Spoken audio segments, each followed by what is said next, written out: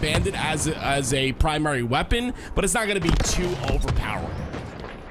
Agree with that. I like the changes to the commando. A subtle touch of the patch note, if you will. A heavy-handed patch. Either a massive buff or a massive nerf. I don't think does anybody any favors in the Halo community where balance reigns supreme. 6-10 now. A 4-kill lead for Tusk and Legend as about 4 minutes into this one, and the lead starts to grow. But Taulek and LastShot have the push into C. They're on the offensive. They're the proactive of the duos in this lobby, but it ultimately leads to a trade for now. 1v1 Tusk versus Taulek. Taulek on the run, and Tusk with the use of that grapple going to be able to close the gap, close the ground, take down Taulek. And look at this, LastShot with the group spawn. Now in a pinched group spawn potential as Tusk and Legend look to clean up the remaining player on the red squad. But wow, what a great job there. It was a great job to regroup with his teammate, live to fight another day. Love that play, despite the lead growing here for Tusk and Legend. Yeah, they do a really good job, that is Tusk and Legend, of kind of like taking space on different sides of the map. You can see they're a little bit more together here on this play, but the previous play, they were on different sides of the map. Legend ends up getting a trade with his death, and then Tusk comes in, gets a nice little piv kill, and you can see this lead is starting to grow extremely fast. It's Legend again with the camo in his hands. Of course, the LAN champion, our most recent LAN champion coming out. Of course, with SSG, had an incredible performance, and again, love to see these guys, in between Arlington and of course London coming up, still putting in that work, still getting in as many tournaments as possible. This deadly combo with the shock and camo could make use, but he's gonna end up running out of that camo, but he gets a kill on a Taulek. Taulek and LastShot here running away from the camo user, trying to wait out that 30 seconds that Legend has with it. Because of that, Legend able to take camo for free. Also had a grapple hook there to take if you'd like, but love that play there from Legend, recognizing that the opposition running away, trying to avoid that camo. Instead, they run into the shock. Double kill for Legend as he now looks to help clean up Tusk, and he does a great job there. Clean up on Tusk's slay, or damage I should say, as two go down on Taulek and LastShot. Even trade out in the sense that multiple players die, but it's that +1 outcome for Tusk and Legend that has them building on that lead. Now 10-18 after the perfect shot from Legend. Almost hit second on Taulek. Taulek confidently drops on him despite having previously taken a shot to the chest. And it looks like for these boys, Taulek and LastShot might need to do a little adrenaline shot to the chest as Tusk and Legend have opened up a big lead here. 3 possessions. It's still within reach, but Tusk and Legend here looking good to start your day. Yeah, finally the shock out of the hands of Tusk and Legend, and we talk about the shock rifle and 2v2s being such an important factor, especially with that camo combination. We've got recharge here. Of course, Solitude is going to have that shock rifle camo combination as well, and that's going to be a big factor coming into these 2v2s. Who takes control of that shock rifle? Who is able to make sure to time that shock rifle off of its spawn? And of course, who's able to win the individual pivs? And you can see Tusk wins another one there, 13-19, a very large score here for the side of Tusk and Legend.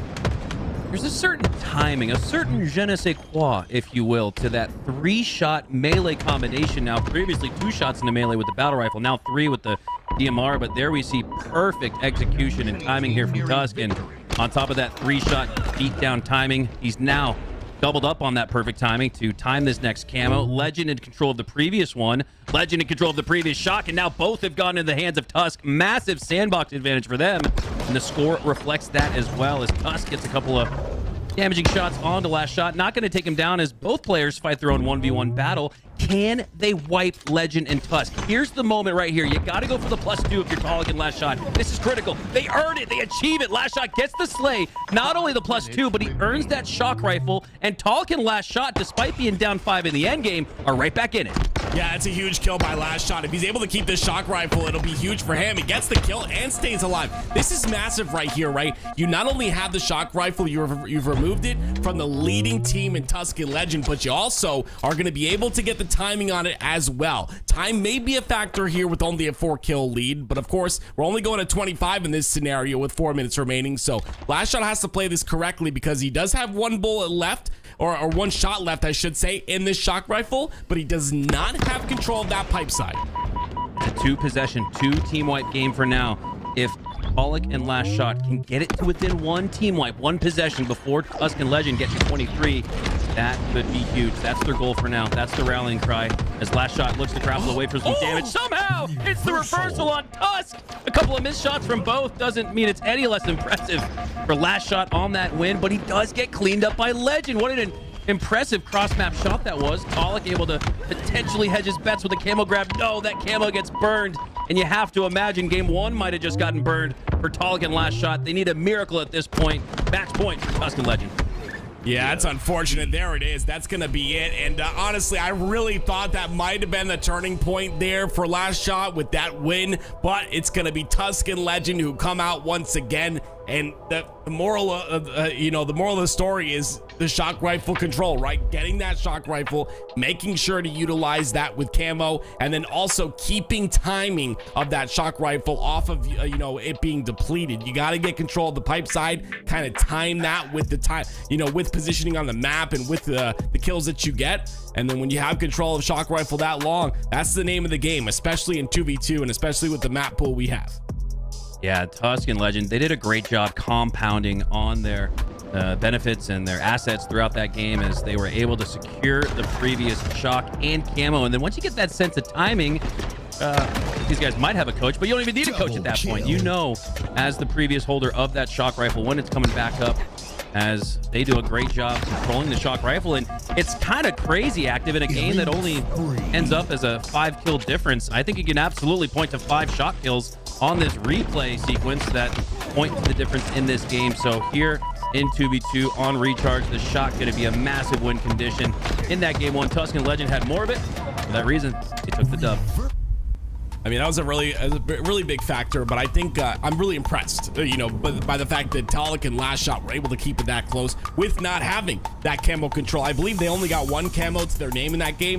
Not having camo, not having shock for the majority of the game, and still keeping it that close, that definitely fares, to make this next game a solid one. And we definitely, it was within like 3 at one point in game number 1. So of course, shock and camo going to be utilized here once again in game number 2.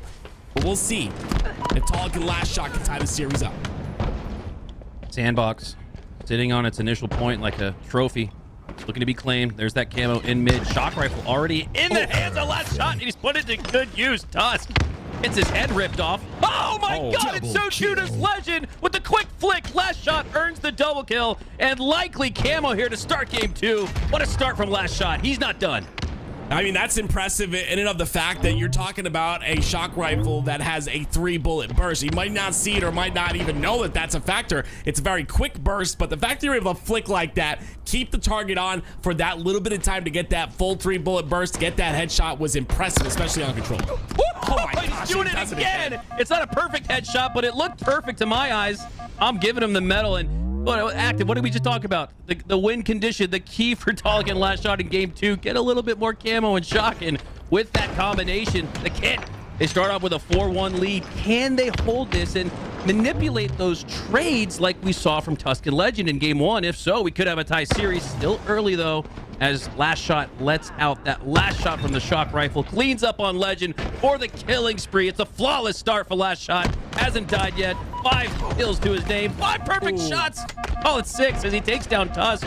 Wins another 1v1, and my God, LastShot. This is when the decision making gets easy for 99. Stick with this man. He hasn't died yet. Yeah, really impressive by LastShot. Not missing anything here. Not missing shock rifle shots. Of course, camo coming up in 10 seconds going to be a factor. LastShot intelligently stays alive. This is the play to make. He's got Legend kind of isolated on this side of the map where he can kind of get some help from his teammate if he needs to. There it is. It's going to be Tusk that comes in a perfect angle, picks up the kill, and camo as well. Oh, Legend masterful there. His only goal was to simply gain the attention of LastShot. He wasn't looking for the slay there. He wasn't looking to be lethal. Just wanted to get enough damage down to where Tusk could clean up that damage and clean up the sandbox, get a little bit of map control in addition to that. And with that being said, let's go into a listen-in with Tusk and Legend to see how they're communicating to come back down 1. He's back from. Le absolute point there. He's back on now. A little bit left. Back from one shot loop. Done. I loop again. Perfect. He's là. Watch out there, I got the mid. I killed him. Killing Yeah, there should be a spree. Okay, I saw him dip. Yeah, check Taulek. Yeah, he's going next week. Okay, there. Next. Watch Watch out next. out you. Dead. Wait, deep on me. Deep. Watch out PS. Watch out PS. Watch out Silo. Watch out Silo now. Silo. Silo still. One shot. Nice. I think it's us. We top all the way, I'm Tram. pushing yard with you. I'm here. Dead. Nice. Get that. Be fires. I'm my way. I'm pushing blue. He's dead. Market. Okay. Right here. So market. Market weak. Push. Right out. Could be like buses or fucking dip. Could be dip already. I'm seeing glass. Could be in blue. I think hotel. What's this? I don't see Tell me it. if you see him. Hotel. Dip. Blue ramp. One guy. In blue. Taulek weak. Low blue. Okay. Low blue. And the guy's post. Watch out blue window. Sorry. Next week. I'm going to get my. Next week. Hey. Like, Okay, next week. Watching you. yo. Hotel. Taulek. Okay. Front dip. Dip weak. S4. Watch out S4. That guy's blue. Yeah, I went here. I went that line. Kill. Okay, I'm Blue, blocking blue. Yeah. I'm kind of late to it. He just went. Okay. Yeah. Nothing yet. S1 Taulek. Okay, I'm pushing top mid. That's it. Watch out. Both Yeah, I'm landing. There you go. One is wrong. No, Together this one. Right. I go on. S1 full shield again. Full shield going garbage. Okay, that's going on. No. Nice. I'm pushing from. Killing frenzy. 3 yards. Get up, both. One lift it. Tusk, the woolly mammoth, announcing a new ice age as the ice is up here in game 2, down by 1 when we last left you, now up by 7 with the use of the shock and the camo. I gotta also point out, Active, the bait and switch. So often Legend, again, he's just simply trying to manipulate the opposition to thinking they have him dead to rights. There they do, but more often than not, I'm noticing Legend 3 times in this game will get shots, leave an opponent entirely for Tusk to clean up rather easily, and that's been the difference when you have that level of shock rifle play, killing frenzy from Tusk, and then you got the bait and switch on point with Legend. Woo! This is adding up to be a deadly duo, the likes of which we haven't seen yet in Halo Infinite. This is a new duo. We've not, to my knowledge, seen Tusk and Legend compete together before. What a opening day this is for them. Yeah, they've been playing phenomenal, and you know, you talk about all those pillars of success when it comes to 2v2, the bait and switch. One of the things I'm noticing is the map control, right? They forced spawns for Taulek and LastShot at the bottom of Snipe 3 times in a row, and it just allowed them to get control of the camo. Since it's on this side of the map and you're forcing them on Snipe's side, it's just impossible for them to get high ground to get that camo, so camo's in their hands as well. Every single pillar for success when it comes to 2v2s has been in the hands of Tusk and Legend, and you know, obviously, you know, that's a recipe for them to win this game. 22-14, the lead is growing, and you can see Legend going to be wasting the shock rifle ammo. This is so interesting. One of the best players in the game with the shock rifle says, with an 8-kill lead, just want to make sure you have none of it. And there it is. The shock rifle gets depleted. And I think that's an even smarter play considering the fact that LastShot did have the camo. So seeing some strategy on display here. Tusk and Legend, I always talk about this, Active. Even in the 4v4s, there's certain opportunities you afford yourself when you have the lead. That was a great example of it right there. Legend utilizing, I should say de-utilizing all of that shock rifle ammo. So Tusk, or excuse me, so Taulek and LastShot can't utilize it.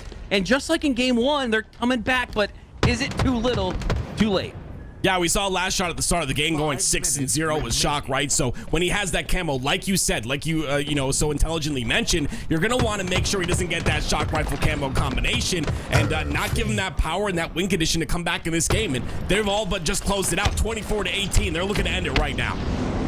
A little game of keep away being played as Tusk keeps LastShot and Taulek on the L column for now. 0-2 in this series, but we know your Arlington land 2v2 champs, they can come right back. But my God, and talk about this a lot in 4v4s as well, that honeymoon phase, right? Where you got a new squad, the other team doesn't quite know how to handle it. I'm seeing a little bit of that here in 2s. No one really knows I should say LastShot and Taulek haven't quite figured out yet how to handle this newly minted duo, and they get one more chance to try and stop the bleeding. We're heading to a game 3. These are all best of 5s here. And I saw a couple people in chat wonder, how is this the winner semis? Did I miss some of the Halo action on LVT? No, you did not. This is the first series of the day. We're just getting things started here with a little invitational 2v2 tournament. 8 teams in total. 4 duos. 8 players. 4 teams in total. There we go. 4 duos. Math is hard. Halo is not. As we have our first round of the day kicking things off. We take a look at the replays. Yeah, some incredible replays here once again. Tusk really impressed me in this last game as well. Really, popping off with that killing frenzy like you mentioned, hitting some disgusting shots. Again, the shock rifle and camo combination, which is going to change next game because now we get into live fire. It's the S7 sniper, good old faithful Betty on the screen now at the top center of the map. That's going to change things just a bit. All right, it's the red squad, the Eagle team, flying off with that sniper. Quite literally with the use of the repulsor. Taulek hits, or excuse me, LastShot hits the no-scope body shot, but with the use of the QT, Lqgend gets the hell out of dodge and maintains his life. Finds his slay on to Taulek. Where the hell is that portal? It's in the sky.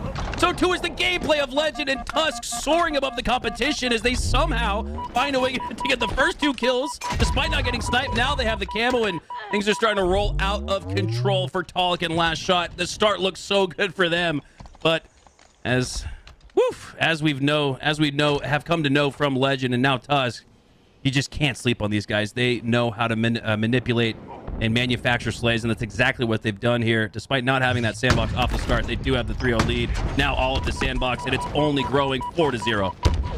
Yeah, it was a little bit ago, but I love that QT placement from Lqgend. What a beautiful place to put it right. Just put the enemy team in a really weird situation, not allow them to have control of that side of the map. Having it in the air, I don't think we've seen what that QT is capable of. I don't think we've seen the ceiling of the uses of that just yet. Pun intended. And I can't wait till we do. Pun intended to active? Are you trying to troll me here, bro? Because that portal was planted in the ceiling. Now, I'm not sure if that's, the observer showing us something that may not actually be there, or Lqgend once again building a new meta like we saw last week, running flags on Argyle and Pit in ways we had never seen before. So, wow, there's something we have seen before. A killing spree reversal from Lqgend. You heard the gasp out of active. Yeah. But at the same time, it's a little bit more of the same, right? We're used to this from Lqgend as he continues to dominate the competition. What a start here to their day as Lqgend and Tusk look like a hell of a duo. Yeah, I gotta talk about that once again. Lqgend wins that fight because of a reversal, and he uses something called the jab step, right? You turn to the right, you sprint, and then you turn quickly back to your target. And what that does is it throws them off. It doesn't allow them to hit that last shot onto you. So if you're no shields, it's just another way to kind of influence the fight just a bit. And with that bandit, very difficult to hit that, that final headshot. Again, another just beautiful skill gap being utilized by Lqgend. But you can see the game only by 2 years. Tusk and Lqgend holding on to this lead by a thread. This camo could change things. Yeah, Taulek and LastShot find the right time, right place to earn a couple of team wipes that make them a formidable foe for now. Only down by 2, now 3. Let's jump in with Taulek and LastShot to see what their comms sound like. Needing a victory here in game 3. Like coats or some shit. And greens maybe. Yeah, I think he has a snipe. Touch your spawn. I'm getting tower for you. Oh. Yeah, I'm looking at golden screens. Yo, that's me. Watch out. Right in.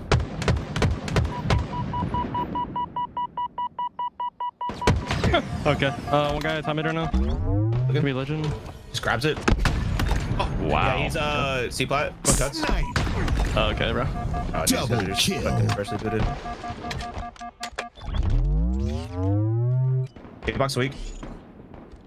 Oh my God, Lqgend's putting on a show, and I know he didn't move to Europe, to New York, but he's playing like he's on Broadway, putting on a show. Double! Now a third snipe to the face on LastShot. And we were building a case for Taulek and LastShot. They were just down by 1 when we went to a listen-in, but it seems like those listen-in, there's caster's curses, and now there's listen-in curses, as every time we go to a listen-in, Tusk and Lqgend explode on the lead and have some explosive plays. Here we get to witness that from Lqgend. Active. What a sequence. And it's not done just yet. Lqgend keeps hitting headshots. He won't stop. This kid's disgusting, and I said this at Arlington, and I'm going to stick to my word. SSG are going to win events this year because of this guy. I just think that, you know, with how good of a player he already is, and just with the growth that's going to come his way, I mean, we're seeing just the start of this man, and again, in a 2v2, 16-9, a massive lead, and Legend is at the forefront of that. Avoid certain death now with the use of the QT. I'm having so much fun just watching these guys compete, in particularly the showman Legend. As you know what, that's what's crazy is he's creating a live montage here before our very eyes active, but he's actually playing very like structured version of Legend's game. Now again, it looks like a montage in real time, which it is, but it's very sound Halo if you think about it, right? It's great use of the equipment, great use of the angles you have, great use of the bait and switch, great centering as well, great almost physical reticle discipline, if you will, with that right stick. Great example of it right there. Thanks, Legend, for making our jobs easier on the casting desk to show you guys how incredible these players are, in particular Legend, the MVP of the tournament so far, and I'm just going to throw it out there, the MVP of Season 3 HCS.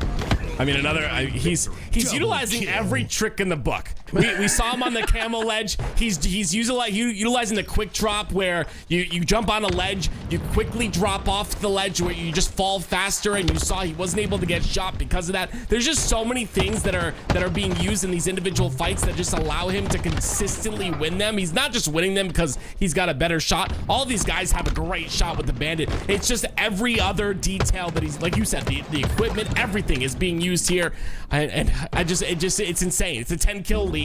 It's 22-12. The series, they're up 2-0. What do we do to stop this man?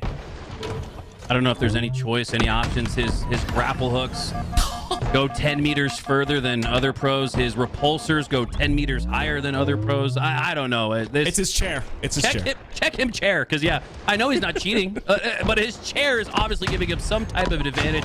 There's no explanation for what we've seen from Legend, and honestly, that's how crazy he is active. I thought he was about to hit both those shots. We expect that now, right? Oh man, he's just absolutely nuts. I love it. I love it. I can't wait to see his future too. Like I said, like on SSG, obviously he's got so many good players. There it is. Jeez. And now we have steak for dinner now, Mac. We get to eat steak now because of this guy.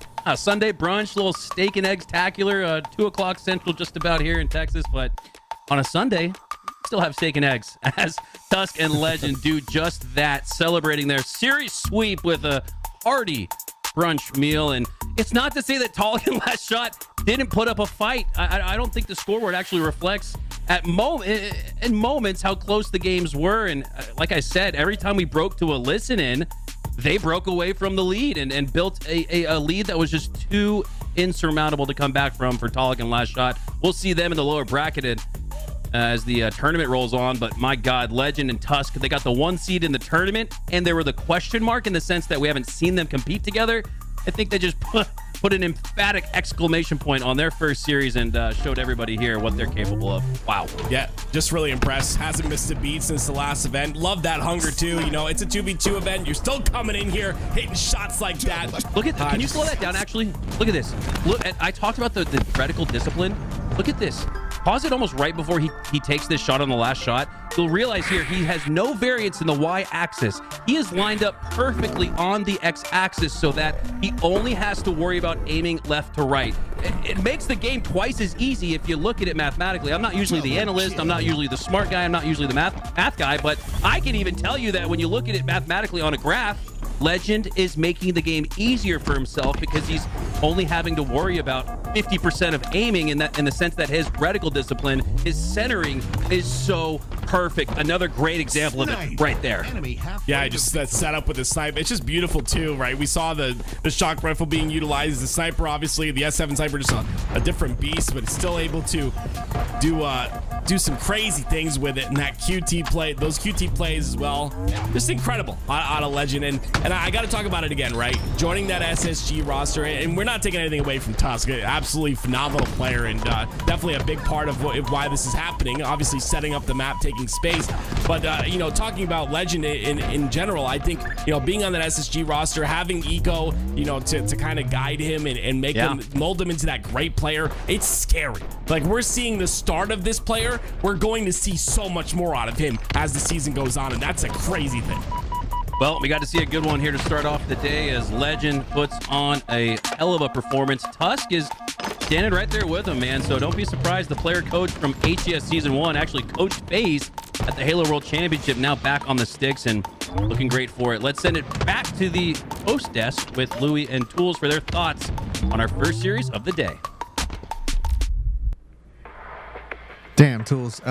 Legend putting on a show. There's no doubt about that. Any surprises from you, sir? No, I don't think it's necessarily a surprise, right? Legend is quickly putting himself in that conversation of being the best player in Halo Infinite right now. It's just simple as that. I feel like that's conversation started in Arlington, and well, he just continues putting on a show. One thing I'll say is, hopefully Tusk doesn't get a little overshadowed here from the performance of Legend. I really felt like in that game 2 in particular, we saw why Legend went after a player like Tusk to be his partner. It's just really efficient at 2s. When the game state simplifies, that's when Tusk is one of the most dangerous players in the game. He grinds these 2s out. He is a legendary 2s player, and just because his 4v4 results are as high as everyone else's in the lobby doesn't mean you shouldn't take him as seriously. Yeah, we definitely saw that in our March matches where we had 3 2v2 tournaments. Tusk, man, putting on a show every single week that he played. Legend, of course, as well. They took the first 2v2. Bound and Legend took the first 2v2. We did request Bound to play today. I think they're going to do some studying rather than some playing, but they sent Legend our way to defend the title. And man, the foot they placed forward is impressive thus far. Shout out to Taulek LastShot. They're not out just yet. This is double elimination, so we'll see them after this next match. Speaking of next match, Tools, we got Booo and Falcated going up against Druk and SoulSnipe in just a few minutes.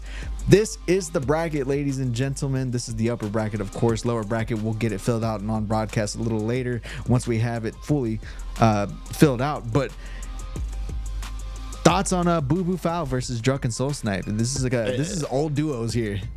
Yeah, it feels like old school LVT Halo right now. Back when we were Louis V Titan as the Twitch channel, because this is like some H5 throwback stuff right here. These duos well versed in playing 2s against each other. 2 phenomenal duos that play a lot with each other. We just got raided by Queen with a party. Hey, Queen, have you been playing since yesterday? She never went offline. She never went offline.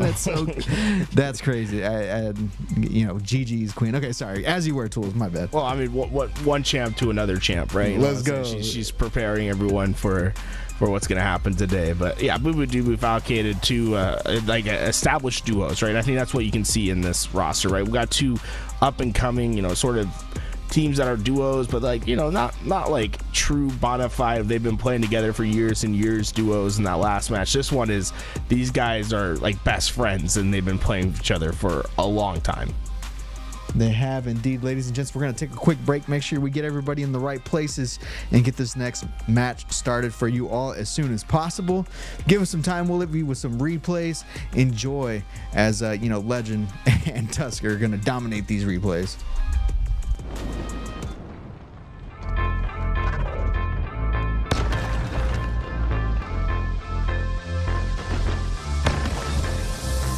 Double kill.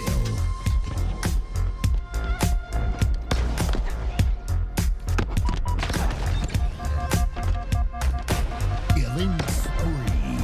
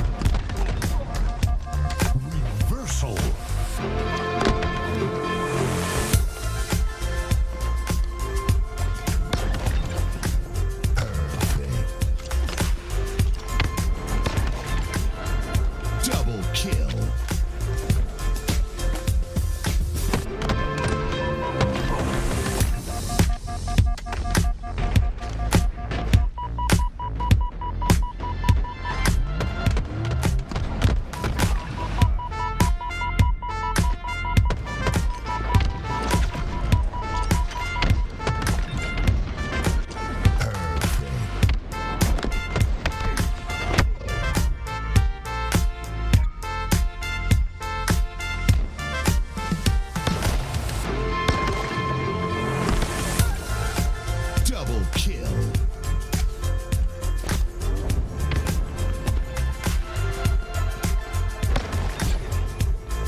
Killing frenzy.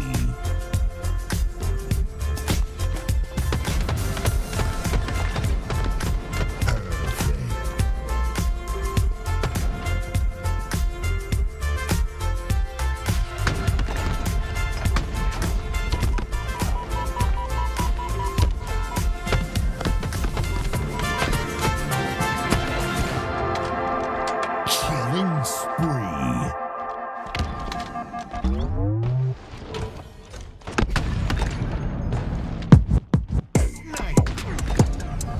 Double kill.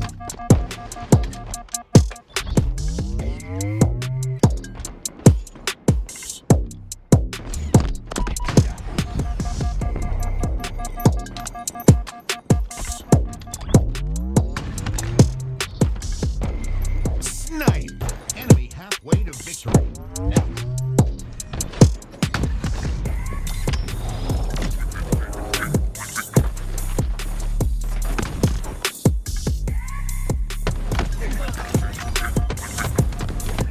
Nearing victory. Double kill.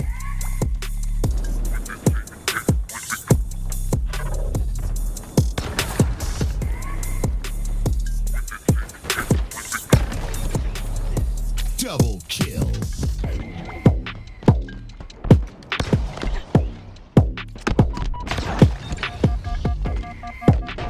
Killing spree.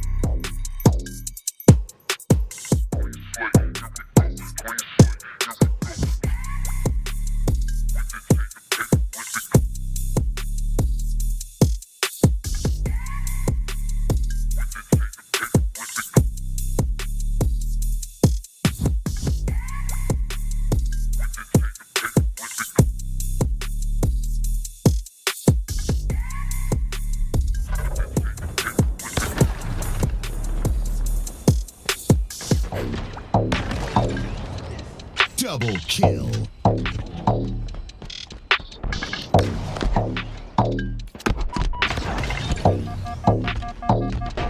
Killing spree.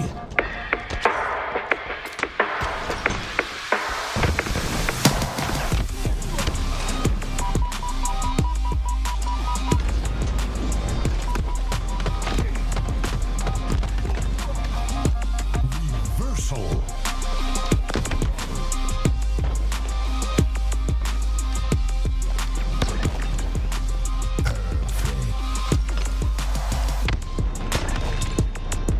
Double kill.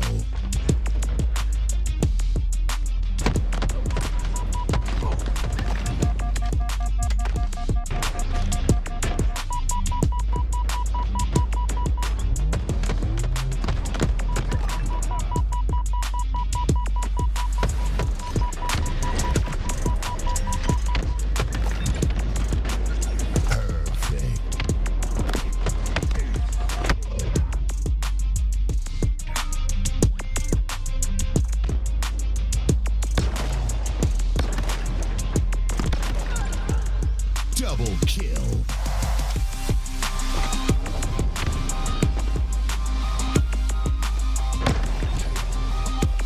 Killing frenzy.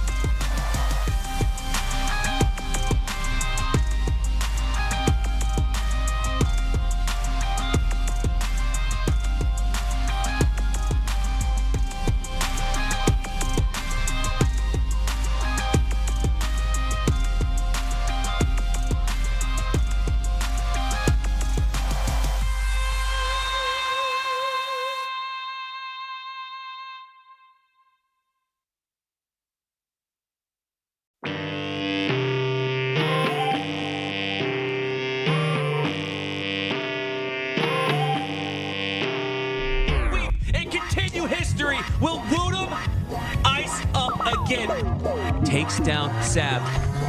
And if he can secure Overshield here, Foe might just secure the comeback. Nobody's focused on the OS. Nobody's focused on Booo. But you gotta pay attention to the kid. The Finnish Phenom has Foe tied at 38. And they have the OS as well. Heatwave to boot. Momentum mounting for Foe. They have a chance to steal it. What a sequence from Foe, and specifically Woodham. That pivotal kill, close quarters combat, the M&K difference, able to secure that headshot. Beneficiary of that, Mighty with the OS. Oh my God. And the Heatwave. They're collapsing in the base. They got a lead. Perfect Halo being played from Foe. They're icing up in the end game. Overshield gonna earn that slay. And a killing spree for Z Mighties as Foe looks to make even more history. 2 go down for Proton, and Foe continue to play flawless Halo. I'm thinking there's gonna be a trade, but there's not. Finally, King Nick takes down Mighties. Earns top mid, but not before a 7-kill lead for Foe. How did this happen? The flip got switched, and Foe have the lead, and a potential miraculous Game 5 win. Momentum has been utilized. Foe rode that momentum to seemingly 3 rounds of slays, maybe more. This is a big lead, 46-39. What can Proton do to turn this around? Woodham has done it again. The most slays for his team. Double positive just about once again. He got 7 assists as well. Unbelievable. Woodham, the rookie, is going to ice up twice in Game 5 in the lower bracket to extend Foe's life as history is made. Once again, mountain keyboard supremacy. All right, Tools, we are in lobby with Booo, Falcated, Druk, and SoulSnipe. I want to take you a little trip down memory lane here. The first Money Tuesday that we had, Bound and Renegade versus Druk SoulSnipe, Halo 5, best of 7. And to everybody's surprise, this went to Game 7, Tools. Do you remember that match? It was fantastic. It was like it was the first time where people were like, oh, okay, like this is exactly what we've been needing.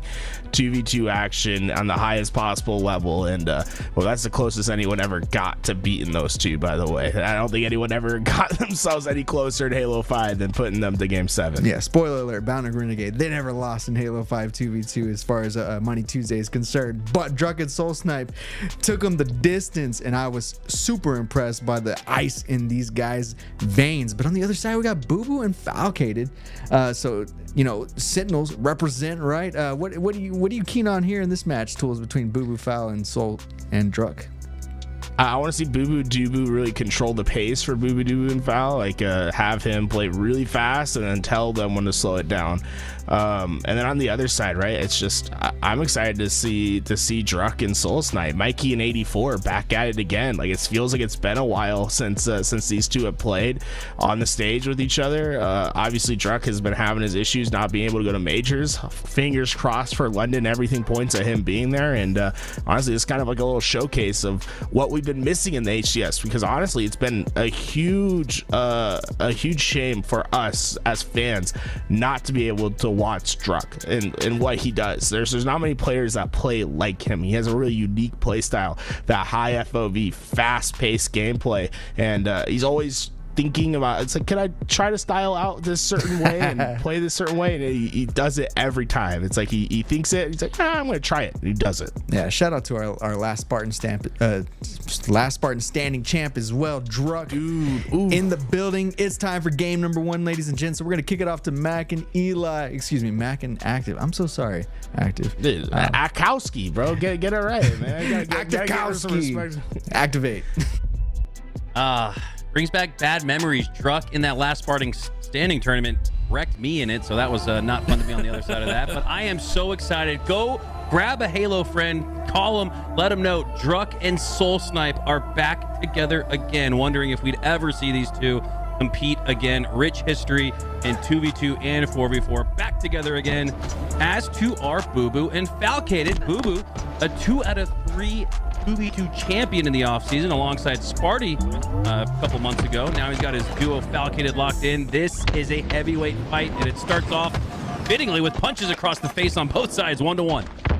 Yeah, this is a little nostalgic for me too. When Druk and SoulSnipe were playing in those Money Tuesday tournaments, that was the start of my casting career as well years ago. So it's just cool to see them kind of do this again. It's a little bit different here on Halo Infinite, of course, but Really excited to see if those rumors about Druk going to London are true, because I 100% agree with Tools when, you know, he says that we need him. We need to see him in these tournaments, and well, at least we get to see him here. But struggling just a bit. Booboo and Falcated with the 3-kill lead, 4-1.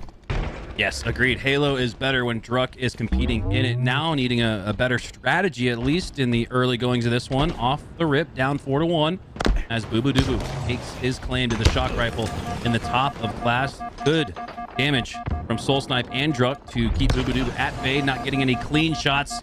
SoulSnipe has both these players now dead to rights, and you almost wonder if they're stuck in the coffin corner, waiting for that push from Druk and SoulSnipe. Booboo and Falcated both with their back against the wall. There's the push. SoulSnipe does earn the flank, earns the slay onto bubudubu, and now it's going to be very difficult for Falcated to stay alive in a 1v2. Goes down. Druk didn't have the help there on SoulSnipe, so SoulSnipe needed to win that one outright, and I think that's confidence. I think SoulSnipe told Druk, head on your way towards C, block that spawn, I'll take down Falcated. That's exactly what we see there, is the lead has been cut down 4-3. Yeah, that whole play was the fact that SoulSnipe kept bubudubu no shields with that one shot while he was on bridge, and of course Booboo having that shock, a great collapse, and you can see once again it's going to be a 2-kill lead here for the side of Booboo and Fal. And SoulSnipe, he has the shock rifle up. Beautiful shot by him. Kemo coming up. That's a ginormous kill for the side of Druk and SoulSnipe. Wow, nice shot there from SoulSnipe. Can't double up on it on the player there. bubudubu on the stacks, goes down, trades out, does a good job there. And wow, great use of the grapple hook. SoulSnipe grabs camo, but Falcated does a great job to eliminate any chance of that kit combination having any damage on the map. Takes him down immediately with the stick. That was massive. Now Falcated has the shot. Yeah, anticipating that pipe spawn, so uses that grapple to try and get that camo. Falcated, a nasty stick right there to just completely diminishing that power up and any sort of advantage it would have given.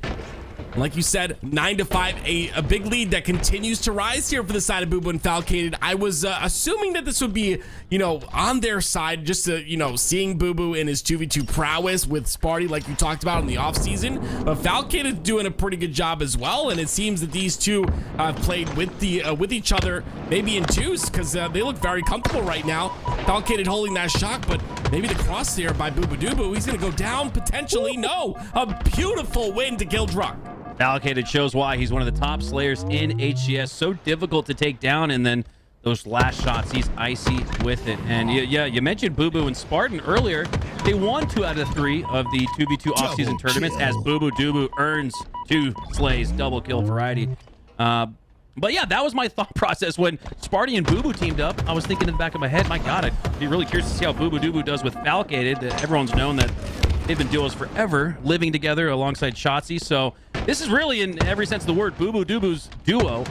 How can he do with his true duo? He's already won twice. Can he make it another one here today? They're off to a good start in that regard. Up by 4 still, maintaining that once 9-5 lead. Now 12-8. Yeah, they look comfortable, and with that camo coming up, I'm curious to see who gets control of that one. Camo hasn't been a huge factor, I would say, just yet. You see a lot of damage comes out. Booboo's going to go down. That's going to be the first death, and that will be camo for Druk. And with them being down 3 kills here, this could be a little bit of a turning point, especially with that shock rifle.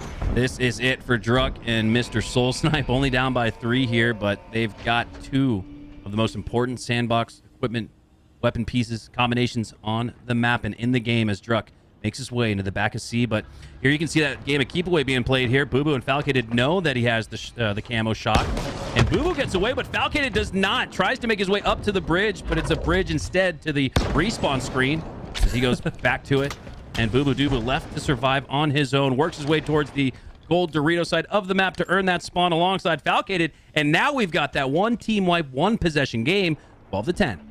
I like this little wolf pack though, holding hands here on the gold stairs. I just like that they're staying together, especially with this lead. You just want to put yourself in a position to go for trades, if anything, and you see with how close they're playing, there's a high risk, high reward factor though. 1 plasma to the knee and you're just done for, especially with that shock and the AoE damage it does.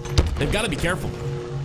Almost wonder if SoulSnipe setting up some type of audible bait here. That plasma pistol churning loud and clear. The other team knows exactly where he is. That gives the opportunity for Druk to find the slippy with the SoulSnipe, but instead Druk gets taken down. That's the first line of defense. It's going to make it much more difficult for Druk. And look at that perfect execution. Falcated in the front, bubudubu in the back. The perfect pinch. That's a sandwich you don't want to be in the middle of as bubudubu and Falcated bring back that 4-kill lead. Yeah, I like that too because Booo going back there also blocks the C spawns on that first spawner, but they end up spawning on C anyway. You see Booo kind of confused, like, why didn't they spawn on elevator? He was ready to kind of stagger those spawns, but it didn't work out in his favor this time. Falcated goes down. The grapple off the top rope. Holy frick. Doesn't get anything off of it. Maybe a stick. Yes, the damage is enough, but it will be SoulSnipe who still gets this camo. I love 2v2s because it's like putting a magnifying glass on Halo, right? You can really dive in and almost lean forward into the action. And one of my favorite plays that I see bubudubu make often in 4v4s is that super slide, grapple G slide. We get to see that again a little zoomed in 2v2s where you're even more of the focal point. Only 4 players in total on the map, and bubudubu has even more space because of that to utilize the equipment here, and he's done a great job of that. Druk and SoulSnipe doing a great job of keeping it close. Now even closer after that one slay. A 1v2 advantage should mean a clean sweep of Booo and Falcated. It does, and we're now tied at the mid game, 15-all. Just a beautiful bait and switch like we talked about before right there. You do damage, you trap him inside of pipes, then you go to help your one-shot player on that hell in heaven side, or Dorito if you'd like to call it that if you're hungry. But just a beautiful job by Druk and SoulSnipe. I'm an MLG 08 kid, as are you active, so that's right. The Doritos fitting, right? That's right. Love that. But just again, a beautiful job, Druk and SoulSnipe. Look at that, the battle rifle usage. You don't see it too often. Yeah, you're starting to see it a little bit more in pro play, but that is more utilized, I would say, in 2v2s, where you kind of have that bandit as a primary weapon, the battle rifle as a secondary. On this map, though, it's a bit difficult as it's just very small. There is a lot of cross, but that shock rifle is the most important weapon you want to have in your hand. SoulSnipe grappling his way right into the opposition. Now grapples out and finds himself on the C side of platform with 1 HP. So too is Druk. You have to imagine that the dinner bells are ringing for bubudubu and Falcated. They want to push off of this damage, but it looks like the time and space don't quite add up.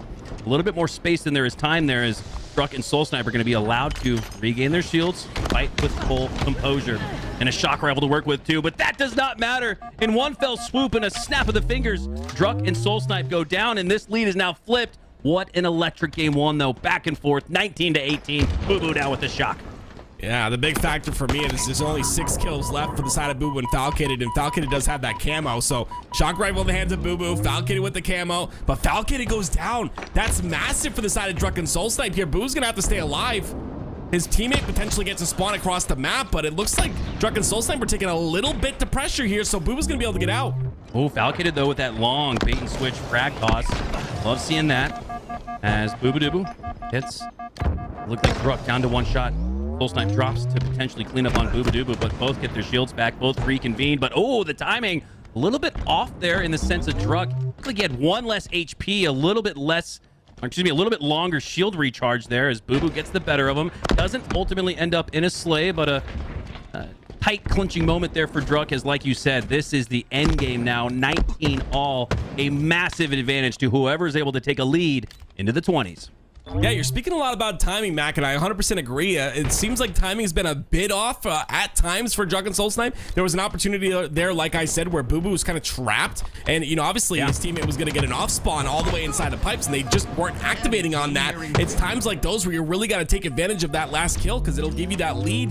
They do have a 1-kill lead now. Falcated trapped, and he gets taken out.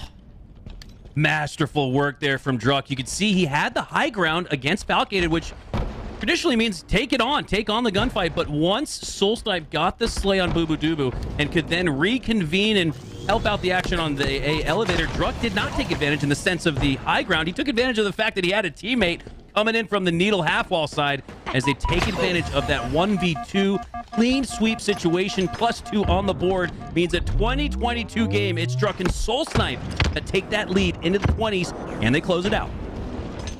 Honestly, this is going to be one of those series that we see, I think, go to game 5. These teams are so very close. The camo coming out there, 23rd kill now. 2 more remain for the side of Druk and SoulSnipe. Falcated, lots of damage coming out here. Going to allow Druk to get his shields back, go in, clean it up. 24. That play again was just so impressive to me. There we get to see more of the personality trait and the playstyle trait of Druk. He's a madman. He's like Mad Max, like Mad Druk. Just imagine him with like skulls on his shoulder pads, and he's grappling across the sand dunes, hitting that slide perfectly, flying out in your face. And that juxtaposition really points to how impressive it was for him to back down, wait for his teammate, and wait for the win as Druk and SoulSnipe collectively, with that teamwork, take the game 1 victory. It was Booo and Falcated with the hot start, but SoulSnipe and Druk find the finish and find the game 1 win. What a series we got here so far. Yeah, this is going to be a good one. I honestly, you know, with that first game, I'll have to see the second one before I make a judgment. But with that first game, very close all the way throughout. And I don't think anyone really stood out to me in terms of like controlling a shock rifle the entirety of the game or controlling a camo.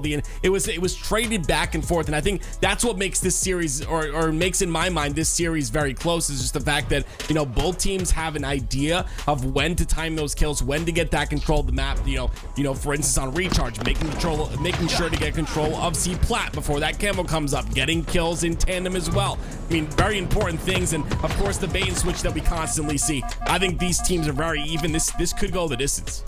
You brought up the battle rifle usage earlier in this game, and I wonder if that opens up the opportunity for some elongated bait and switching, right? I think a lot of players, the most common form of a bait and switch is in close corridors, right? In and out of a doorway with two teams fighting each other.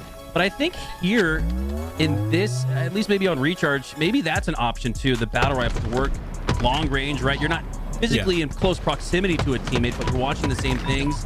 We saw a little glimpse of that, but I'm excited to see that maybe explored a little bit more here as we see this continue to develop. Again, this is a new season of Halo, right? We have a brand new starting weapon. All of the maps have had sandbox changes to them, and as we go from a 4v4 to 2v2 format, I'm really curious to see how the battle rifle fits in as we kick off our game 2 here, hopping on board here with SoulSnipe.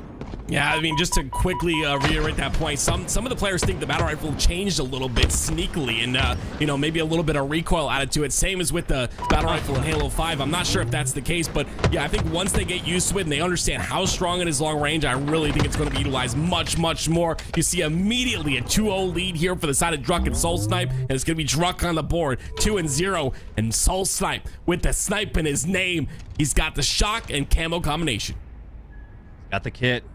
Got the positioning too, right smack dab in the middle of the map with the high ground, now working his way towards the A ledge. You can see Druk pushing in through the cafe, fully caffeinated with a latte in his left hand, DMR in his right. SoulSnipe now pushing up with the failed remains of that camo. About 10 seconds left in it. Falcated and Booo looking to play that game a keep away, but they've walked right back into the Bears trap. SoulSnipe is there waiting, but so too is that sticky grenade. Takes him down to 1 HP. Absolute damage into the back, takes him down, and now Druk left to fight a 1v2. This is going to be near impossible to survive, but he does! Unbelievable! Druk does a great job. He goes down, but that's a trade win condition for him. He was dead to rights. Anytime you see a player win a 1v2 and trade it out, that's a big win for the one. As we see just that. 3-3 here to start.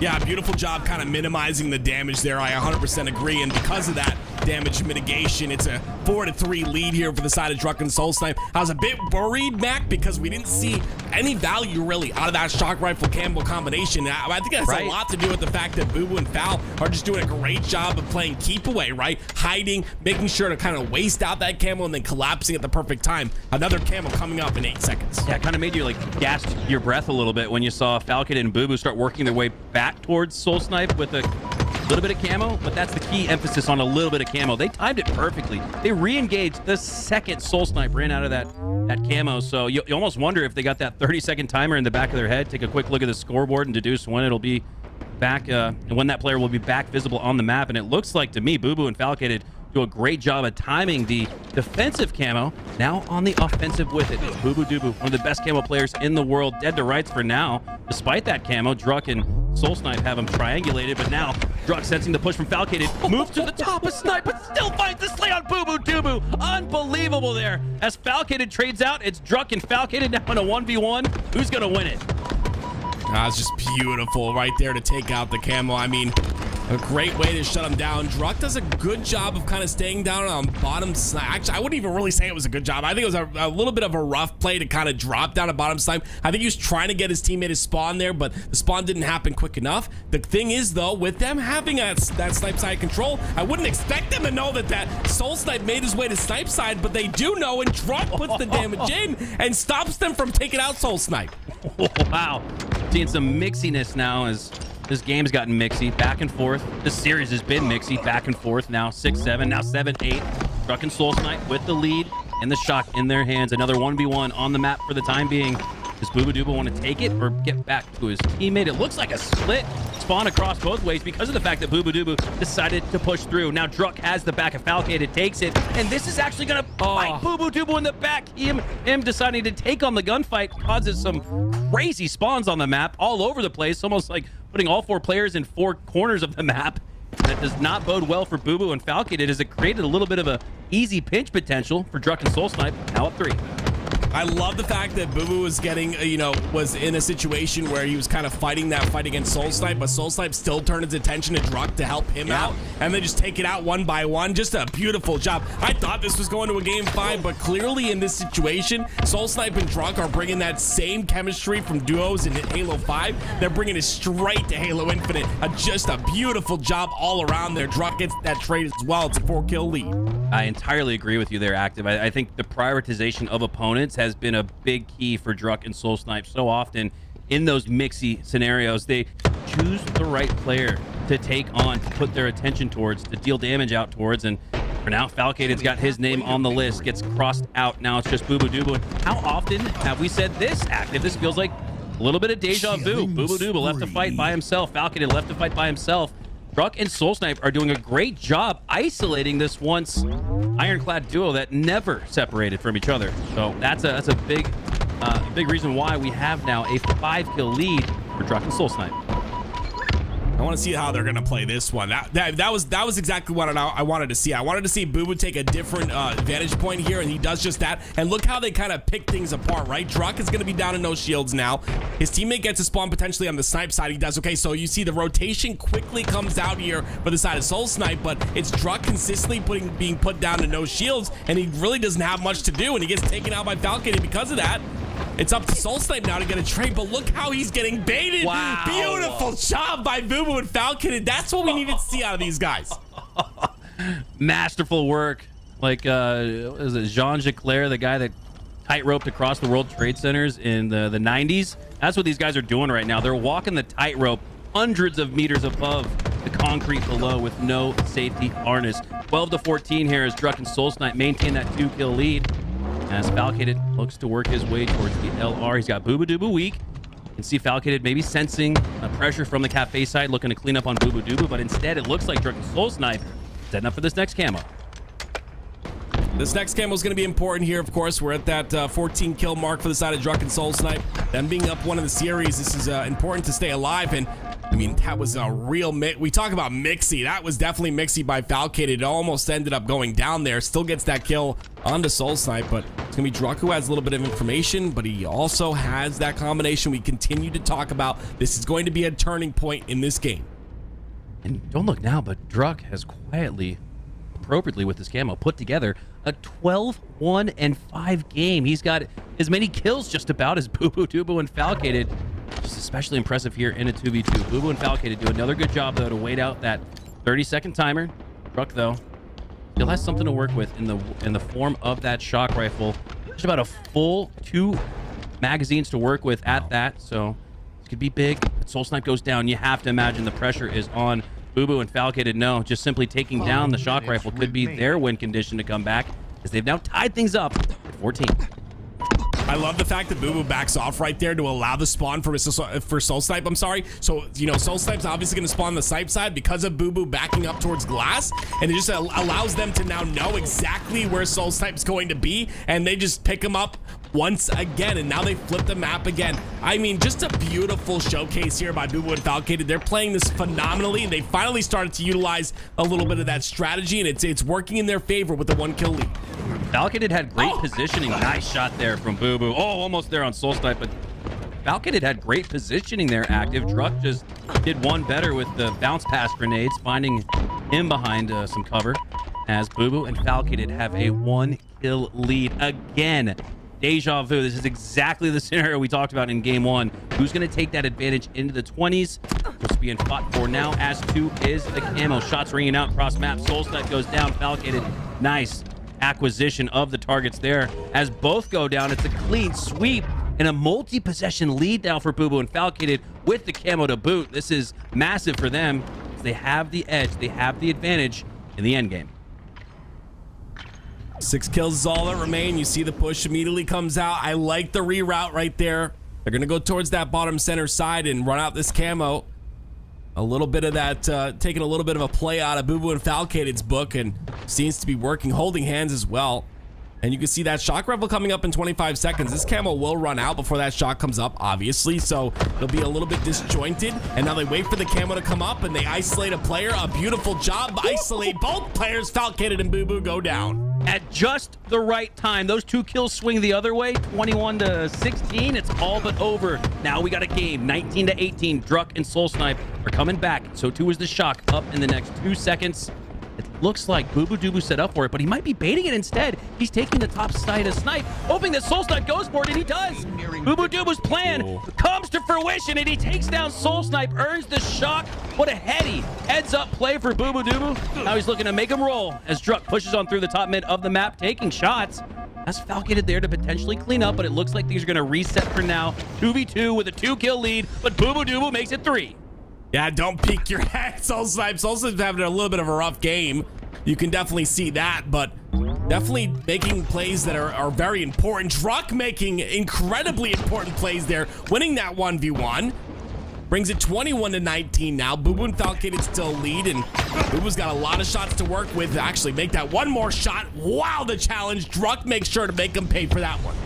Oh, what a game. Just as you think it's going in a certain direction for either of these two teams, it goes the opposite as SoulSnipe now has the snipe in his hands, and that camo is back up. But I think at this point, this late in the game, that's bait, right, Active? Yeah, I mean, you definitely want to make sure that you don't give up any more kills right now. Falcated in a perfect position. Druk sticks him. The fade away. He walks away as well. But now this 1v1 is important. Like you said, is it bait right now? Booboo's going to try and play for it, but it's a 1-kill lead for Booboo and Falcated. He doesn't want to give up any more deaths, and Druk gets away with the camo. Mac, this is a huge camo by Druk right now. Druk finds the slay. Oh my god, he can only see the right cheekbone of Falcated, and he perfect precision takes him down. Now drops back for the killing spree as Druk and SoulSnipe have stolen the lead. Will they steal this game? Pushing into the back spawns of A for Booboo and Falcated. And I don't see bubudubu. Did they split the spawns? No, we got the back A spawn. A chance to isolate Falcated for now, and they do. They take him down. One slay for the win, and they get it. Druk and SoulSnipe come back. Druk with a monster game. 20 kills out of 25, 4 assists. He accounted for all but 1 slay. When will you ever see a game like that? Druk putting on a show. I mean, that was absolutely beautiful. Druk turning it up when he needs to the most, and we got to talk about how devastating mentally it is to be up in that game, to be down in the beginning of the game, then go up, and then lose the game at the end, and now be down 2-0 in the series. Druk put on a show for us. I mean, I hope he's going to be at London, because this man is hungry to win. Look at this. Tim, when have you ever said in competitive Halo, yes, highlight the man Druk, responsible for 99.9% of the slays in a TS? I have never had the chance to say that out loud, and we've casted what feels like thousands of competitive Halo matches now. Druk with 99.9% efficiency in that game. You might not ever see a better 2v2 performance there from Druk. That was magnificent. The guy's been through so much, right? I mean, obviously, dealing with the issues across the border in any sort of capacity. It's just, I've heard it in many aspects of esports, many different esports, many organizations having trouble with that. And it's just got to be devastating, right? Your favorite game of all time, like you're a professional, you're one of the best in the world. You place 3rd at Worlds. I mean, and they're like, nah, you can't come through. But he stays hungry, and that's the thing for me, right? He stays hungry. hungry. He continues to work. stays ready. He continues to practice, and he stays ready for when he's needed. And that's what matters the most. And I'm excited for the future for him. Honestly, I am. I agree entirely. I love Druk's routine. You think, man, he could be so dejected by getting denied access to competition, right? Not just the border, but competition. And you think maybe that would make him sell his Xbox or his PC or, you know, do something crazy like that. But no, he just stays in the gym and stays on the Xbox. That's what Druk has done, despite the adversity, despite the unfortunate news that he's gotten every single time he's tried to compete. And I hope that the border lets Druk into London, man. Let this guy compete at HCS LAN competition, because the world of Halo will be better for it. Game 3 now. 0-2 lead for Druk and SoulSnipe as Booboo and Falcated, oddly enough, feels weird saying, need a reverse sweep to come back in this one. They've played great throughout moments in the game, but it's been too much Druk and SoulSnipe in the end game. This is actually, again, deja vu. This is exactly how all 3 games have started. Booboo and Falcated with the lead in the 4s. Will it last, though? Yeah, I'm curious to the same thing as well. I would love to listen to the side of Booboo and Falcated. Obviously, being down in this series, I would love to hear these two and hear what they're talking about, trying to come back in this series. And it looks like Booboo and Falcated are ready for that listen-in. Let's send it to the boys.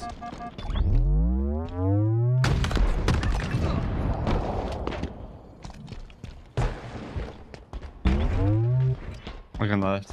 Let's do the top tower. Yeah. I'm at spawn window right now. I'll come back if anything. That's Druk. We're both on me, I think. Yeah. Mud. I think once you dice me. Yeah, one. Nice.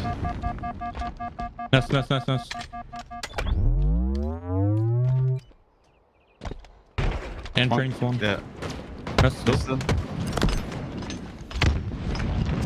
training one shot, and that should be one shot.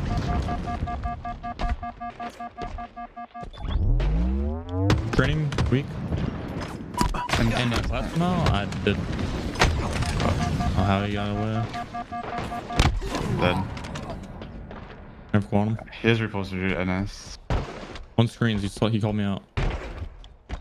It plat, drug. Come soon. One try to plat. He's NA. I'm walking past this camera, I'm going in there. NA. Come here. Looking at camera. He's on it. Good portal back to green. Yeah, he portal back. I'm going to look over.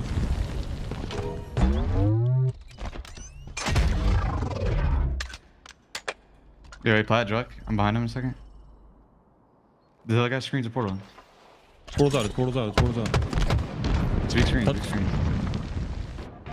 Where's he one guys? shot. I'm trying to help you. One shot dummy right. Dead. The other guy was an A somewhere. It's sniper.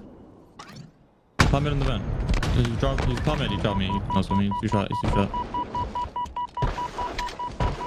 They plat? Sniper. On tower sniping, on top there. Okay. Those guys died. Calm, cool, and collected for bubudubu and Falcated. You could hear a mouse squeak in their comms. They're almost too quiet. Let's head over to Druk and SoulSnipe and see what their comms sound like. You're down 11-4. Stairs. Shoot, that's so unlucky. It's got timing. Snipe the tower. You're not gonna run into this. Wait, top mid running us? Dude, top mid half. Going. That's huge. Fuck. APAC and snipe. Ammo or QT and 4, yeah. Now bubudubu and Falcated now looking like the raid boss in this competition. Want to thank Queen X3 in addition to Maniac, BTH's very own, for the raids that they've provided. The Halo community love to see all of the Halo competitive action going on today, Active. Yeah, there's so much. I mean, all weekend long, there's been so many things to watch, and you gotta love to see that, especially in between events. Glad we get to see this as well, and we get to see a potential reverse sweep situation. This is kind of insane. 16-5, maybe it's a map type situation where maybe Booboo and Falcated a little bit more comfortable on the side of live fire. That could potentially be a factor here. Of course, I believe we're going back around the swing of things again with Recharge being the next map, if I'm not mistaken. So maybe that's what we're dealing with right now. But this is a very incredible difference here. We're seeing 17-5. Druk and SoulSnipe not really able to find an answer. Yeah, and we will be going back to Recharge and Solitude for games 4 and 5, so you have to hope that this isn't just lightning in a bottle that can't be captured twice for Booboo and Falcated, in the sense that they won't get a chance to play on live fire twice. But I'm loving the emphasis. I'm loving the clamps being put down here from Booboo and Falcated. They've had leads like this. They've had starts like this. I previously would have been more like a 17 to 12 or 13. He said, let's make sure they only get 8 or 9, as you do see this double kill there from SoulSnipe. And this is important that bubudubu and Falcated were able to build this big of a lead, because this is about the time in the last 2 games where SoulSnipe and Druk start popping off and they secure the comeback. Is this lead too big, though? About to find out. Yeah, that camo running out at the worst possible time, though. He's going to end up getting the cleanup kill. Falcon is kind of caught out. I thought he was going to go down the bottom side of the map, but SoulSnipe gets the double, and OK is right. This starts a little bit of a train here for the side of Druk and SoulSnipe. Yeah, Druk and SoulSnipe are running it right now as SoulSnipe takes his sights to the top of tower. My God, that frag grenade looked like it might have just kept Falcated weak. It did! Oh. What a nade there! What a nade toss from SoulSnipe. Geometrical. You have to do a whole sort of math line geometry to figure out how that grenade was going to find Falcated, but it did. Booboo goes down, and now Druk and SoulSnipe are on a hell of a run. I mean, yeah, very interesting that Booboo stayed down there. Obviously, you know, there's 2 players up on the side of Druk and SoulSnipe. They're going to get different angles on him. I think he was just maybe going for just a crazy shot, but now SoulSnipe's got that QT. 17 to 13 now. Booboo and Falcated hold on to this lead. A little bit separated here, though. That's going to be a kill onto Falcated once again. They decided to go on opposite sides of the map. It worked out, though. Booboo playing a long game gets the double. Bubudubu. Could have left Falcated there out to dry, but talked about time and space earlier in this series, and perfect timing there from Bubudubu. You drop Falcated, but again, with this big of a lead, you can trade out. That's fine. You get that +1 like Booboo did there with the double. Even better, as they should take this lead into the 20s, but just as I'm building a case for that, 19 to 16, Druk and SoulSnipe have the momentum right back. So too does this snipe, and camo's up soon enough as well. And it looks like SoulSnipe and Druk will just set up here on the snipe tower side, maybe bait out the next camo. They know how much a guy like Bubudubu wants it, as SoulSnipe now has the repulsor to work with. A sticky repulsor combination could happen, but instead it does, but doesn't connect. As it hits the wall, body shot hits Bubudubu. Clean up there from SoulSnipe, takes him down, as they are able to find the trade. And this is massive. Can Druk bring them back? Can Druk earn the camo? He does that, but he needs to find the slay. It looks like for now, Druk only going to be allowed to back up Booboo and Falcated. You see them. They have their camo eyes open. They got their camo goggles applied, and they're just looking to bait out Druk, but Druk's pushing on through. He has the snipe. And like a madman, he continues holding forward. Falcated and Bubudubu both know exactly where it is, but Druk doesn't care. Finds the double kill instead, and in the next 2 seconds, QT's up as well. They're only down 1, Tim. This is insane. Guess who? Guess where the story flips, though, right? We got a different script throw reading here. It's SoulSnipe now with 15 kills and Druk with 4. 9 assists for him, though, but what just a massive just game out of these two, right? Finding the weaknesses, finding the openings. I feel like both teams seem kind of low in energy, but I mean, energy doesn't matter when you're focused up this much. But as we're talking, 22 to 19, a full wipe for Booboo and Falcated, and a chance for them to close this game out. Oh, and that double kills allows you to take not a deep sigh of relief, but at least a little one that at least might calm down the nerves a little bit, as I am sure Druk and SoulSnipe, with all that momentum and adrenaline, Booboo and Falcated, you can feel that in the match. As Bubudubu goes down to 1 HP, maintains his positioning down low. SoulSnipe again with some kind of geometrical professor grenades, finds Bubudubu, and it's just a 1-kill game again, Tim. SoulSnipe with the snipe. Can he bring this back, ice up, and close out this series with a sweep? The game's on him right now. You called it right. It's up to him to close this out. He's got the weapon and the tool to do so in his hands. 2 minutes and 45 seconds remain. Booboo pushing a little bit aggressive here. SoulSnipe, he has Druk to work with, but Druk's down to no shields. You see how he has to push up here. Now Booboo gets that kill, and now SoulSnipe's in a very bad spot. SoulSnipe back against the wall and back to the respawn screen. Fantastic execution there from Bubudubu and Falcated, now in 2 moments where they needed to ice up, where Druk and SoulSnipe had the momentum and the sandbox. Bubudubu and Falcated find the ice in game 3 instead. Extend this series to a game 4, and my God, has this series delivered so far. Yeah, I mean, at first I thought it was going to go to game 5. And, you know, like you said, all 3 games started the same way. This time it's Booboo and Falcated who close it out at the very end. But now we go back to recharge once again. And, you know, we saw that very first game, 25-20 on the side of Druk and SoulSnipe. The question is well, like you said, is this just lightning in a bottle? Is this just, you know, a fluke type situation? Or are Booboo and Falcated going to run this even more as the series goes on? To answer that question, Tim, I think this bodes really well for bubudubu and Falcated, and I'm so glad that the LVT Halo production team has these guys in the Discord for these listen-ins, because you are able to gather so much more. The tone, the energy, there's almost like a body language to the spoken word in Halo comms, and I can feel it, I can see it. And the level of series at 0-0, it felt like I was listening to from Booboo and Falcated. It was very impressive, right? Down 0-2 in the series, but it sounds like it's 0-0. And I imagine every game they play sounds like it's 0-0, unless maybe they have a chance to close out a series. They might amp it up a little bit, but I was really impressed with the calm comms, despite being down in the series in a really tough spot against Druk and SoulSnipe. Bubudubu and Falcated, they seem built for this though. Can they find the reverse sweep? They've started the road to it. Now they need a game 4 win, and it's gonna be hard though, as we see another example of Druk's incredible return to competitive Halo. Didn't have quite the game he had last game, but like you said, it's a little flip switch. SoulSnipe had that game instead. Maybe this next game, he just needs the both to even out at 12-13, and we'll find the victory. Nonetheless, Bubudubu and Falcated looking strong on the comeback road. Yeah, I'm excited to see how this one starts. It's going to be another camo in the hands of Booboo, and backs up, waits for his teammate to position as well. Gets into a little fight with SoulSnipe. I do like that kill. You gotta get as much value as you can out of camo regardless, right? You don't want to die, obviously, with it, but if you can get at least 1 kill, get a trade or 2 trades, or 2 kills, I'm sorry. I mean, it's just, any kill is worth it. Will give you that lead, and right now, Booboo and Falcated with the lead once again. Falcated previously, they're stuck out a little bit in no man's land. Lucky that he was able to escape at 1 HP and a 2-kill lead. Now, Falcated with the shock rifle finds up a potential one onto SoulSnipe. That's a tough one. A little bit of a head glitch involved as SoulSnipe, he's not going to beat that again. You can see him park the bus. Not going to give Falcated that one for free, I imagine, at least. I like this, though. Falcated is kind of aware of maybe SoulSnipe baiting there, you know, just sitting still, waiting.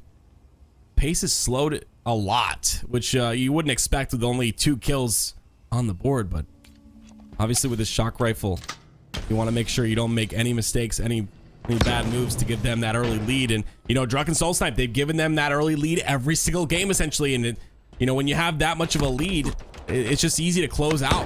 They don't want to give them that edge this time, but Falcated finds the little thread to the needle, trying to find another one as well as he gets pushed. Oh my God, unbelievable use of the shroud screen obscured none of the opportunity for Bubudubu and Falcated as they find the next 2 slays. That is so impressive. And my God, Falcated going to maintain possession of that shock rifle, and now they can start to roll on it like they did in that previous game. All of these 4 games have been 4-0, 4-1 starts for Booboo and Falcated. Games 1 and 2, though, the mid-game and end game were stronger for Druk and SoulSnipe. So that's what I'm keeping an eye on right here. Can Booboo and Falcated run away with it, quote-unquote? A little bit like they did in that previous game. Let's see. Well, there it is. It's 4-2 now, and not only that, it's going to be Druk and SoulSnipe with control of the camo. Look how they split the spawn. This is beautiful. They killed Falcated. Now he's on a stagger, and look at Druk. Look how fast he goes to stagger another one. Continuous. This is clinical work out of the side of Druk and SoulSnipe. They find Falcated once again. This time he stays alive, though, but for how long? The 80% recharge speedrun challenge being ran by Druk and SoulSnipe right now as SoulSnipe had a little bit of that camo. Druk had a little bit of that grapple earlier. And in Halo Infinite, the sandbox, such an important key, but impressive there for Booboo and Falcated to regain the lead, double up on it actually, with none of the sandbox. The tried and true Bandit DMR is all they needed to build on this lead, but SoulSnipe answers right back, taking down Bubudubu off spawn. Falcated with the potential to clean him up, but the bait and switch drops potentially on his head. Great utilization of that teamwork. You can see Falcated kind of in a blender. He didn't know whether to look northwest, southeast. It was all on the table for him, and you could almost see the confusion through his POV. Well, SoulSnipe, he's not confused. He's going to grab this shock rifle. I don't like that trade right there, but maybe in a situation where he just wanted to clean up that kill really quickly. Booboo, I believe, Yep, he's going to be putting some damage in across the map on Whirlpool side, but I don't think Druk's going to be able to find that shock rifle. Something with a shock is a really quick despawn on it. If you leave it on the floor for too long and no one's in proximity, it does despawn, so it will be on that respawn 1 minute and it'll be back up, but that's a shock that's not in play once again. Love that little mind game being played here with the shock rifle. Unlike on Solitude where it spawns as a power weapon. Ooh, nice little trade sticky there. But unlike on Solitude where it spawns as a power weapon, everybody knows where it is. Even the noobs who have never played Halo before, they could know. But a little different with that red rack. Like you can see here, shock could be up pretty soon. SoulSnipe goes back to the respawn screen. SoulSnipe able to take down Falcated and that camo though.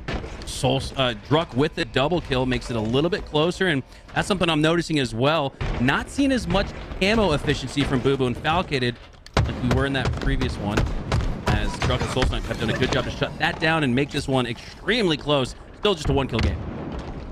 Yeah, they end up leaving that pipe control. It's going to be shock that's up right now. No one really going for it, but you see Booboo and Falcated do get the spawns on this side of the map, so it may be the fact that Druk is on that pipe side. He's got to be going up for this shock soon. He's not even looking for it at this point, actually. Maybe they just kind of want to play around that shock rifle. Falcated's going to be in a situation to pick it up, though. There it is. He did spot it. Yep, he spotted it. So maybe just a loss of timing. They didn't know the shock was on respawn, and this might allow Falcated and bubudubu to take advantage of it. Oh, this is the exact same bait and switch that SoulSnipe and Druk just pulled on him, and that's why Druk is able to win it, because Druk says, we just did this. What do you mean? We wrote the book on this. SoulSnipe with another bait and switch. Druk just grappling up to the top like a piñata at a kid's birthday party. That's bait. That's distraction. Don't take it. Like taking candy from a baby, but the baby would have put up a better fight. 12-13 now. Druk and SoulSnipe regain the lead. So many young ones in the chat don't understand that reference, but it makes me smile. Good times from the man Walsh, but like you said, a 1-kill lead here, 12-13. Shock rifle now down on the floor, and like I talked about with the despawn, it's a chance it might be still here. It is very lucky by the fact that Booboo is able to get on top of that shock rifle before it despawns, and we'll see if we can utilize that to get some kills here, but it looks like gonna miss a few shots, not gonna be able to connect with anything just yet. Oh, camo's up soon, but Falcated goes down on the seaside. That's going to give Druk and SoulSnipe camo for free. Unbelievable, and I think free's a little bit of a stretch. It looks like Druk trades out, so that's still going to be hard fought for. Not sure if Druk burned the camo or is it down right there on the stacks. I think it is, as both teams going to vie for it, but again, who's going to utilize it as bait? I think SoulSnipe has the better option of that with the shock in his hands. A mixy encounter once again, 14-16 now, as Druk and SoulSnipe regain the lead up 2.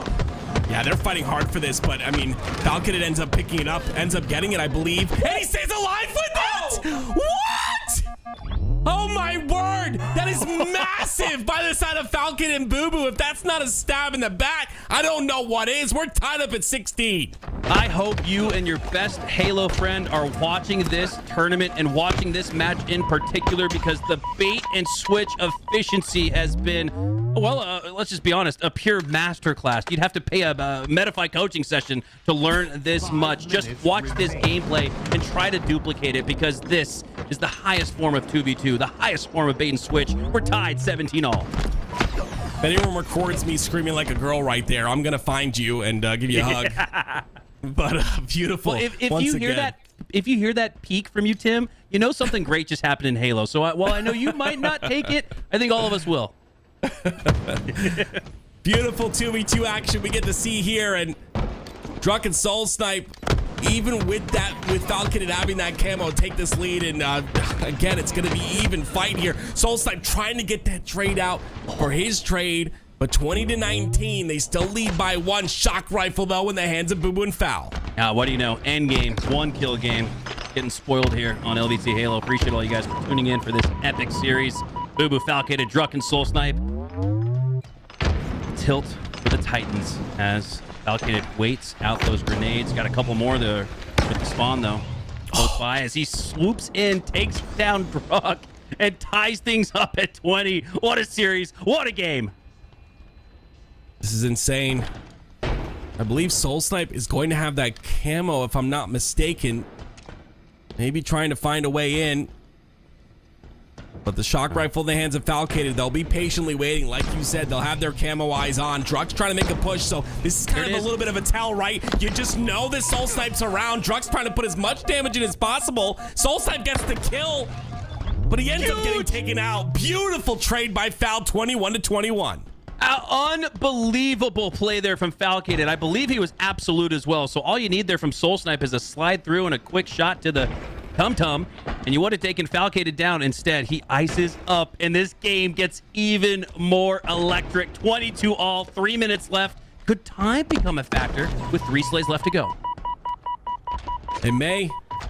We saw the pace of the game slow at the very beginning. Truck finds a kill somehow. I believe Fal didn't know he was on the bottom of elevator, but he's gonna find that kill. Bubu's gonna try to run away here. It was actually Booboo, I believe, on the bottom of elevator. Either way, though, like finding that angle, finding that kill is going to give them that 1 kill lead. And now they've got control of the elevator side of the map. Booboo and Fal are going to have to push in. Another trade comes in. This could be for the win. Does Druk want to take on a 1v1 with Falcated? I don't think the opportunity presents itself. Instead, Druk going to regroup on the gold side with SoulSnipe. 2 on the back wall of gold, 2 on the back wall of C. A 1 kill game with just 2 kills left. 1 possession, 1 fell swoop could end it here for either of these 2 teams. So despite having the lead for Druk and SoulSnipe, they still need to play, you could argue, perfect Halo, unless they want to avoid a perfect sweep here from Booboo and Falcated, looking to clean in the 2. Instead, Druk finds it. Fuck, man. And that will do it. Druk and SoulSnipe take this series. Thought for a second maybe Booboo and Falcated had the comeback, but my God, did Druk and SoulSnipe just put this whole tournament on alert. Yeah, for me, it was that last trade. I'm not sure exactly who traded out of Booboo and Fal, but someone went in for the beatdown trade there and with the lead, you know, and then putting Druk and SoulSnipe within 1 kill of winning the game and essentially the series. I don't think that trade was the best play, but regardless, Druk and SoulSnipe come through. A 3-1 victory. Very close in those last 2 games. I mean, very close in the last 3 games, but mostly that that last one. I think maybe like 1 shock rifle could have been the difference there, but 100%. Regardless, SoulSnipe, 16 kills for him. A nice little showcase out of him. Druk and SoulSnipe still dominating in 2s. Yeah, I would have maybe liked to have seen there, Tim, Booboo and Falcated play for the shimmy shake bait trade, right? Because you know SoulSnipe and Druk, they only need 1. They're up 1. They're playing for the trade. They want the trade. So when they see Booboo or Falcated get closer to the approach, they're thinking, oh, this is great. Instead, you could have maybe get that, like you talked about earlier, that shimmy shake sidestep. You look like you're going for the 3-shot melee trade, but instead you get that second, and in between the second and third shot is when you make your move. When you make that shimmy shake step to the right, come back a little bit to the left to force that whiff. It's going to be a strategy utilized for a later date as Druk and SoulSnipe take it, and we're going to send it to back to the desk for their thoughts on a great series. All right, Tools, I told you, don't sleep on Druk and SoulSnipe. They pulled through 3-1, but hard-fought battle out of Booboo and Falcated. What are your thoughts on that last match there, Tools? Well, just notice how close each of those games were, right? And what was the difference between them? I think we saw Druk and SoulSnipe just be a little bit more icy. I think the statement was made in game 2, right? Druk, 20 kills. They're 25 to win 25 to 22. A hard-fought battle where they were able to come back and make some special things happen. Honestly, Druk and SoulSnipe, when they're playing at this level, right, it's close, it's competitive, but they're the ones that are always trying to ice out, that are able just to get that little bit further ahead. Well, that's when you know you're playing against a dangerous team. Tusk Lqgend, it might have been easy sailing in round 1 for them with a pretty quick 3-0. I don't expect the same to happen in our winners final. Yep, and as you see, nobody eliminated yet. This is double elimination. Winner bracket up at the top, lower bracket Elim Simmy's set up, ready to go. Taulek and LastShot versus Booboo and Falcated. Bubudubu and Falcated. I'm not gonna lie, right? Obviously they just lost this series, but I think they look good. And perhaps both these teams just needed to work a little bit of that rust off, as it's earlier than usual, I think, for most of these guys to be competing. But nevertheless, Tools, we should be moving down to the lower bracket here. Thoughts on Taulek and LastShot versus Booboo and Falcated?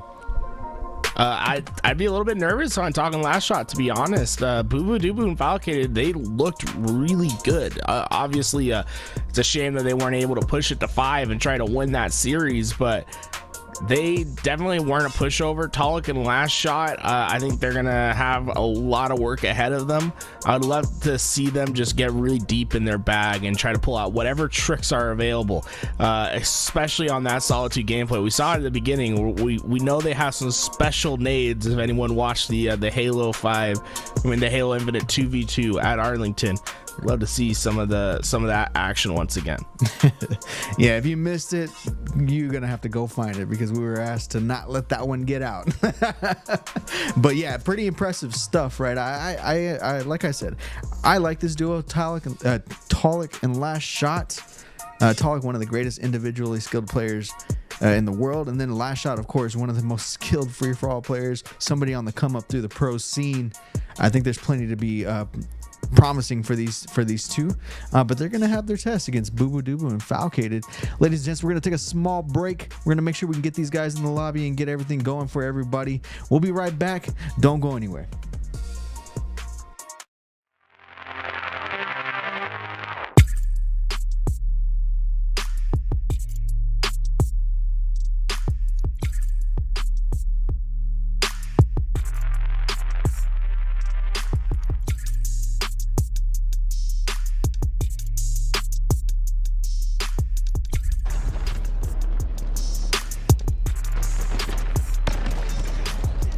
Double kill.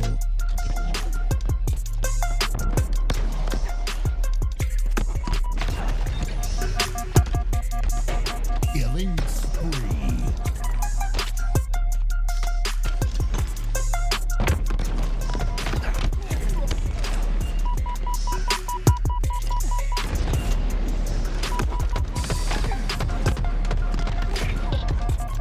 Reversal.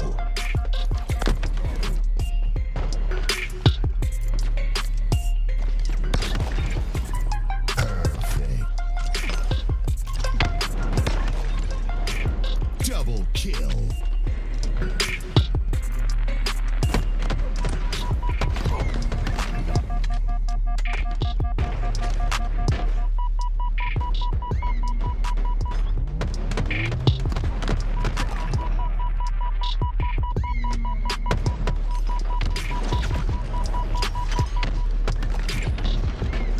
Perfect.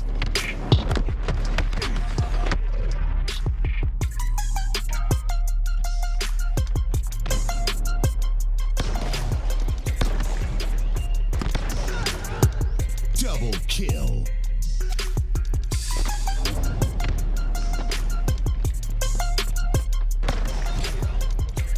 Killing frenzy.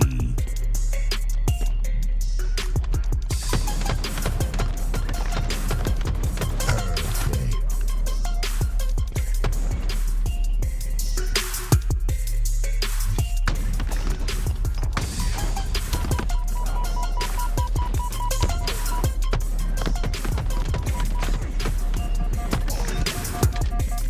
Killing spree.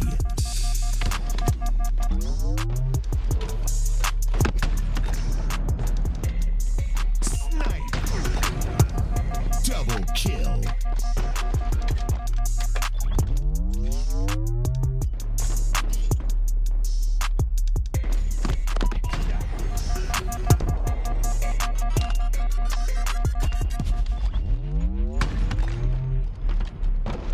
Snipe. Enemy halfway to victory.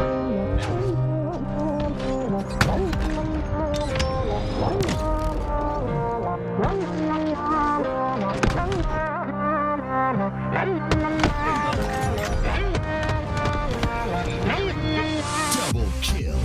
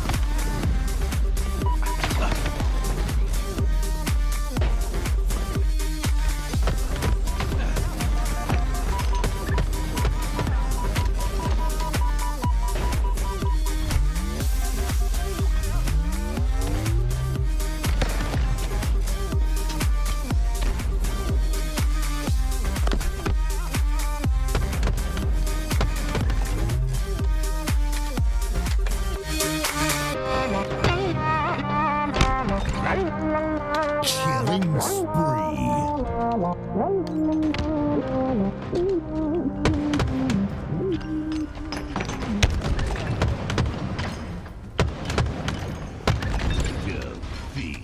Double kill.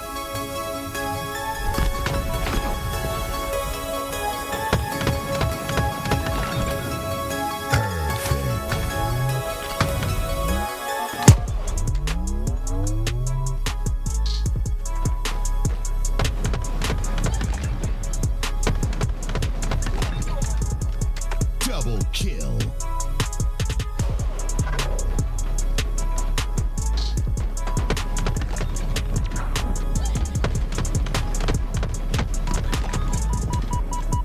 Double kill.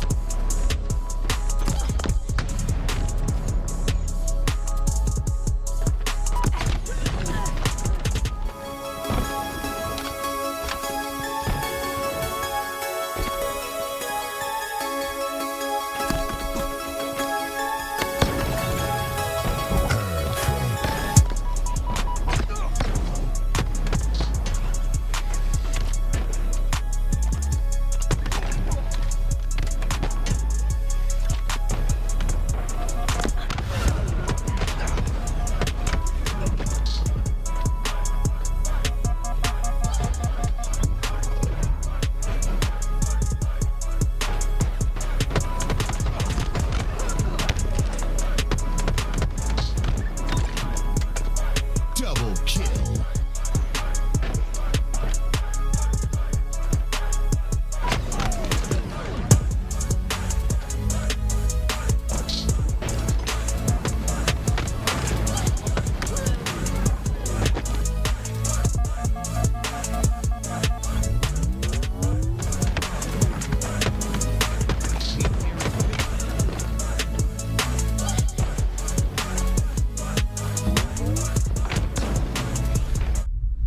All right, ladies and gentlemen, welcome back. Just like that, we are down to the elimination semi-final tools. We got Taulek and LastShot going against Booo and Falcated. Let me know your thoughts. It's gonna be tough. It's gonna be tough for Taulek and LastShot, but they can persevere. Obviously, very talented players over there on that side, but I just feel like the combination of bubudubu and Falcated, how long they've been playing with each other, and specifically how long they've been playing each other in twos, money twos in particular, is gonna give them a very big edge in this game. All right, well, without further ado, we're going to kick it off to Mikowski and Active as we're getting started in game number 1 on Recharge. Mac, take it away. All right, here we go. Taulek and LastShot, your Arlington 2v2 land champions versus bubudubu and Falcated, a formidable force in their own right. Tim, help me make sense of this series. Which way is this one going? Booo and Fal are gonna. I don't want to. No disrespect to Taulek and LastShot, but Booo and Fal are gonna swing this one. I think. I truly think that they're an incredible duo. From what we've seen from Taulek and LastShot, they're gonna have a really rough time, especially now with Booo. Camo in hands is shock rifle to combo that. Oh, but Taulek spots bubudubu, maybe anticipating that he was working his way towards that shock after grabbing the camo. But with the use of the grapple, he's going to be able to get even closer. Usually you try to wait out the camo, but bubudubu's not going to allow the other team to wait. He's going to take the fight to him, but Falcated goes down. This might just send bubudubu back on the retreat. Yeah, very impressive job by Taulek and LastShot to make sure that Booo has no entrance with that camo or shock. Not able to really do any sort of damage. Falcated goes down because of it. Now Booo goes down really quickly as well. So this is an opportunity for Taulek and LastShot to push in on Fal, who's a little bit weak already. Taulek waiting it out. That's a beautiful job by Taulek, waiting for the angle, cleans up the kill. 3-1 lead. Taulek and LastShot leading this game already. Taulek with the peek and pop gets that slay despite what looked like Impian dead to rights. 3-1 start here as Booo and Falcated, the upper dogs against the underdogs, if you will, have the deficit to start. Now 1-4 as LastShot and Taulek, man, they're hitting all their shots. They haven't missed yet from what we've seen. It's a good looking start for them. Yeah, they're just trying to make me look stupid is what they're trying to do. And it's working right now because they've been playing phenomenal to start this game off. Booboo and Foul trying to find some sort of an opening here, and you can see Taulek on that crossfire. We talked about the crossing. I talk about the cross map on this map so often. It's so important to have those angles and to be able to utilize them to, you know, facilitate defense on pushes, and just a great job by Taulek and LastShot to make that happen, and it's given them a nasty lead already. New camo coming up, 6-1 lead. He's LastShot's gonna create space, gonna allow Taulek to get that camo, and he gets the kill as well. Beautiful job. This is insane.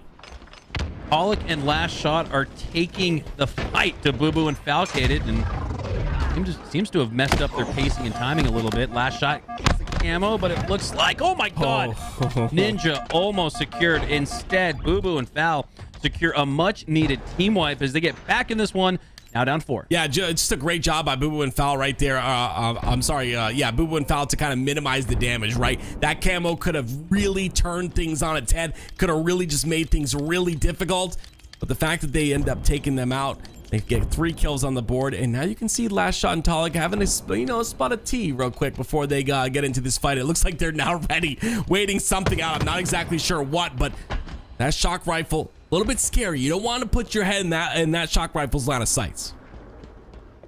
Taulek and LastShot with the head start in this lobby, but bubudubu with the shock rifle lines up 1, make it 2, and off of that double kill, still up to our Taulek and LastShot. I want to jump into their Discord and hear what the comms are like, as they're up by 2, but momentum starting to mount for Booboo and Foul. Needles still, needles, Jesse. Right here. Copycat, Mike. I'm weak. Might be hitting mid-bridge, or some shit. Yeah, might be. Or like stat. Yeah, yeah. Let's try to get intel from them, and then we can like push off it. I'm looking blue. See nothing, Turbine. Yeah, they have Shroud, by the way. They have Shroud. Okay, I heard you. Yo, Glass right now. Jesse. I'm not with you. Glass is Jesse, kind of weak on me. I'm dead. Fucking kill me. One's last. I'm dead. Fuck. That's fine. These guys are just playing like 80. Yeah. Gotta push them out. Let's just start hitting shit, yeah. Camo. Batteries. Unlimited shock rifle bullets. Watch out, batteries. R2.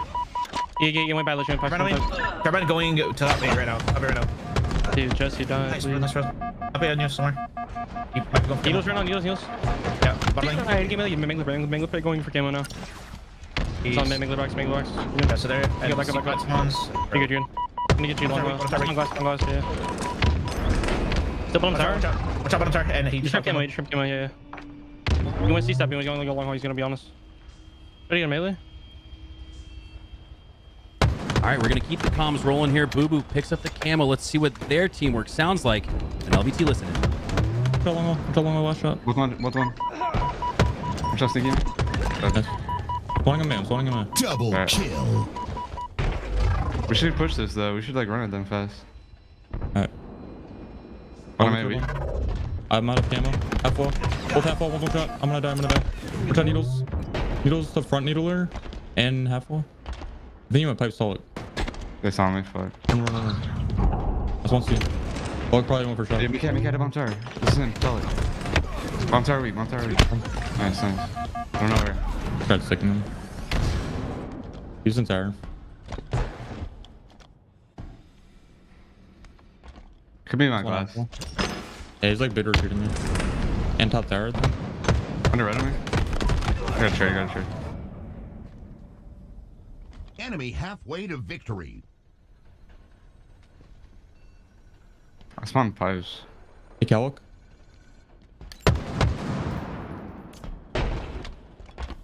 Top A. Bottom A. Dead. Dude, what? Bad. Top red. Yeah.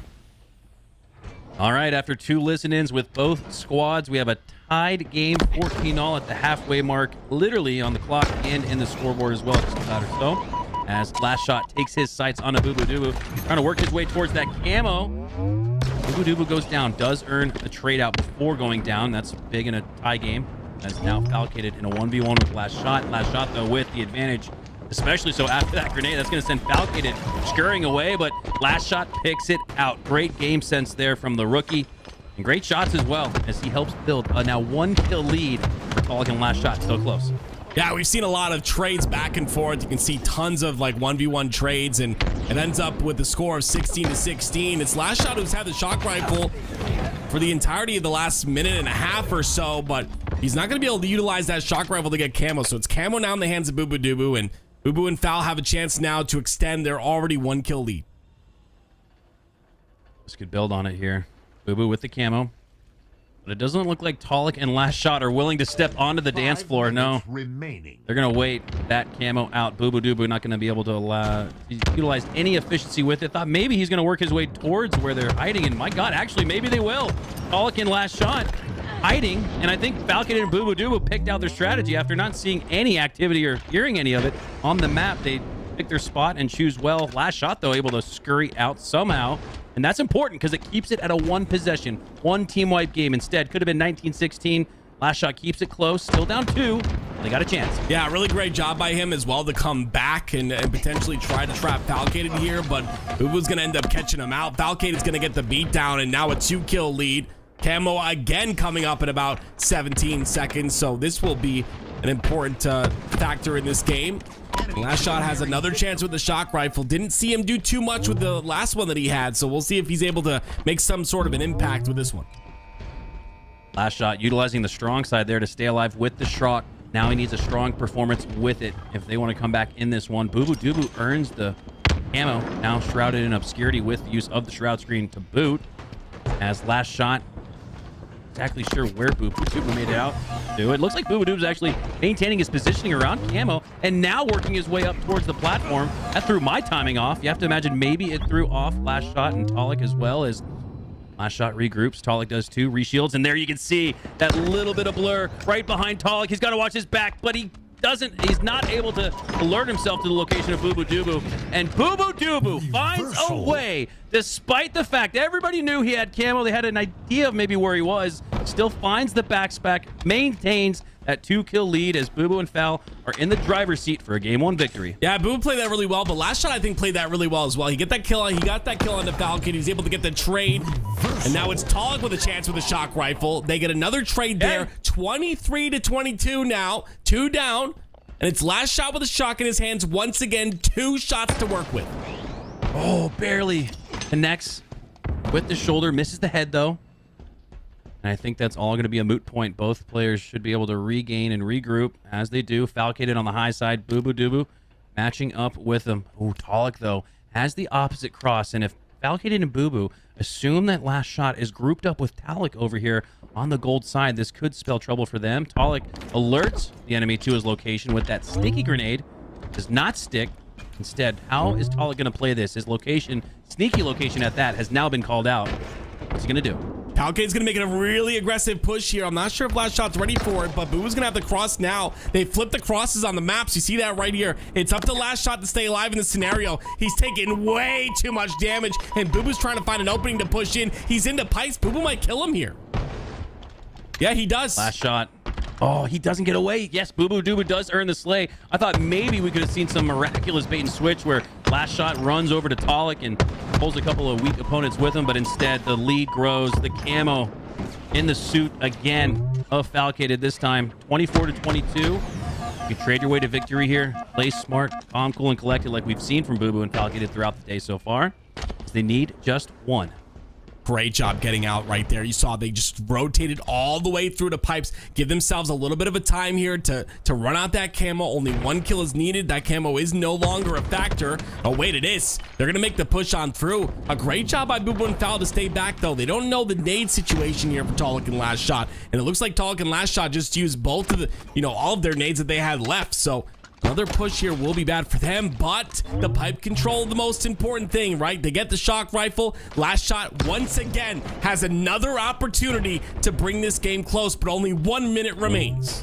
Oh, straight out of Rhinoop's playbook, it looks like bubudubu and Falcated are going to play to time here. They disengage, hoping that the clock could be like a third teammate for them.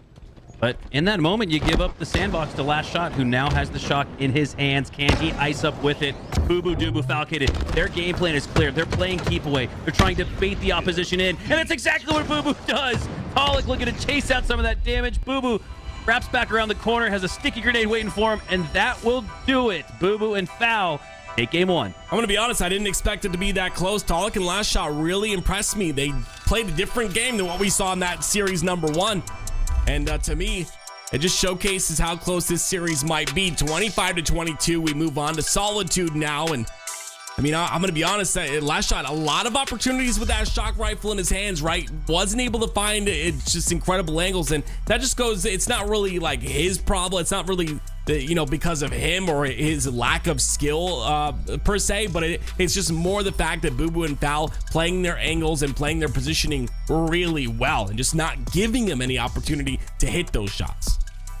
Yeah, and if Taulek and LastShot are able to get to recharge once again, extended to a game 4, I'd like to see LastShot with a little bit more unpredictability with his movement. During these replays, you're going to see a lot of LastShot with the shock, but a lot of LastShot with the shock on top glass on the over on the gold side. A little too predictable, I think. Here you see bubudubu. He's getting mixy with it. He's getting in the mix. He's running right up to you with the shock.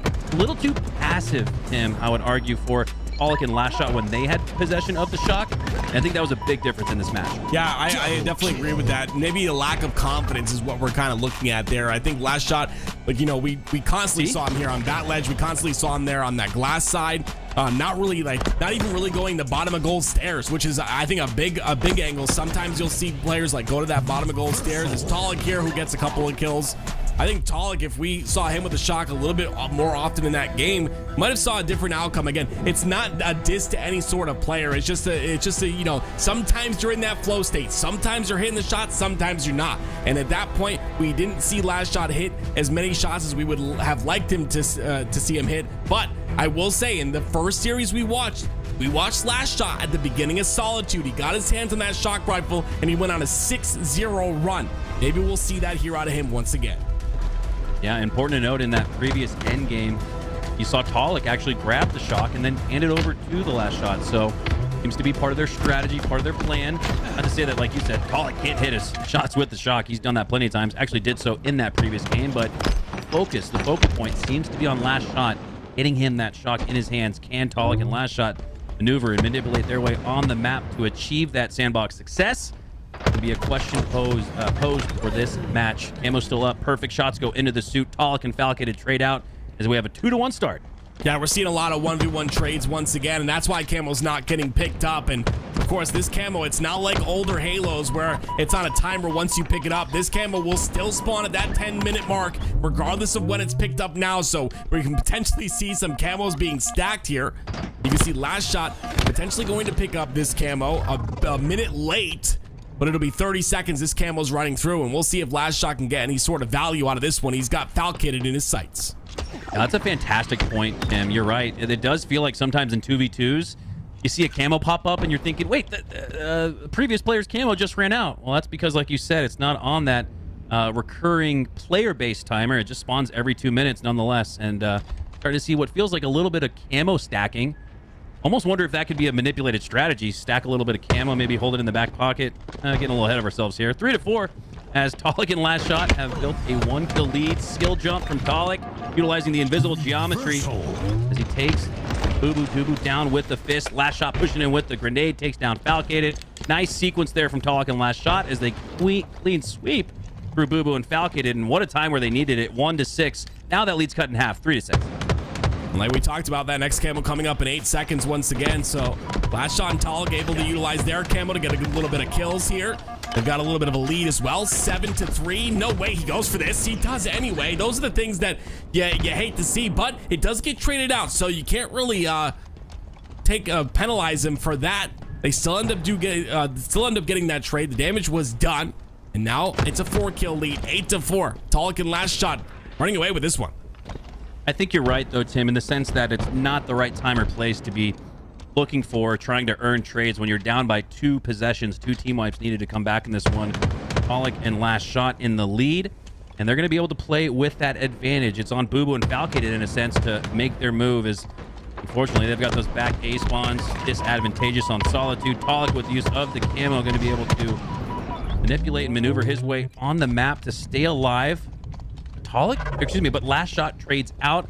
Still a +1 trade net outcome for Taulek and LastShot, and that's going to bode well for them, as Still maintain that double up lead, 5-10, now 11. Yeah, I really like that by Taulek though too, right? He puts damage into the first player, drops down in the driveway, gets more damage into Booboo, so now Booboo and Falcated are both weak, and they're able to clean up both kills. So I love that type of value out of Camo, but Booboo's gonna find an opening right here. He's gonna get that one kill, gonna try and pick up the shock rifle, has to stay alive. Look at Falcated running for his assistance, ends up allowing him, or helping him, I'm sorry, to survive in that situation, and now he has a shock rifle to work with. It's Booboo with a shock in his hands. Comeback condition in the hands of bubudubu. We've seen what he can do with it as he works his way towards the top side of snipes. He got that camo up in the next 25 seconds. Looked like a good shot there on the last shot. Last shot was not ready for that from bubudubu. Second chance at life as Falcated goes down, and now the push is on. It's going to be very difficult for Booboo to maintain this possession of the shot. But with the use of the tricky repulsor, headshot on Taulek. He finds the Slay. Oh my God, he's repulsing his way to a 360. Unbelievable movement tech on display here from bubudubu as he finds two tricky slays to bring his team right back. Oh, I mean, if you look at the dictionary and you read the term playing with your food, that's exactly what Booboo's doing. But it's not like they're up by so much. That's what makes it so funny to me, is like he's just kind of, he's just kind of freely going through, maybe getting himself a little bit of confidence here. He's brought it within 4 though. This shock rifle's only got one more shot to utilize here, but just love to see that. I mean, what do you do when you're up in a game and you're getting a 360 shock rifle to the head by bubudubu? I mean, it's got to give him a little bit of confidence on the side of Booboo and Fal. I was so off base in how I thought that would go. I'm thinking, oh well, Falcated just went down. There's a full shock to work with. Booboo might start wasting some shots, making sure the other team doesn't get a chance to use it, but he had way different plans with that repulsor to the sky, repulsor 360 for the team wipe. That was an impressive sequence there from bubudubu, one of my favorite ones of the day, but looks good in the montage, not in the Halopedia, as bubudubu and Falcated still down by 4 in this match, and the lead's actually growing. No, back to 4. There's a lot of trades occur, but again, it's that plus 1 net outcome that goes in favor of Taulek and LastShot as they maintain 4-kill lead. Yeah, I mean, I honestly, I'm really just impressed at what I'm seeing out of Taulek and LastShot. They seem to have maybe like warmed up a bit. They look really solid here. It's a 17-13 lead, like we talked about. That lead still maintains at 4. Just love to see it though. I mean, Falcated having a little bit of a rough game on the side of Booboo and Fal. Only 5 assists to his name, 3 and 12. If he was able to pick this up, we might have a little bit of a closer match on our hands. Falcated working his way towards Taulek, but it's LastShot instead closing the gap. Love that example of the bait and switch right there. Flawless teamwork from Taulek and LastShot as Taulek had the attention, LastShot had the shots. That's a double kill for Taulek and LastShot as they are looking really good here in game 2. This said maybe a game 5 in that previous series, Tim, but this one seems even more evenly matched.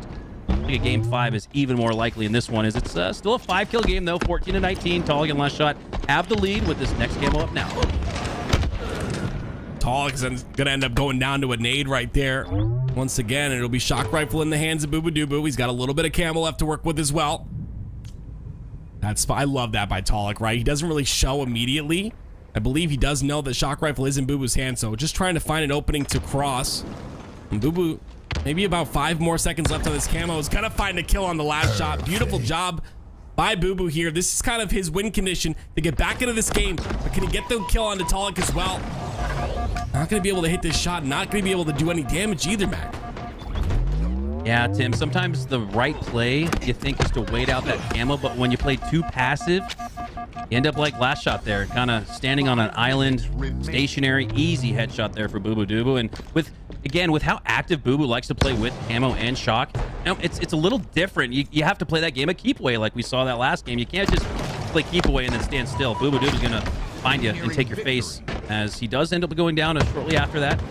Good teamwork here, but it looks like he did enough to get both players weak. It's gonna be a trade double kill for Falcated, and that's massive. That brings it back to within 2 kills. bubudubu and Falcated. We started talking about how this series is looking like a 1-1 potential game 5er. Could just need a reverse sweep to Taulek and LastShot if they let go of this lead. bubudubu and Falcated on the comeback trail. A little bit of life. Need to survive, though. Every slay so crucial here as we're in the end game. That strafe by Taulek was insane. It was so fast. Look at these strafes. What is going on? Just like so fast, little tiny strafes. You don't see that very often, but at 23-21, you still see Taulek and LastShot with that nasty lead, and we'll see if they can close it out here. This camo, this is a potential danger situation if they end up going for this camo. Taulek exposes himself just a bit here. Boob's gonna clean that kill up, and now we're only within one. LastShot, the last member alive for the blue squad, as Falcated takes somewhat advantage of that. Actually finds the trade, and that will do it. Just as it looks like, Booboo and Falcated had a little bit of a comeback road that they were developing. Taulek and LastShot tie up this series at 1 with a great Game 2 performance. I mean, that is a high-risk, high-reward play by bubudubu. I maybe didn't expect such a close spawn. You got the spawn on the loop. You expect them maybe to spawn towards the back of yard, maybe towards that battle rifle side, but such a close spawn. Booboo gets caught out with no shields, and that'll be it. It's tied up now at 1, and like I said, I didn't expect this at all from Booboo, or from LastShot and Taulek, but they're really starting to heat up a bit, and it's great to see. We have a series on our hands. Yeah, I really like the emphasis, though, from Taulek and LastShot to go for the win there, because, like 99 points out in chat, you missed that, and Camo goes into the suit of Booboo and Falcated, and we saw what he did with it in that previous possession. It could have been GG's for Booboo and Falcated. Instead, tied up at 1, and here's that bubudubu replay to the skies. And then he misses the double. You're kind of thinking, oh, okay, fizzling out. No, it just got even hotter. Oh my God. Repulsor 360 tech to advance himself to the right a little bit further. Love that play there from bubudubu. Yeah, he's spinning around like a top. Gets a lot of kills because of it. Gotta love to see that, though. I mean, like, yeah, I think that's that camo could have been devastating, and a great job just to hit those couple of shots, even while he's, I believe he's trying to slide and sprint out. Falcated gets that great double right there as well. Make sure to clean house. But now we move on to live fire here. It's gonna be game number 3. Taulek and LastShot looking really good. Can they continue the momentum here? Opening break win so huge in 2v2s. The winner of that usually gets sandbox. No slay is going to be required, though, to earn that snipe, as bubudubu gets to work with it. Body shot onto the QT. That player is going to phantom triangulate themselves away from the danger. Camo's now up. bubudubu wrap it around for it. He'd have the full kit to work with. And look at this. Taulek has his back to camo with bubudubu on it. That's not the play you want to see if you're a fan of the Cobra squad, as Booboo now has everything on this map you could imagine. Snipe, camo. This is what he usually does with it. Back of the head headshot. LastShot does do a good job, though, to trade out on Falcated. Taulek setting his sights onto bubudubu, but you could argue more of the same for bubudubu. With the snipe in his hand, that makes him more deadly. As Taulek decides to just drop down, live to fight another day. Yeah, I love this play by Booboo right here as well. Goes behind enemy lines. His camo's going to run out here, but yeah, he still has that snipe to work with. Lots of bullets as well. And they also have information on the spawn, so they can kind of trap him here, get control of the map, and we'll see if Booboo's able to hit any shots. He misses a couple, though. This will open up the enemy team to pushing him. But he ends up getting away, and that's huge, especially with the sniper in his hands. Sniper still in the hands of bubudubu. We saw that shield crack, though. As Falcated's weak, too. bubudubu gets to the back of mud. Sneaky jump up to the top of snipes now. Needs to find maybe a no-scope melee here, or that renegade shot onto Gunplexion. Not going to have the angle, though. Instead, finds the slay onto Taulek. One clean, quick headshot. But he knows the battle's not done just yet. LastShot takes to the skies, takes to the high ground, has that advantage, has bubudubu down to 1 HP. And Falcated, though, fills in really well with that. Good bait and switch there. Keeps bubudubu alive, and with this 2-kill lead. Booboo still being alive with this sniper is huge. He's got to be able to hit at least a body here so they can open up things a bit. LastShot's going to end up going down. This potentially does open things up. Trying to get the melee out of Taulek. That's going to be a double kill and a 6-2 lead now for the side of Booboo and Falcated. I want to go into a listen and see what a team that's winning by this much sounds like. Try to Naomi. I'm gonna get shit on him. Heck yeah. No, that's me. Oh. He's here. Yes, portal. I'm pushing Keter. I think he portaled out. Yeah, I think he did. One pillars. One's nest on me. I shot portal guy once. I think he's dice. Might go top mid. One's in dice still. Shots keep what? Go on. Got him. Yeah, spawn on green again. Spawn on green again. I'm sniping tower. Training Taulek. Nest on me. That's one shot, bro. Yeah, A-pad on me. I have to leave him white wall. I'm gonna go bottom mid pillars. I'm gonna go bottom Even mid. with pillars. One shot dummies, both on me. One shot pillar door. I think they're both there. Yeah. Dead, bro. Sniper down like what?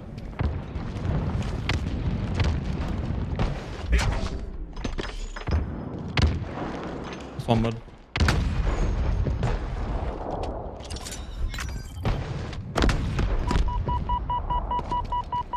Weak, white box. Turn over portal probably. I have dummies on me. Dude, you gotta get in a better slot. So tired. I have portal. You grab portal. Yes, snipe.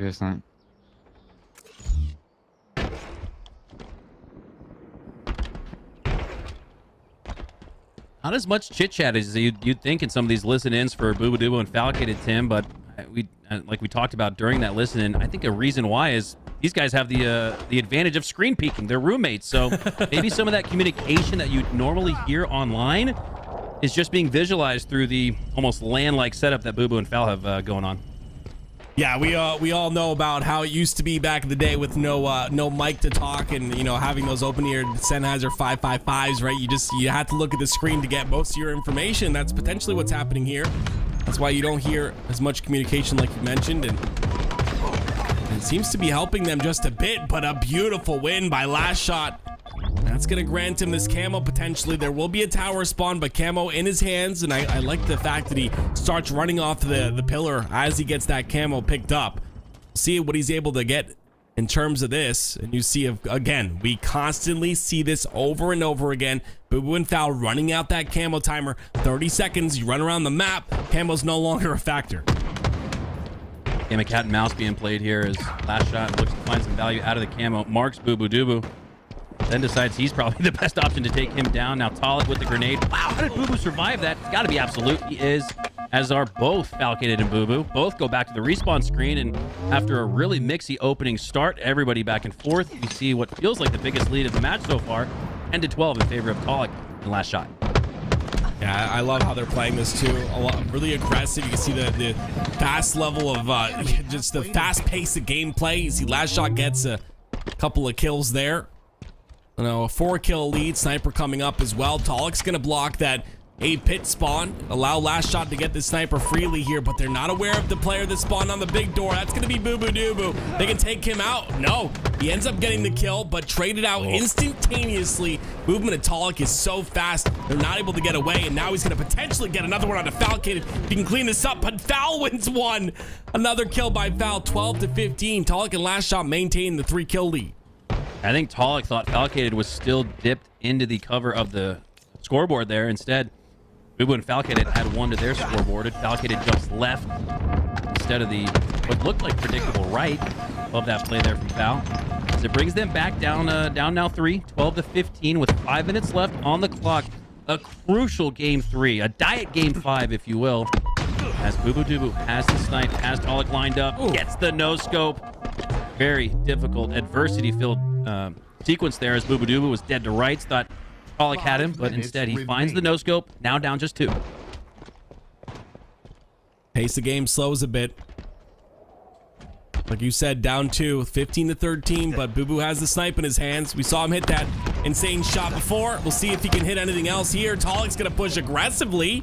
LastShot gets a kill, Taulek gets a kill as well. Back to a 3-kill lead we go, and potentially sniper in the hands of Taulek. Yeah, Taulek, the last member alive on the map. That's going to give him free reign of the snipe tower, and most importantly, the sniper as well. And the opportunity now to bait out a camo grab as Booboo and Falcated, they skip past it. They're not even going for the camo just yet. They know that the first step in the process is to take down Taulek and LastShot, then work your way back to camo. As they look to finish up Taulek, they do. Falcated, nice headshot. I think there might still be one One shot, no. Falcated does a good job there to deplete the resources, so no sniper to use for Taulek and LastShot.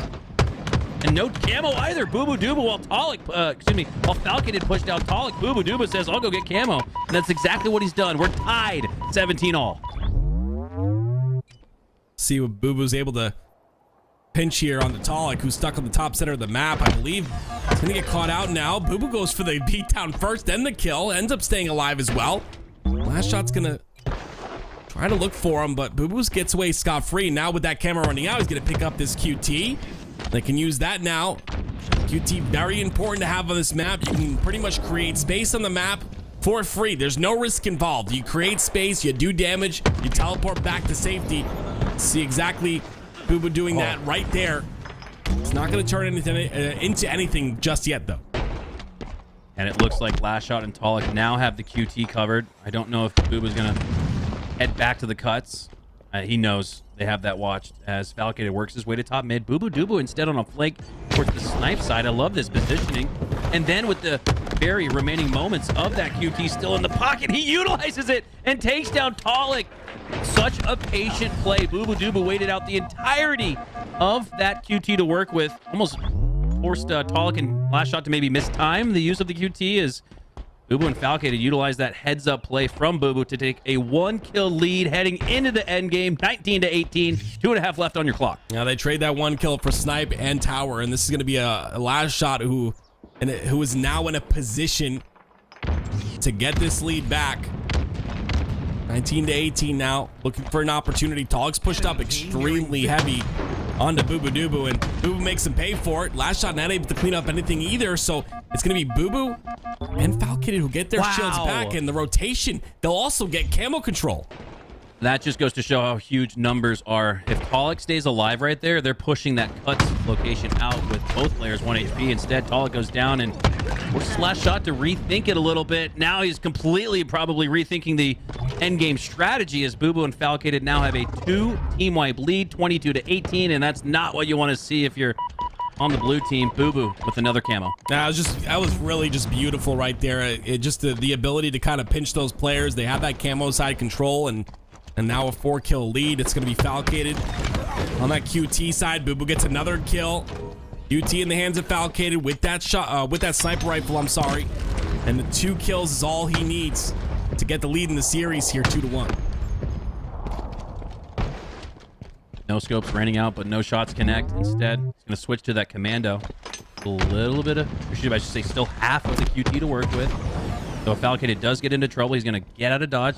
Great job of the great utilization of the QT there. And I love seeing the QT, Tim. The QT's really, it felt so flat in Season 2, but here in Season 3, it's been a lot more fun to watch as Booboo and Falcated still up 3, 23-20. Going to need to see these next couple slays go in favor of Taulek and LastShot, though, if they want to bring it within 1 team wipe at the ultimate end game into those 24s. Yeah, talking about that QT, I think it's just in better spots now and on better maps. I think the fact that it's on the back of green there is so good. And when I first saw it, I mean, you know, there's players like pro players like Sparty who think it, you know, it might be a little bit too strong, you know, being with camo on the map as well. But my goodness gracious, it's only 1 kill now for the side of Booboo and Foul.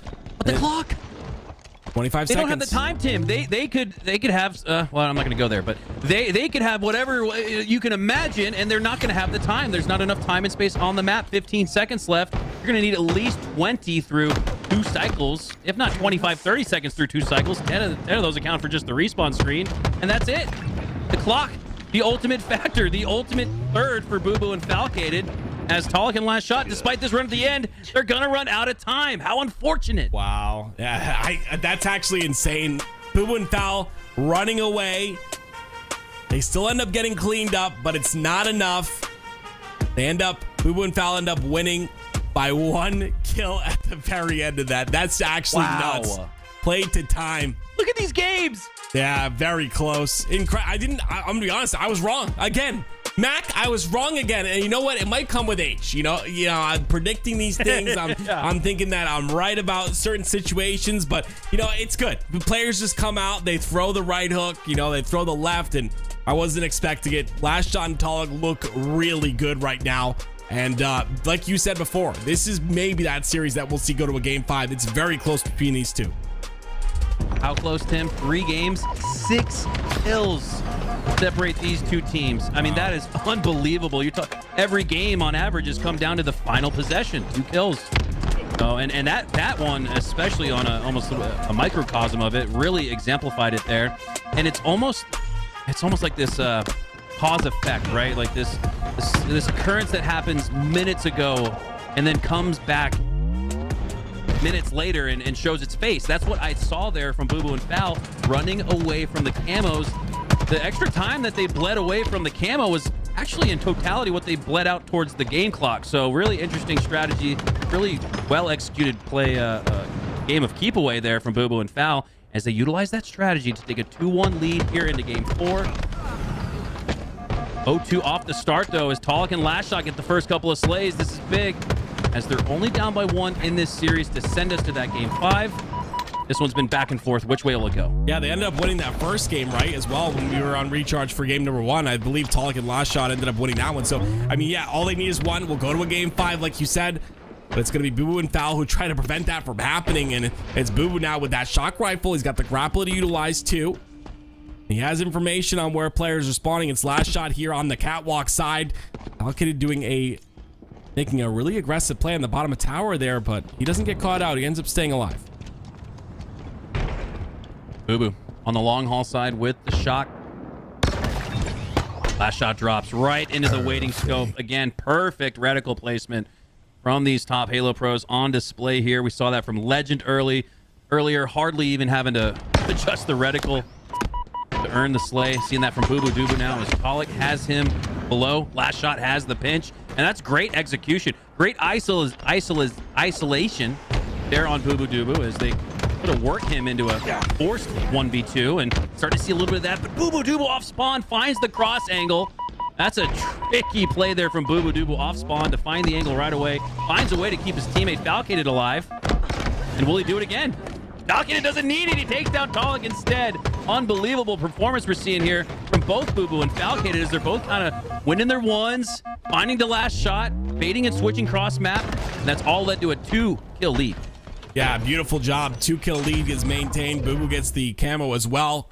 And what you said is something I agree with, right? We're seeing a lot of individual 1v1s out of these teams, and it seems like Booboo and Foul are winning most of them. But like you can see, it's Taulek and LastShot are keeping it close by winning their ones. So I didn't expect 1v1s to be such a big factor, but it's definitely a case one here. Yeah. What, Tim? Is this the LVT 1v1 Invitational? Because after like we talked about earlier, meticulous masterclass level of bait and switch 2v2, it's been all 1v1s here in game 4. Yeah, we'll see finally a little bit of team shot here out of Booboo and Foul, and it'll be of course Taulek who's going to try and stay alive. And I like the fact that they go back for that pipe spawn. It's just so important. Again, with that shock rifle being there, you want to have control of that as much as possible. You just want to have control of that side of the map. The only time you flip the map is if you're trying to get control of the camo. The ideal spot to be for camo is on that C plat side, and of course on tower or A. So you can see that control continuously being switched back and forth. Another 1v1 for both sides, but Booboo's going to come out on top of his, and he'll continue to have this lead 11-7. And there's again that proactive professional gameplay from Booboo and Falcated. More often than not in this series, they're on the front foot. Physically, you could literally see Taulek and LastShot with their back against the gold wall there. Now Taulek on the offensive, and that's what I want to see more of, Tim. I think Taulek's one of the most offensive, proactive players in HCS. Booboo and Falcated kind of finding the answer to that by maybe outpacing him. Now LastShot's picking up the pace with the use of the grapple hook. I'm liking what I'm seeing here from Taulek and LastShot. Despite being down by 3, the eye test tells me this one could be tied soon. Yeah, Falcated's above LastShot here. I don't think LastShot knows, and Falcated, that was just beautiful. Basically, they were looking for Foul that entire time. Foul stays alive on the box. He stays there the entirety of the time. Taulek's gonna get that little bit of a trade, but it was Booboo who went bottom center, put some damage in, allows Falcated to clean up that kill. We're starting to see that teamwork come to fruition once again, but LastShot's gonna get away with that camo. Maybe he doesn't, actually. Booboo ends up killing him. I'm not sure if LastShot popped that camo, but if he didn't, it's on the floor. Falcated here with a 5-kill lead and that shock. Booboo down to 1 HP. Might be working for a little bait and switch here, but no, bubudubu says, let me get back Let me get him. Let me at him. He works his way right back into the gunfight, but a little worse for the wear on that. You got to check your corners. And maybe there we see Taulek LastShot taking notice of how aggressively bubudubu in particular has been playing in this one. And they bait in that play previously to find the Slay. Can they find more? They need more. But Falcated has more instead. 5 more to be exact. As Booboo takes down LastShot. Taulek gets wiped as well. 18-10 here. Starting to see the closing moments of this series, if not for a comeback effort here from Taulek and LastShot. They're going to need much more than what we've seen, though. It's going to be tough. Boo now has the timing on that shock rifle. He just used the last shot in that shock rifle, so it'll be up in a minute. But honestly, I don't think there's a minute left in this game. 20-11. I mean, 5 more kills is all they need. And with how fast Booboo and Falcated are playing, this is going to end very quickly. Okay, trades. Let's jump into Booboo and Fal. An LVT listen in. Let's see how they're looking to close the door on this series and stay alive in this tournament. Needles, top front. Shot. Reverse. Yeah, make 50 bottom,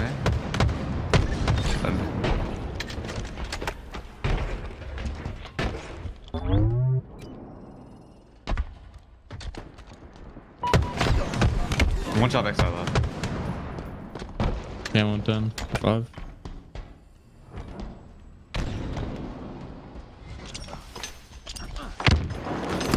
Glass and bigger. Glass is weak, top red, one it. One. You want it top red, one's bigger. Bro, I'm pressing that pad on accident, dude. One hit beverage. Literally like the 3rd time that's happened.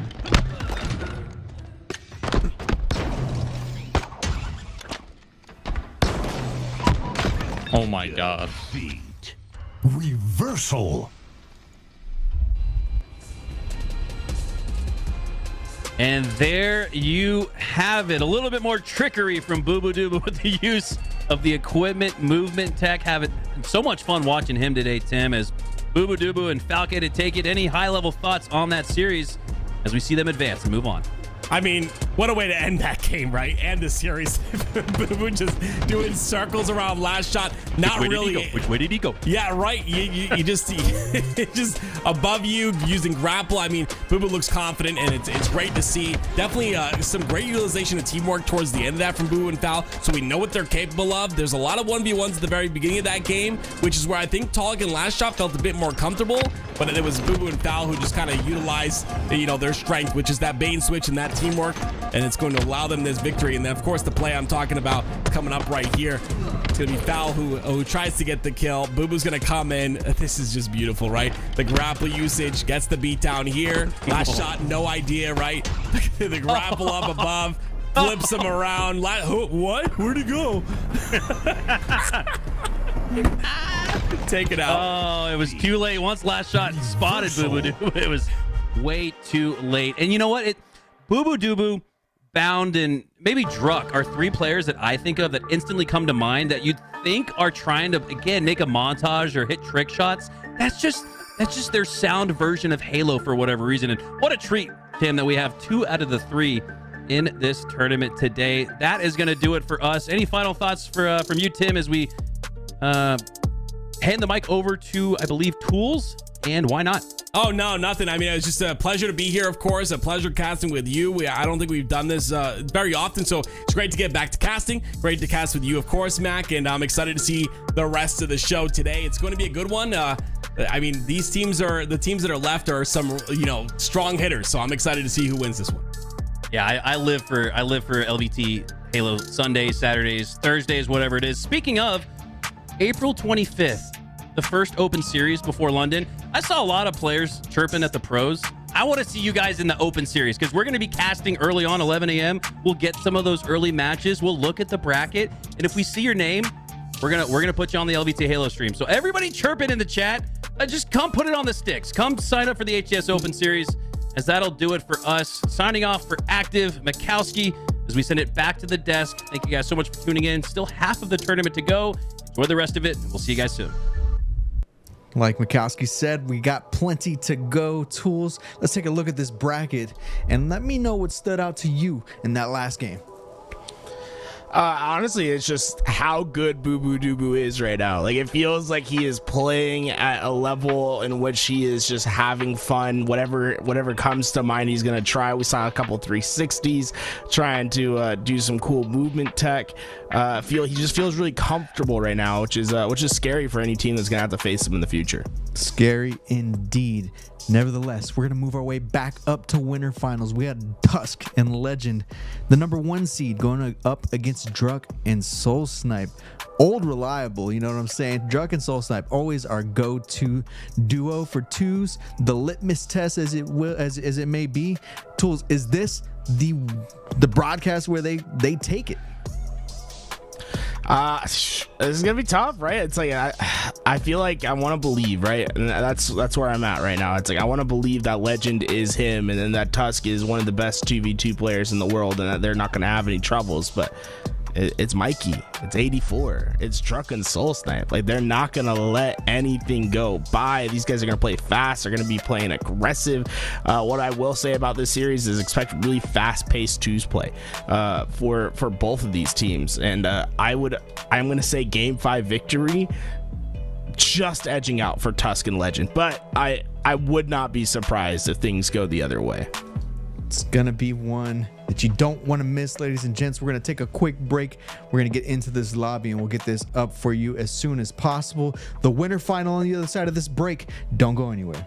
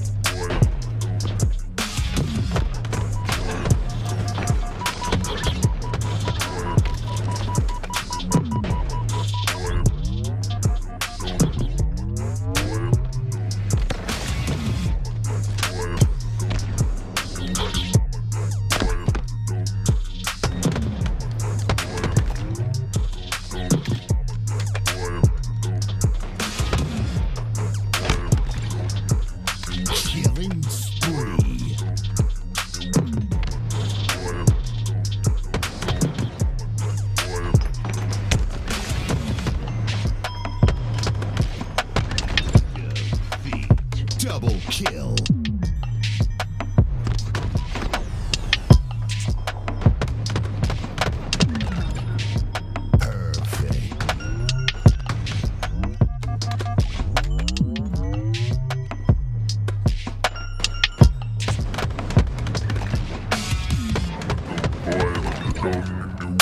Double kill.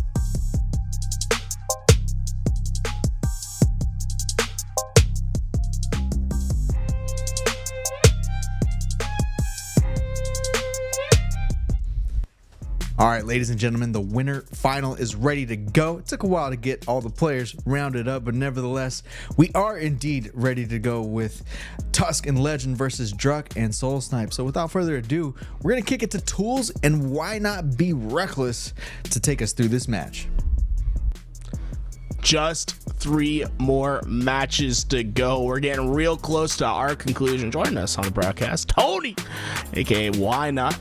Welcome. What do you think? I see you in the chat creeping out. What do you think of those first 3 matches we've seen?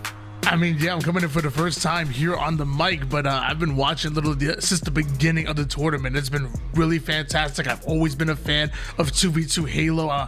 I'm terrible at it, but I love watching it. I love casting it over. I think it's really Halo at some of its purest form, because you have the entire map to work with, so you can really open up that movement and really open up that bag of tricks.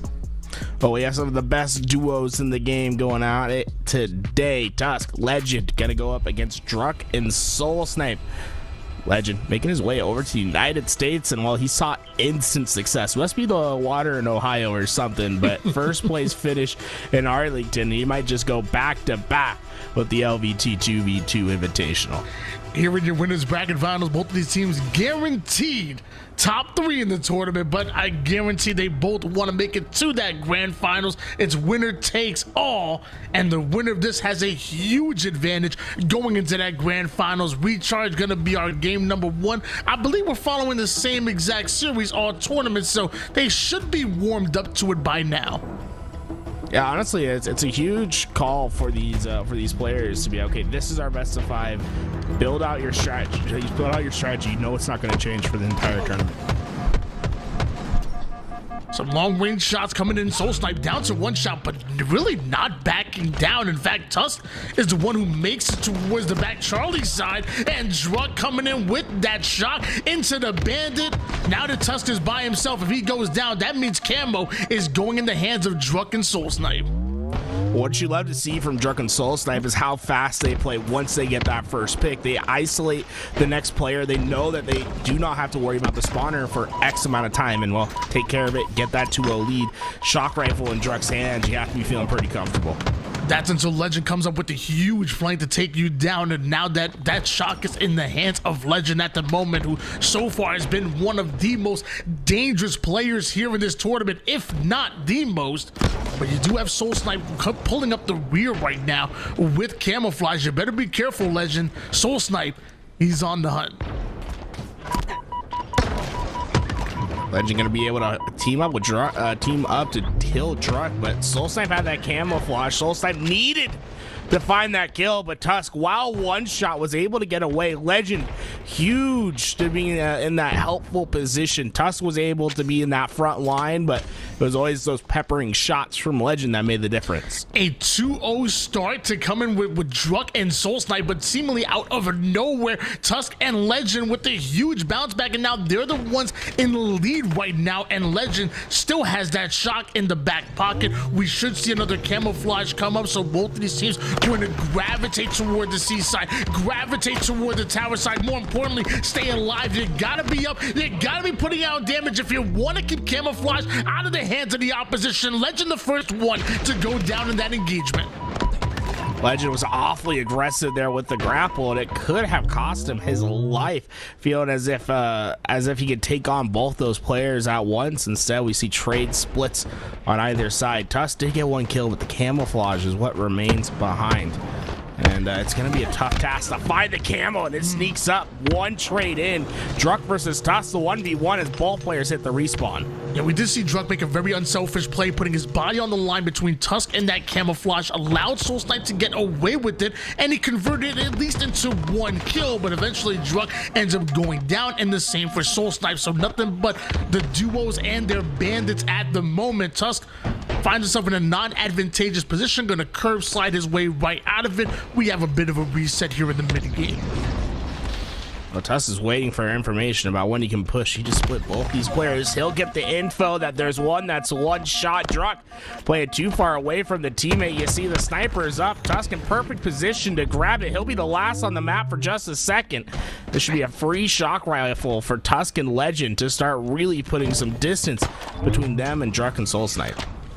Tusk, anticipating that Druk was going to reach out of the whirlpool side, doesn't see it, and eventually grapples across the map through that lane, and apparently Legend finds SoulSnipe slipping a bit, and with that a momentary 2v1, now a 2v none. Squad wipe in the favor of Tusk and Legend, 9-5. We see Tusk playing really quick to those primary spawns. What the benefit, right? You get there, if someone spawns there, you'll have instant access. The opponent's gonna spawn the other way. You'll split them out. If they aren't there, then you know, hey, they spawn on the other side of the map. Let's just get ourselves situated. Look how far Tusk and Legend are playing from each other. That's because Tusk has a sniper, and at any point, he can take a headshot just like that. Perfect shot to the dome leads to his killing spree. More importantly, leaving Druk by himself towards the back tower side of the map. And now Tusk and Legend just creating a line in the sand, trying to defend this camouflage away from Druk and SoulSnipe. But in fact, Tusk takes height with grapple. Nobody home just yet. SoulSnipe was on the low ground. I believe that camouflage was burnt there. Both players still alive here for Tusk and Legend. As of right now, Druk and SoulSnipe, they need some clean kills. Actually, Druk, he needs a kill, period.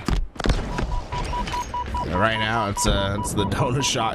The donut shop is open, and Druk finally is able to upgrade himself to the breadstick, and they get the shock rifle alongside with that. But Legend in the 1v2 has to hit the critical shot, and that's when he comes to life, when everything is against him. A big shot for a big time player. Now we start to see the momentum truly fly with Tusk and Legend. They're flying forward. I love to hop into the comms of these two players and see what it sounds like between the Frenchman and the captain.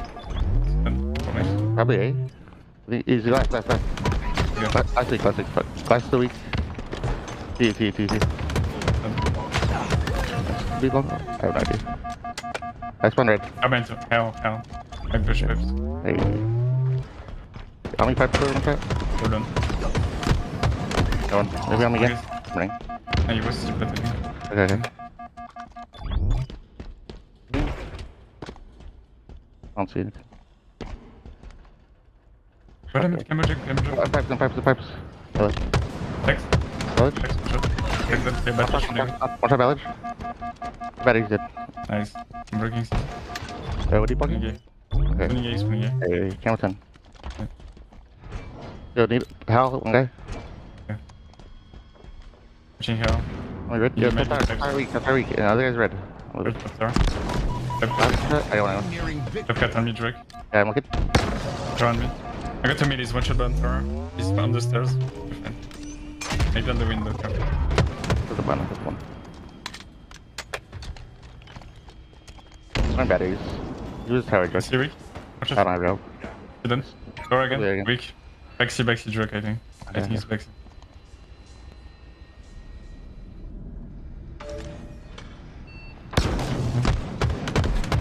Could be tower. Hey, bottom Thor, going top Thor on the jump. Looking at it. It's a bridge. Done. Red maybe? No. Nice. We can spin kill now. Where do you spawn long? Right. Pushing long. Yeah. Could be C already. Just go. Just one more to go. Legend almost gets those shots down. Just a matter of who's gonna be the target. Tridents are going down in order to play his life.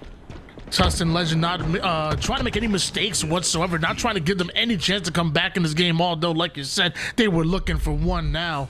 They got a game at number 1 going to them. Are they really just that much further ahead than everyone else? I think it's the question right now, Tony. They've been making every fight look so easy. Honestly, really impressed with how Tusk and Legend have been playing. I would love to see if they can keep that up for this entire tournament, right? So you got to get through this series and another, and keeping that level of gameplay where you're not keeping the games close whatsoever is a really tough task. Yeah, I mean, I feel like there's a reason why a lot of people love teaming with Tusk, and it's the fact that he has great communication, has a great leadership, great head on his shoulders, but also just his gameplay naturally just, you know, plays off of his teammates, and it works well in 4v4s, but works really well in 2v2s. You put a talented player on his team, he's always going to position himself in a position where he can support his teammate, keep them alive, and then if you're focused all your attention on a player like Legend, well, watch out, because Tusk's going to pop off as well. So I think his gameplay obviously great for 4s, but really good with 2s, and a plug and play player that you can put ultimately in any system, and he's going to thrive. So far it was just the control, the shock rifle and camouflage I felt like made the big difference. Every time we saw Druk and SoulSnipe get it in their hands, it was a prioritized target for Tusk and Legend to take them down. And we saw one time where SoulSnipe was able to get camouflage, instantly melted, right? And then what compounded those effects within the game is they would get that first pick, but there would never be any trade out from the other side. I think that's what needs to clean up for Druk and SoulSnipe. The talent's there, they just need to play a little bit closer together to ensure when someone takes a little bit too much damage that at least there's a trade. When you're playing no trades Halo, that's when things can spiral out of control. We saw them be tested in round number 1, but now this time going into game 2, they're down a game right now. It's Druk and SoulSnipe looking for the bounce back. Last thing you want to do is go down 0-2 in the series. You want to take that first kill, you want to set the tone, you want to grab every bit of the sandbox. It looks like that's exactly what Druk and SoulSnipe are gonna do. Now you're gonna see Legend Tusk, they're gonna slow this down quite a bit, because for them, they just want to try to drain as much of this camouflage out as they can. You see him hiding behind these corners. It should be an easy enough kill. Sticky not gonna connect. Oh, get nervous there for just a second. But you'll notice a lot of ratty plays from Tusk and Legend as they want to make sure that that camouflage doesn't get too much value. Both players did just come off of which would the snipe side, one off of spawn, and Legend taking space immediately. SoulSnipe now ready for it to be literally right under him. Gets an easy kill for Legend, and the bait and switch action to perfection right there out of Tusk and Legend, and kind of reminded me the way game number 1 started. Druk and SoulSnipe take the first 2, Tusk and Legend take the lead right afterwards. Now they could run away with it, kind of like they did in game 2. Oh, excuse me, game 1. What's so scary about Tusk and Legend? Some of the shots they can hit, but also just how fast they play when they get the numbers advantage. Druk and SoulSnipe, when one player goes down, there's been no space to breathe. They're okay with taking the 1v1s because the help has been fairly quick each time. SoulSnipe then gets away with murder right there. That nade felt good to me. He'll get his shields back, some much needed space for his team to work with. Yeah, we saw some legendary shots coming out of Legend right there, but luckily SoulSnipe, he'll take any challenge. He has a nasty individual shot himself, and as you see, another trade happen between Legend and SoulSnipe. They're gonna be doing that, and not just all game, but all series long, as Tusk off the top rope with the people's elbow. Camouflage coming up, and SoulSnipe trying to deny access to it, at least from Tusk. Legend was able to sneak away with that camouflage. They had the better angle to fight for it, but Tusk was doing a great job playing up high, just putting shots in to back players down and letting Legend know, hey, this is the time, you can take it. A great distraction by Tusk not only allows Legend to grab a hold of that camouflage, but then leads to back-to-back kills coming out of the boys in blue. And more importantly, now Druk and SoulSnipe are the ones coming off of spawn, and Tusk and Legend have manipulated them. They know exactly where SoulSnipe and Druk are coming from, so these are easy shots out of Legend. Both players are weak, but not the follow through a little bit late.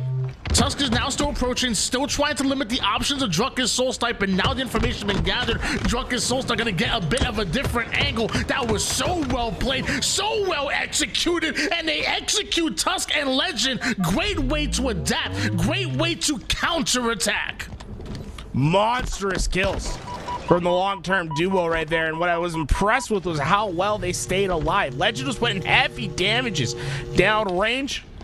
They reposition, they change their vector of attack, they get the kill after kill, and well, now they have control of everything, right? The noob combo in one hand, the sniper in SoulSnipe's hands. This is everything you could ask for.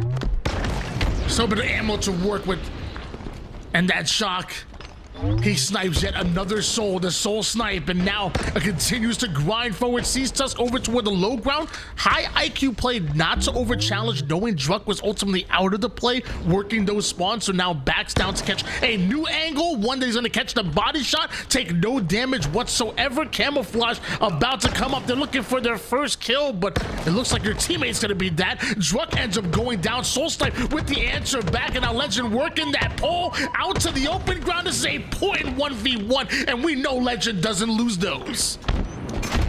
Legend won it, but the foot race won by Druk, able to get to that camouflage, but beautiful nades. There's nowhere for him to go. Legend cuts him down with the help of Tusk, and that could be a massive blunder in this game, not being able to escape with that camouflage. And look at the spawn knowledge from Legend. This is your classic Halo 5 spawn trap. They're in the blender. They need to win some pivotal fights. Plays are being made across the board right now. I thought it was a great 1v1 battle by Legend on SoulSnipe. I thought it was a great steal of that camouflage for Druk, but another bounce back out of Tusk and Legend. Now SoulSnipe gonna show us a little something as well from the true mid to long range. Legend right off of the gold side takes down Druk and SoulSnipe right back at him. Just a 2-kill game at the moment, and SoulSnipe confidently sitting towards the mid map.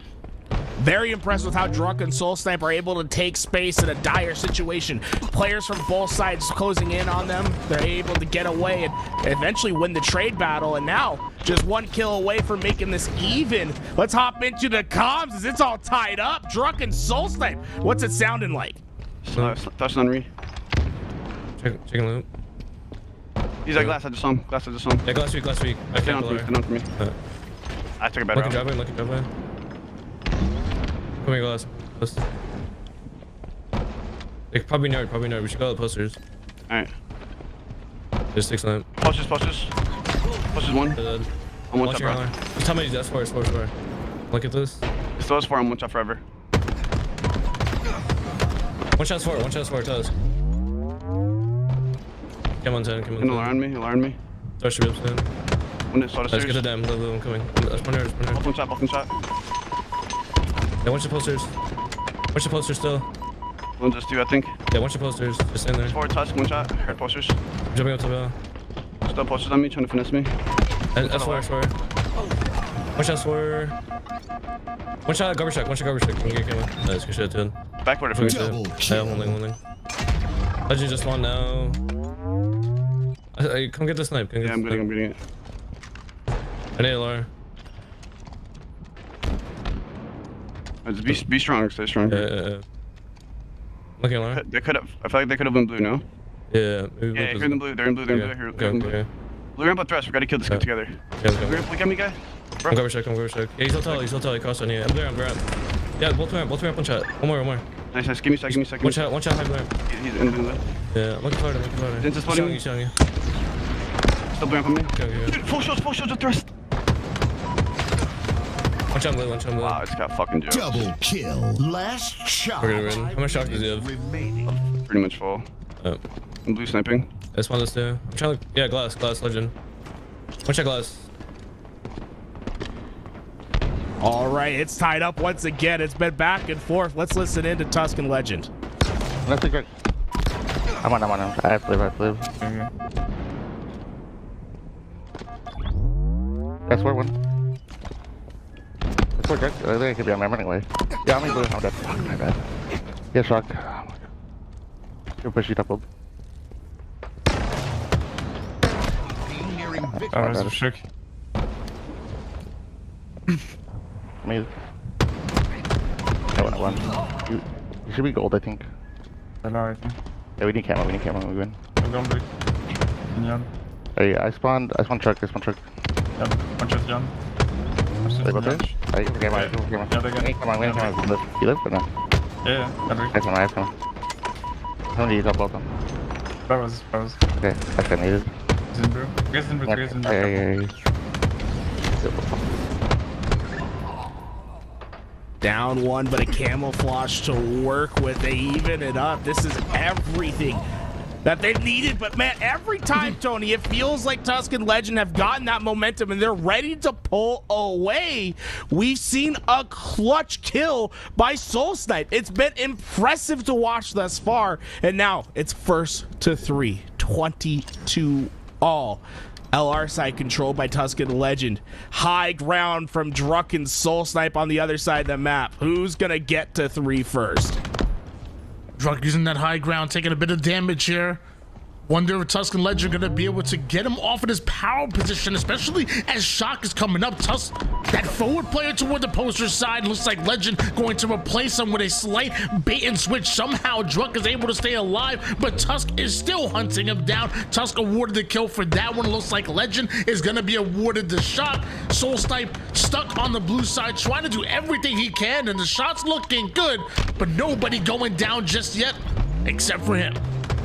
Tusk did a fantastic job of reapproaching. He gets them to match point or game point, and now just need to hunt down one. Druk and SoulSnipe, they know their pace has to increase. They can't get stuck in the 1v1. Tusk gets the kill, and Tusk and Legend feel like they steal away a game 2. Critical moments, critical fights that went their way. And really stealing is the right phrase to use, the right word to use right there, because that game number 2 at times felt like it was Druk and SoulSnipes to take, and for them to go into this swing game number 3 tied up. But Tusk and Legend, they were right then and there. They didn't want to let go. They kept it close and ultimately just kind of stole the lead and ran away with it toward the end game there. And we're seeing some of the shots hit, the shots fired. More shots fired than Drake on his last on his last song. 5,000 damage coming out of Legend, but also on the other side, SoulSnipe, your man of the game, 5,100 on him as well. And SoulSnipe was really impressive to me that game. When there was big moments where he needed to get kills, he got them. The unfortunate part is just closing out this game. They got split away from each other. It was really a fantastic play by Tusk that ended it all for them. He went hunting down at the bottom ground once Druk was made one shot from Legend over at Nest. And although blue control was in for SoulSnipe, he couldn't see Tusk traversing through the bottom middle of the map. And that's the thing with 2s, right? In 4v4s, you can cut off every lane. You can see everything. You can position people right. In 2s, you have to take risks. You have to compromise with the map and say, hey, I'm not going to be able to watch this flank. I'm not going to be able to see this lane. And players that can identify what positions and what routes are open will flourish in 2s, and that's where Tusk is at his best. Game number 3 is on the way. Potentially the final game here in the winners of bracket finals if Tusk and Legend are able to win this one. That was insane from Legend. He is probably the best player in the HCS when it comes to using that ghost jump. He fakes players out so often thinking they're going down, and well, he's ghost jumping. Tusk sending skulls, making ghosts with that sniper rifle, and he'll go ghost with that camouflage as well. Everything is going right for these 2. I thought it was a bit of a miscommunication right there when we saw both Tusk and Legend go after that camo, but they adapt. They're able to get right in there, and we saw the chase down kill. We see Tusk now with the sniper and camo combination, avoids the grenade, body shot with the S7, goes right back at him with the bandit. That's going to leave Druk by himself. He has to fly out. He has to try to make a play, but Tusk was ready for it. Tusk's ready for these spawns as well. SoulSnipe knows, hey, someone's going to be looking. One thing you can do to circumvent that is slow down. Do not give them the angle right away. Then they have to second guess themselves. Legend, you saw Tusk move up a little bit, look towards the right, and then go back to the left. Suddenly the space has been closed down, and that sniper not quite as advantageous. Druk and SoulSnipe able to get a pick from it, but Legend's just been too good at the 1v1s this game, Tony. Every time it feels like he's in a 1, he's gonna win it. And Tusk wins his individual 1v1 as well, putting his 5th kill on the board. Is going to take one against Druk as well, feeling confident, chasing Druk out into the open, and in fact, securing, guaranteeing the kill there. Now SoulSnipe has to make a play, and although he takes down Legend, Tusk is the only player alive on the map. What a god spawn out of Druk to put their 4th kill on the board and maybe start some kind of momentum. I call that a hell spawn, because you have to decide to deal with the devil to get a spawn like that. Everything on the map was open. He said, yeah, let me spawn you right where I can see you. Legend, though, instantly finds the right angle. Look how fast he is and how quickly he develops his routes. And this is what's been causing Druk and SoulSnipe so much discomfort, is they believe the action's going to happen in one direction, but so often Legend has been able to find them unsuspecting the other way.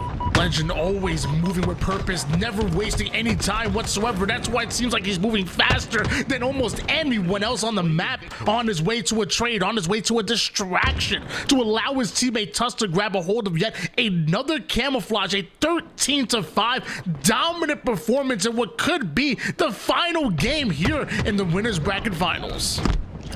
Oh, what you love to see from Tusk and Legend so often is how they split up on this map. Yeah, they play far away from each other, but oftentimes they'll have each other's help. Unfortunately, Legend going down in this situation, but not before Tusk leaves a little unicorn behind. SoulSnipe sees the respawn, and well, all that action, all of that fighting at tower, what is it for, right? One, you get the trade, that's great. The second priority was keeping both players distracted long enough to let one of the best players with the sniper have it in his hands. And now when you dig yourself this deep of a hole right now, you are now getting your score line doubled. Druk and SoulSnipe need to play clean Halo. The trades are no longer what they're looking for right now, and that's going to be really hard to do against the likes of Legend and Tusk when they're playing like this. Excellent repulse movement to avoid any damage on his way through the A side, and now another push is coming out. SoulSnipe gets some good damage in, but it's not going to be enough. Another bait and switch. This time Legend awarded the kill for that one. Druk tries to slide on in, tries to slip out of there, but Legend, he's on the hunt. SoulSnipe spawns right next to him. Body shot into SoulSnipe. Tusk should be there for the cleanup. Actually, he was going in for the QT real quick. Well, I don't think Tusk expected there to be another fight so soon. The spawn was so close, and well, this QT is going to have to put in a lot of work. It's a 1v2 hunt, and here comes the cavalry. Legend from behind gets them both weak. He'll get the trade on out. Tusk and Legend at this point, all it is, trade for trade Halo. That's needed. Yeah, look at my portal. I'm coming to you. Another kill. Tusk and Legend are on fire. Puts the initial damage to get his eyesight away from the portal. Portal's right on in, gets up close and personal, does Tusk there. But however, Legend the first one to go down. When you're up by 8, I guess you could afford to make a mistake or two. Tusk, high IQ, gonna back down, get this long range angle, allow for his teammate to come off a spawn, and then it's right back to work they go. 2v1ing SoulSnipe, isolating him away from Druk, even as camouflage is coming up. Now camo's up. Legend and Tusk have the better angle, but they have to win the fight. Tusk gets the first. SoulSnipe can clean it all up. And he will. Big moments here. You only have 1 or 2 more kills to give away before it's going to be untenable. But the comeback, I don't want to say it's out of reach. You just have to start controlling the pace. You have to be the one that's collapsing in. And, well, that's a devastating result.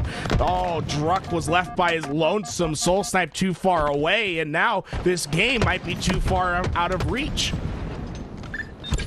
Meanwhile, Legend gets sent packing off with that repulse. Still not enough to eat away at this lead right now that Tusk and Legend have been playing through. What a remote detonation. Set him up, spike him, knock him down, now leaving Druk by himself. Look how confident Tusk is. Goes in for the 1v1. The melee not gonna connect, but eventually Legend cleans him up.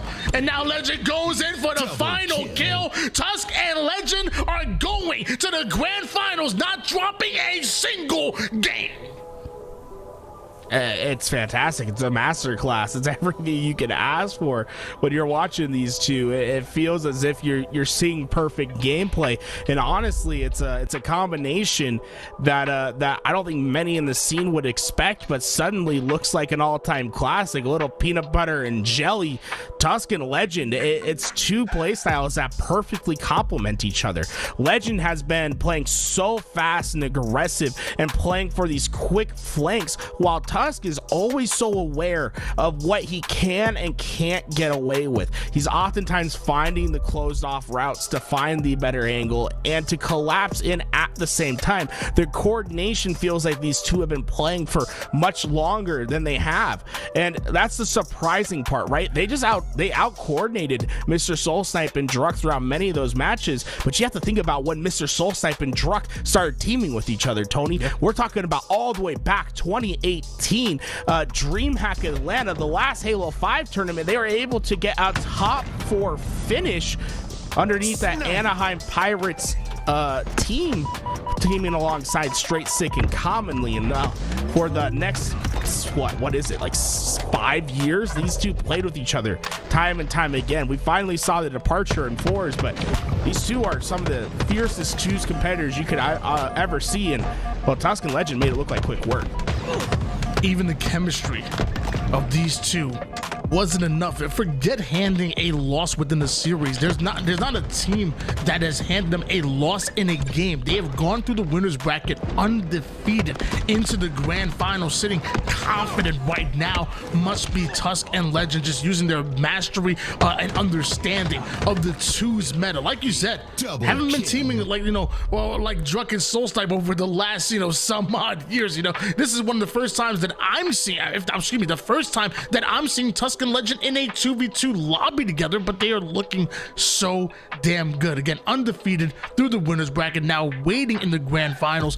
In that elimination bracket finals, we will see Druk and SoulSnipe once again going after bubudubu, or going at bubudubu and Falcated. This is going to be an extremely exciting matchup here in elimination bracket finals. Honestly, I don't know which way to predict. I honestly, I feel like Druk and SoulSnipe are going to be on a mission to get their way back into that grand finals to try to get some redemption. But bubudubu, Falcated, it was a close series last time they played them, and I feel like they're only going to get better. They might be reaching Super Saiyan on this next match. We'll have to see how that one goes when we return from our break. The action not over yet.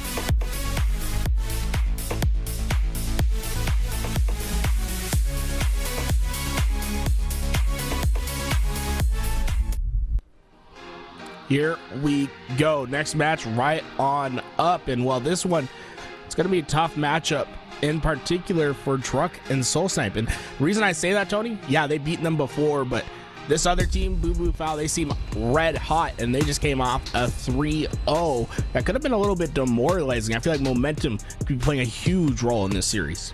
It really is, especially when you're talking about Druk and SoulSnipe. You're talking about two players that have so much talent, have left so much on the table in that winners bracket finals. When one of them goes off for a huge individual kill, they can hunt down that second one, then use their movement, their spacing in order to influence their spawns. You can see one kill turn to 2, turn to 3, turn to 4 really quickly, even if they're down. So I think momentum is real when it comes to, especially when it comes to Druk and SoulSnipe. I love this opening play by SoulSnipe. What's his priority? Get that BR. Why? Because it's dominant in those long-range shots. You're going to see a lot of those long-range crosses, but sometimes you just need the sniper. Bubudubu sent him back, and well, this is a worst-case scenario. He's going dark. You know this man got a dirty shot? He from the swamps of Louisiana. They get down and dirty from time to time again. Almost gets one on Druk, but back-to-back kills in favor of Druk, and SoulSnipe takes down the camouflage player and gets shot out of their hands. Well, the question was if Druk and SoulSnipe weren't feeling that momentum. I think they've answered that. Druk is playing with 100% confidence. That last series out of his mind, and now he's trying to play in the same state as he's got that shock rifle away. You're going to see a lot of chasing over here. Druk trying to set himself up for the good shot. Trying to anticipate where they're coming from. Falcated sneaks in, is able to take down SoulSnipe, and now a weakened Druk cannot stop bubudubu from getting right at him. 5-3, Booo and Falcated. Love how aggressive Booo and Foul got onto that shock rifle. You need to close down that space and force them to hit this shot. Well, Druk, he went 1 for 2, hit a big impressive one for the first. But you're seeing the same strategy employed by both sides, and you'll see that throughout this series, right? Whenever they have those power weapons, priority number 1 is just trying to close down that range, make it so that they don't have any time to set up the headshot, make them work on reflexes only. Just 2 kills separate these two as camouflage is about to come up. SoulSnipe wants to make it to tower unseen. Easy shots onto bubudubu, but now both players going down to 1 shot. Druk wants to clean up. If not both, at least one has to settle for the camouflage, which ain't too bad. Individual gunfight's gonna work out. Falcated hits the black screen with bubudubu with the cleanup. Just enough time for SoulSnipe to come off the spawn and get one of his own. We're back within 2. Oh, what I'd love to see from SoulSnipe there, right? He gets into that one-on-one engagement. What does he do? He backs up, right? When you have that shot advantage, do not let them close it down. Do not go for the melee trade. Instead, he stays alive, and now they have a 2-on-2 that they can fight. So aggressive for bubudubu and Falcon. Any kind of damage, they get right in there. Squad wiping Druk and SoulSnipe on the move right now. SoulSnipe ends up spawning right into the reticle of bubudubu, but the pure shots able to back him down. That is damage coming out of SoulSnipe right there, and Druk gonna do the same to Falcated. That is a full reset for bubudubu and Val. Well, bubudubu real good with the jiggle, but the good play from him to back down eventually from that fight, because he's shooting from the opposite hand that his bandit rifle's in. You have an inherent disadvantage when you have that. Instead, he'll reset himself, and you see things start getting mighty dangerous for bubudubu. Falcated. Druk's got this shock rifle, and he's got plenty of ammo to work with, and he knows where these next spawns are going to be coming from as he sees his teammate spawning out. This gives him a hint that they might be in pipes, and this might be an opportunity. bubudubu and Fal can take some space as these two are looking for some spawners that just aren't there. You said Majin Booo was good with the jiggle. We're going to see if Druk can fold somebody with this shock right now. Plenty of ammo to work with. SoulSnipe will take height over toward the A side. Meanwhile, camouflage, another one coming up, but with just 2 kills separating these two, I can imagine both of them want to get their hands on it. SoulSnipe going in for a very important flank, does the initial damage, ends up getting the sticky. That was indeed icky there as Druk used the distraction to get away with the camouflage. Shock is out, and Falcated, you better watch out. It may just catch a headshot, but those nades are so critical, so crucial, so dangerous, because now SoulSnipe hits the black screen and Druk is forced to back down. And Druk just hasn't been able to have the numbers necessary to take advantage of this camo shock every time. It's SoulSnipe. He keeps being the first one in, expecting Druk to be there quickly to clean up those kills, but bubudubu and Falcated have perfectly countered, have been ready for SoulSnipe each time, and Druk gets essentially zero value out of this camouflage. Now to a 5-kill game. bubudubu and Falcated have put some separation in the scoreboard so much that bubudubu making a bit of unorthodox plays right there with the grapple. Don't get too cocky. You're still dealing with SoulSnipe and Druk. Druk gonna go right through all of the damage. Trust his teammate with the BR to clean him up. That's a great cycle now for Druk and SoulSnipe. Hey, Druk just used his opponent's nade to do an insta-explode with his last remaining sticky grenade. Heads up plays that make a big difference, right? He knows that he can clear one side easily once that insta-explode goes off, and, well, keep the reticle steady, know where that player is. Instant success is seen. 16-13 after Druk takes down bubudubu. They're eating away at this lead right now. Surprised that Booo and Fal allowing this to happen. Well, I guess it's kind of hard to stop them. You're still dealing with two of the best in the game. Surprised that they separated onto different teams, but I'm happy to see them back together because something just feels right as bubudubu isolates Druk on that individual fight. bubudubu is going to get into a line of sight that SoulSnipe gets some damage off into, and Falcated runs right into the grenades of Druk with that camouflage. Camo is burnt. Druk and SoulSnipe now have a 2v1 against Booo. Almost clairvoyant the way that he threw those nades. He knew instantly where they're coming from. bubudubu able to recover quite a bit with that big kill, but down for Druk and SoulSnipe in some perilous position. It's going to come down to great teamwork to get them out in this situation. Let's listen in to this long-term duo and how they approach this comeback. Let's go long, let's go long. Alright. Yeah, both class, both class. I'm dead, I'm dead. They both have Falcons one. Nice. Fine. One shot. Nice, good shit, dude. Sniper was up, yeah. Have it. 5 minutes remaining. Stacks. Yeah, see that. You see stairs, one shot, Falcated. Lady bomb there. Watching you.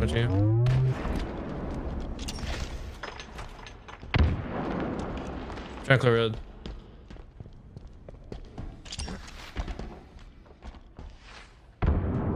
One choke.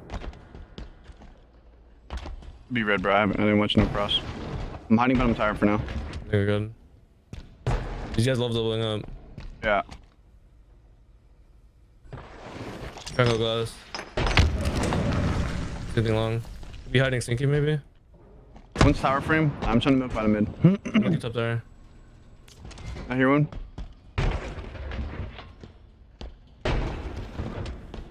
Almost coming up soon. I could ape top there. Tower 1 weak. Falcated. I see plat. 2 kisses. Traded. One tower.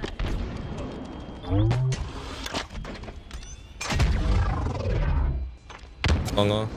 Let's on the moat there. Spawn glass. Yeah, one just spawned 2 kisses, and one's long Jesse. Right, I'm looking long. Look, sneaky. One Jesse's trying to munch. He's under my glass. He just has the red stairs, I think. False tower. Top bay and like red stairs or some shit. Yeah, top red Jesse. Watch your turn one. Dead. Going. Two to traded. Nice. My camel's on set. Come here, son. Spawn C stairs. Bottom A. I think they're both there. Be careful. Yeah. Turbine Falcon weak. I'm gonna watch you. Good. Turbine still. Turbine. How many? And top red. Nice. Fuck, I didn't know where he was. He's gonna have snipe, I think. Alright.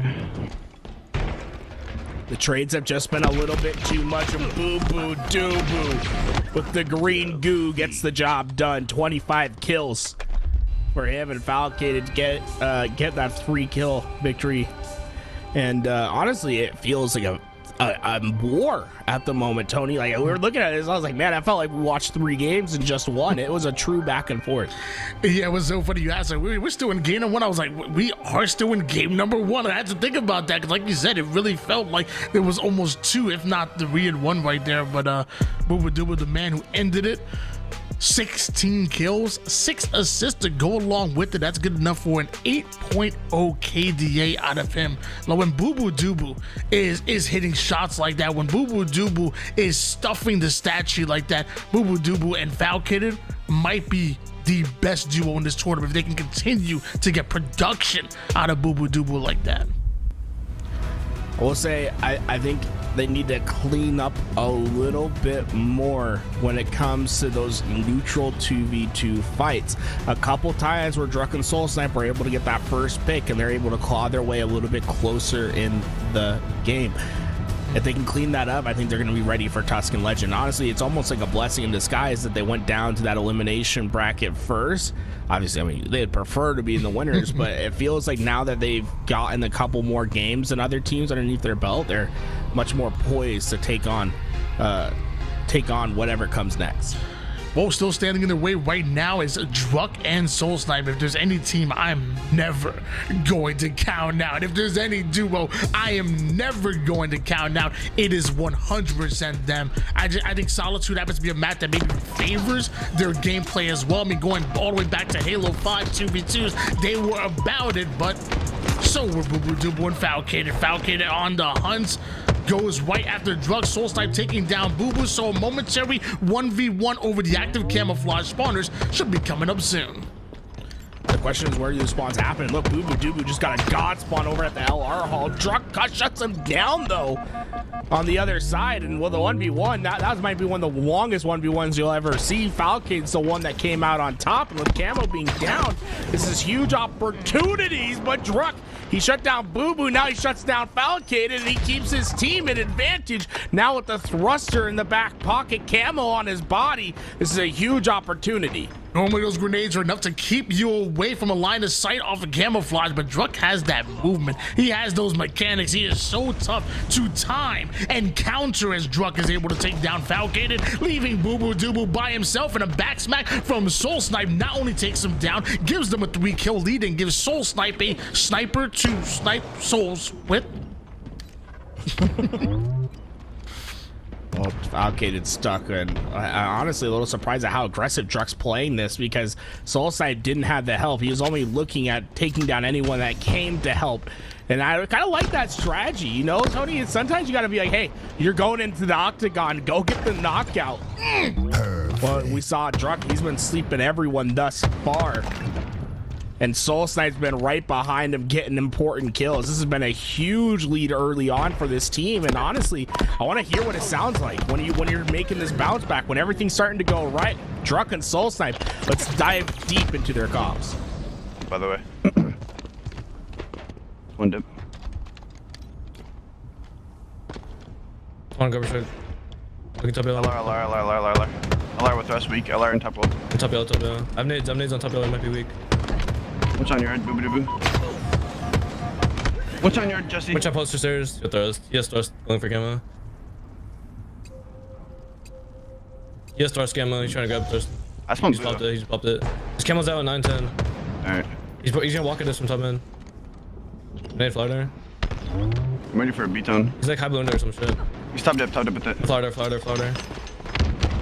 shot nerd. What's on your head? Right. Camo's high blue ramp.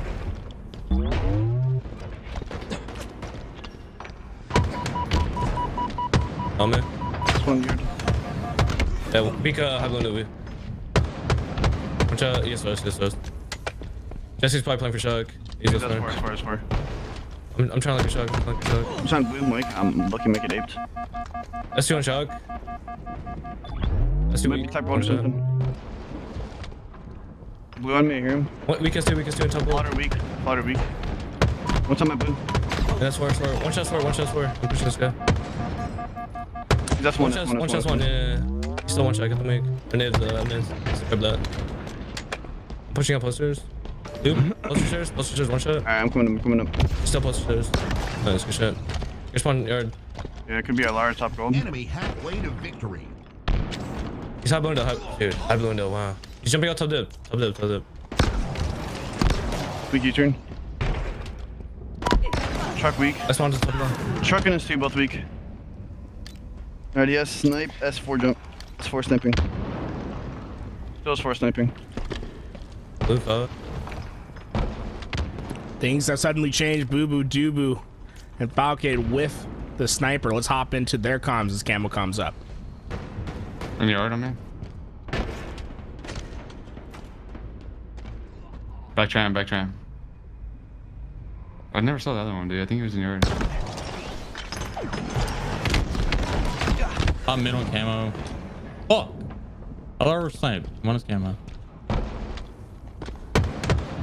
Still LR. I have thrust. Top yellow. Weak. I don't know where Camo's at. Camo's on my yard. Top yellow's a little weak. Weak. Camo's on me. One snipe. He's one shot, I think, LR. No, he did. He's behind me now. And one's LR tunnel. Oh, that tunnel's weak. One shot. In loop, soda somewhere. Yeah, soda on you. One shot. And LR tunnel. We got our tunnel. He ran flowers, so I can't chase that. He's rechalling. I backed up.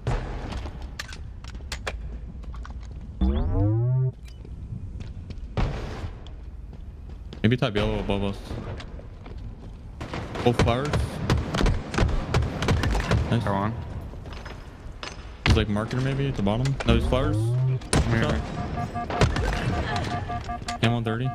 Spawn back blue. Hit him twice. And then trying to. He's dipped. One shot blue truck. Or Walshy. And S4 and S4. From U-turn. Let's jump up and S4. I'm one shot. He's benches the posters. Okay, hold on. Both benches. I'm getting needed hard. Go on. One shot. He's on me. I'm watching. Dude, he killed me. Both blue truck. Try to live. I spawn in a second. I am. I'll Could be dip on shock. and S4. One's blue ramp and one's On shock's kind of weak. Blue ramp, 2 shot. Dude, Very good, I'll tell you. dude, I didn't. Sword on in.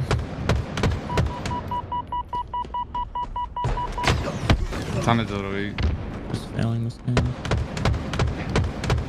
Good shot, SoulSnipe. He's got thrust on me. You want to tunnel? We got one sniping somewhere. Sniping is 4, one side yellow.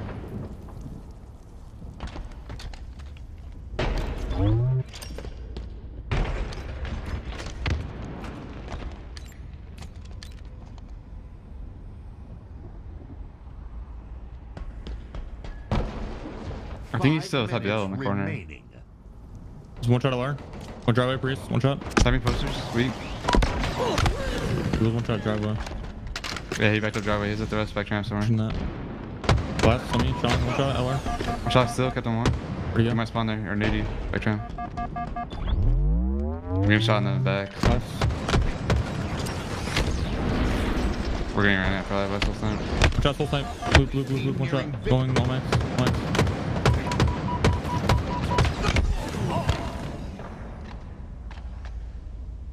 There's a snipe now. There's a BR, dude. Bubudubu and Falcated keep trying to claw their way back in, but when they need to make the big play, it seems as if Druk and SoulSnipe have always come out on top. Now just 4 more kills for Druk and SoulSnipe to win this game and even up the series. Bubudubu and Falcated have some much needed space to make up. Switch gears over towards Falcated. Got to him just in time for him to watch Bubudubu get the kill onto SoulSnipe with those staggered spawners. Looks like they're going to take advantage of it and grab a hold of camouflage right away to 2 kill game. Excuse me. But I'm really impressed by how Booboo and Falcated played their lives there. They were playing very close to each other, and like you said, the staggered spawns was the big difference. They're able to keep Druk and SoulSnipe away from each other and isolate those fights. Now just 2 more slays and it'll be even. Right behind enemy lines, Falcated. This flank. This is going to be deadly. This is going to be a thorn in the side of Druk and SoulSnipe. However, the camouflage runs out and a bit of audio cue allows SoulSnipe and Druk to try to reset and catch a new angle. SoulSnipe gets caught clambering. Druk now wants to make a play to take down at least one. He's able to do it, gets the squad spawner in, shocks up. 2 kills, once again the difference. Well, it's tough for Falcated because it's a 50-50 play. Did he go right? Did he go left? And, well, he just guessed wrong. Ends up being a trade out, and those kills just feel a little bit more damaging as you get later in the game. Down by 1, bubudubu. Not going to be able to stay alive. And with the sniper in the hands of SoulSnipe, it could just be over. Down to 1 shot, SoulSnipe. He needs to stay alive here. Druk putting himself in a non-advantageous position to make sure he tries to keep SoulSnipe alive, and with this shock almost gets out of dodge, but Falcated gonna take him down right before turning the corner, and now Druk once again in an awkward position gets taken down. We're tied up at 23 apiece, and now Falcated has the shock. Druk and SoulSnipe have led this almost entire game, but suddenly, right at the end, all at once, the kills have gone to Booboo and Falcated. SoulSnipe just stays alive. Falcated searching, staying low. Here it comes. SoulSnipe try to stay in this corner. The 1v1 by Falcated. Falcated gonna chase down Druk now. Bubudubu gets that one. You give him a dubu, you know Booboo's gonna take it. That's game number 2. Honestly, I don't know how that just happened. Like, it's insane. Like, they had the lead the entire time. We suddenly started seeing Booboo and Falcated make it up. I didn't think they would get the job done. 25 to 23. At one point, it was 18 to 21. So able to outpace the kills by a significant margin, and now a 2-0 lead in this series. As we move into live fire, this has to be all the momentum they could possibly want. I'll be honest, I don't know how we're going to this game with another steal, and I guess we'll probably see it through the highlights right there. Like you said, this was a Druk and SoulSnipe's game to lose right there. It really was. And ultimately, they allowed Falcated and bubudubu right back in, and you allowed them to steal it away. You can't let that happen. Honestly, at this point, look, they're up by 5 early in the game. They've really kept that margin around 3 to 6 kills the entire game until the very end. And, well, they got to this spot. Falcated, he was in between 2 players, and although he was in between 2 players, the key difference, right, and the reason why that works at the end is because those 2 players didn't have any line that connects them, right? Using that middle structure, Falcated was able to isolate himself into one fight. So although he didn't have any escape route, he knew that the help for SoulSnipe was never going to come, and he was able to get that important kill to get them the game point. Game number 3 on the way. It looks like bubudubu and Falcated want to sweep their way into the grand finals. Remind you guys, it's your elimination bracket finals that we are watching right now. And although Druk and SoulSnipe has made this very entertaining, although they have shown us time and time again moments of greatness, we haven't seen them put a complete game together just yet. But don't give this man the sniper, because he just saw what could happen. Falcated and Booboo are going to go down a 3-0 start. That's just impressive. I don't think there's any other word for it. SoulSnipe, it's the big shot, and that's exactly what the doctor ordered. You're up 4-0. You have to stop this momentum somehow. bringing the snipe towards tower, loving this play out of SoulSnipe, misses the first one, the second one's not going to connect either. That's all the ammo that sniper had for SoulSnipe, and he knows they could be pushing the tower side. Denial grenades go down, but nobody's home. Druk ends up being taken out. A 1v1, he repulses bubudubu back. The grenade not going to connect, and another trade goes down, but every trade favors the team in the lead.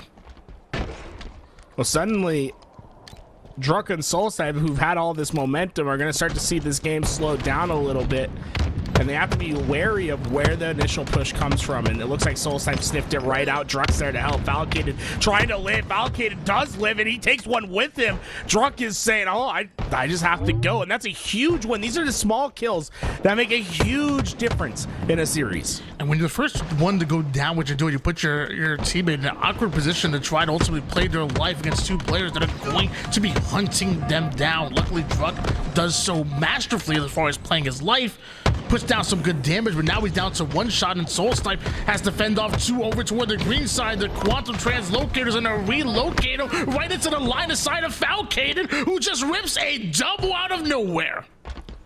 Well, what was forked to 0 has suddenly turned to just a 1 kill lead. Booo and Falcated, when they are running on all cylinders, I don't think there's anyone that's been able to keep up. Booo on the quick flank, they're expecting it, but he leaves a present behind. The nade not going to be the one that gets the kill because Falcated was there quick enough to stop it. SoulSnipe will be able to get camo. This 2 kill lead will remain, and SoulSnipe sees in 10 seconds his namesake will be on, and he can maybe try to extend this lead.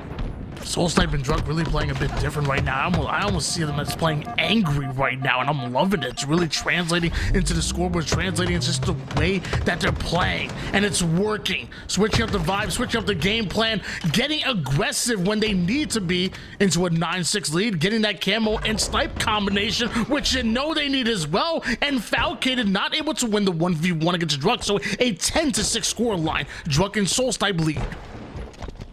Important 1v1s being won. And interesting from SoulSnipe and to check all these corners, right? He was so confident in that A spawn happening, but either way, I like that he goes and he checks for everything. You have to be sure that you're not going to get flanked. Yeah, but you got to know your competition, and how many times has bubudubu been that player to play sneaky, to play ratty, get a backsmack that he ultimately has no business doing. So know your competition, check those angles, because you know bubudubu and Falcated could be waiting at any given corner. 11-8 lead. Nice shots come out of Falcated, is able to stay alive. Another 2v1. He's not going to back down. He's going to stay in a fight, stay in an angle that he can support his teammate, and that's just perfectly played. 1 kill game. This is the second time they've gotten it to within 1. Difference this time, they have a bullet, a sniper that can make the difference and even this thing up. See, patient through both ways. Druk and SoulSnipe, what you want to see from them is swing together. When you know there's a sniper looking, you want to try to have as many bullets downrange as possible. Make the shot hard, and you can see they're holding hands as they check all these corners. Looks like they're not going to hold their way into a collateral. And in fact, there's a trade-off on the screen. bubudubu down to 1 shot. The squad spawns are in. Falcated right behind them. But once bubudubu goes down, if they recognize that Falcated is by himself, they may just collapse. They may just take advantage. That's exactly what they're going to do. Down to 1 shot. No follow-through just yet. I believe SoulSnipe is prioritizing not only the spawning player in bubudubu, but also, more importantly, the camouflage.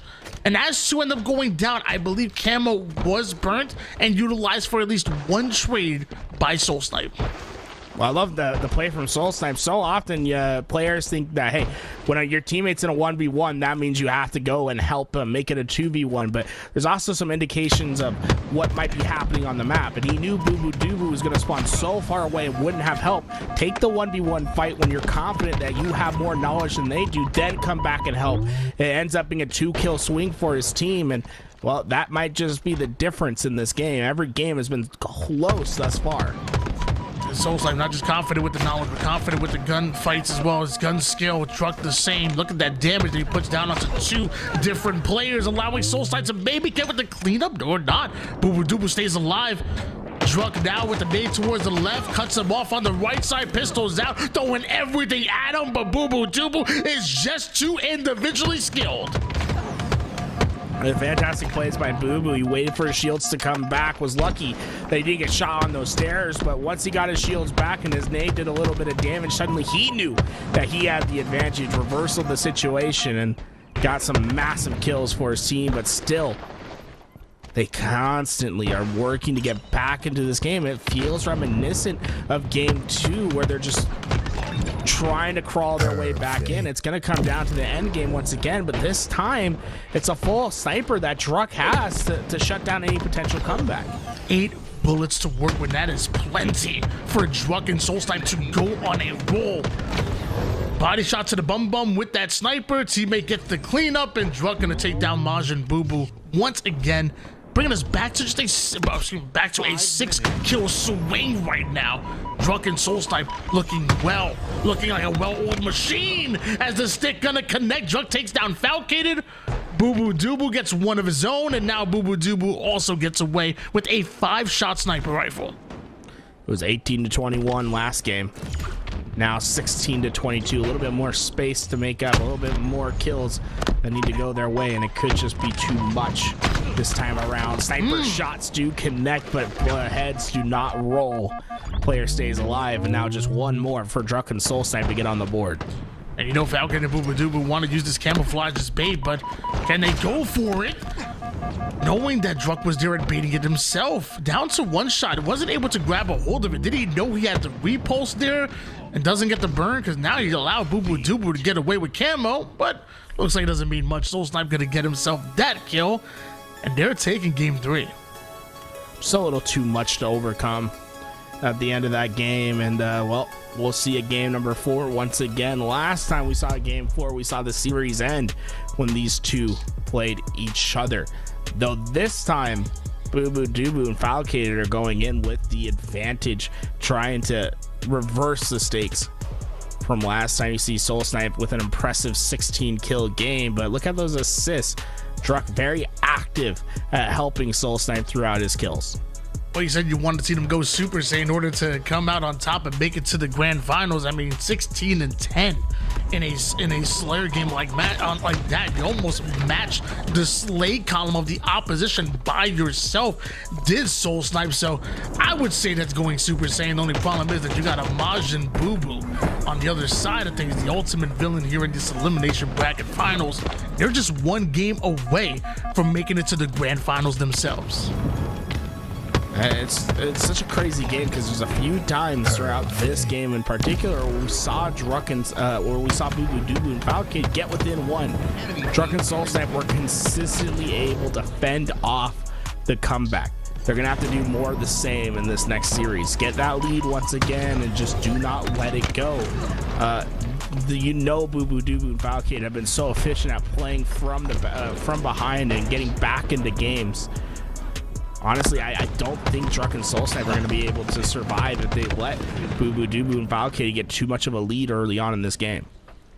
I was just about to say some good shots coming out of Booo, but somehow Druk wins that gunfight from across the map. A well-deserved camouflage and a spawn snipe coming in. Back-to-back squad wipes in favor of Druk and SoulSnipe. What a way to start off game 4. Everything's going right, and these spawns are known. Falcated's weak. bubudubu's gonna join them as well. Oh, this is perfect starts from Druk and SoulSnipe. The camoed out Druk takes down bubudubu 6 in a row. See, the camo's gonna have an advantage, but no. Falcated finally gets themselves on the board. You still have one full clip of sniper for SoulSnipe to work with, but I was gonna say you gotta be cautious, but players not checking their corners makes the shot easy enough for SoulSnipe. Oh my gosh! The reversal out of nowhere, out of Mr. SoulSniper. 5-1 start out of him as they finally able to take him down. You can't stop the man. You can only hope to contain him. as bubudubu is trying to find his way over to where the gold pipes. He's forcibly back down. Druk, the entry fragger, putting down all that damage. SoulSnipe with the curb slide to take him out. Falcated wins his 1v1. We see one more and another trade on the board. 10-4. Druk and SoulSnipe on the are in control. Oh, the 6-kill lead should be enough for them to hold on. Let's listen in with Druk and SoulSnipe as they try to get this to game 5. I'm waiting on it. Yeah, top A, Mike. I'm literally upset, dude. They might push. Yeah, they're gonna push me. I burned it minimum. One shot camera jump. One shot camera jump to mango. Alright, camera's burned. It's good. I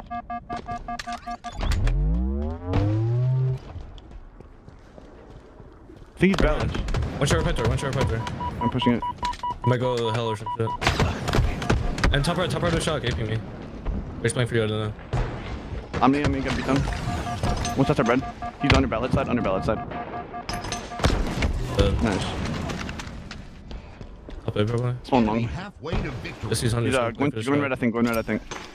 He's weak. He G'd me. One shot. One shock. Backing up. Might go batteries. Yeah, good.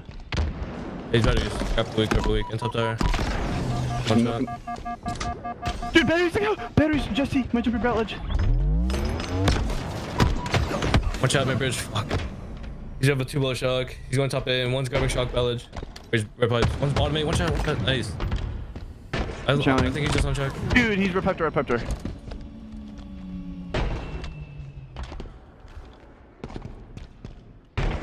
It's one day. Upper sniping. Deja vu, Tony. I feel like we're seeing the same story play out. Druk and SoulSnipe, they get the early lead, but suddenly Booo and Falcated start making up some time, and big fights by Booo. Gets damage down onto the next, but 5-kill lead can feel very slim in these moments when Booo and Falcated start heating up. We're on board now with Druk, and there was Falcated over toward the high A side, but I did see bubudubu on the low side, so I think it's a really great recognition for Druk to just grapple right on out of there. If he has another grapple, he could have an advantage going towards this Campbell. He doesn't, but does have the Shroud. Early Shroud goes down, and maybe just a bit of bait, trying to get bubudubu and Falcated to commit to it. Bubudubu does, uses it as that bait, gets himself the kill. I love that play. High-level thinking out of Druk. Yeah, honestly, something that I don't think a lot of players can come up with right in that moment, but perfect play to make sure that you basically ensure that you're going to trade that camouflage. You see someone go in, you know there's not many options for them to leave the Thunderdome. Able to get in, get the kill, and keep this lead. Priority, just ensure you get trades. That's the one thing that's making me nervous about this setup right now. SoulSnipe, very much far away from Druk, and you can see why that's a problem. Yes, they both were made one shot, but there's no one there quickly to clean up those kills, and suddenly bubudubu and Falcated have gotten 2 unanswered. Yeah, definitely see the thought process out of them and want to take advantage of it. Weren't able to get the kill, but SoulSnipe and then Falcated and bubudubu, maybe a bit of a taste of their own medicine. How many times have we seen them do that exact same play and get themselves a backsmack, especially fresh off of a spawn? 21-14, bubudubu and Falcated once again dominating the scoreline. Yeah, you can expect to see them start playing a bit quicker here as well, now not having to necessarily worry about these trades because of how much of a lead that you have. And SoulSnipe finds his first, and right now it's all about just pushing back and ensuring that you have an angle, keep some space with this shock rifle. There's no need to throw this weapon away to your opponents. In fact, I wouldn't be surprised if we see him just start shooting some ammo prematurely. Oh, great shot into the stick right there. Another trade, and we know that these trades work really well for Druk and SoulSnipe. We're now 2 kills away from ultimately taking this game and sending us into a game number 5. Camouflage coming up, and Falcated does have a line of sight on a bubudubu in a supportive position to try to keep them away. Falcated slides on out of that Shroud with the camouflage. SoulSnipe trying to take down bubudubu and get at least a 1-for-1 trade in the situation. Problem is, he is pinched. 2-pronged attack and a great cycle for bubudubu and Fal. Every time you think it can't be done, they somehow make the game close again. Just within 4, but Druk and SoulSnipe, they breathe and get a kill. Suddenly this game feels as if it's out of reach. It feels like Booboo and Falcated definitely know where this player is. I believe it was your second cousin down in Canada that once said, never say never. I don't want to count bubudubu and Falcated out, especially after a clean kill coming out of Falcated. And now SoulSnipe's position is well aware, at least for Falcated and bubudubu, but it looks like they're not going to collapse, and some excellent shots out of SoulSnipe keeps bubudubu away from him. A 2-kill game right now, but Druk and SoulSnipe still 2 kills away from sending us to that game 5.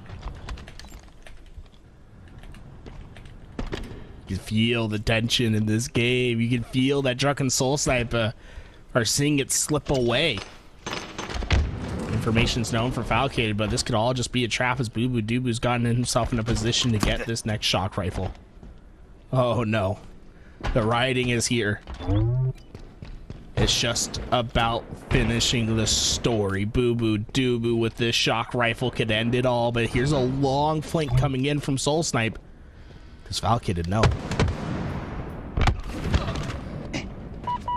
Even the 2 extra shots wasn't enough to allow Falcated to get the kill onto SoulSnipe. And now a 1-shot bubudubu is caught in a terrible situation. He might just be in between both SoulSnipe and Druk, but drops the sticky that drops SoulSnipe. And although he is weak, Druk is gonna not be allowed to push in and try to take advantage of that damage.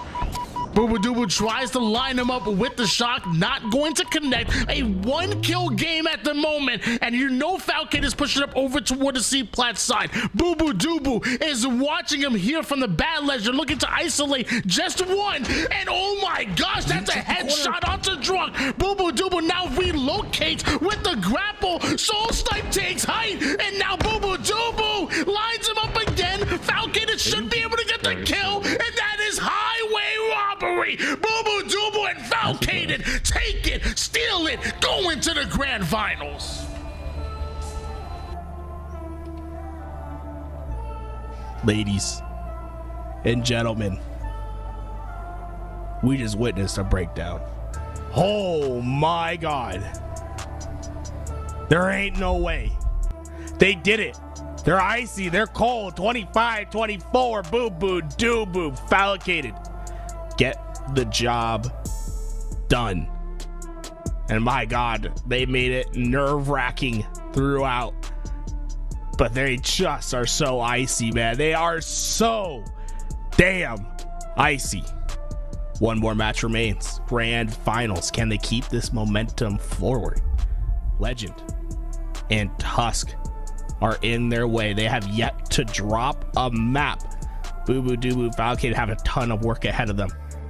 Get ready. Grand finals coming up next.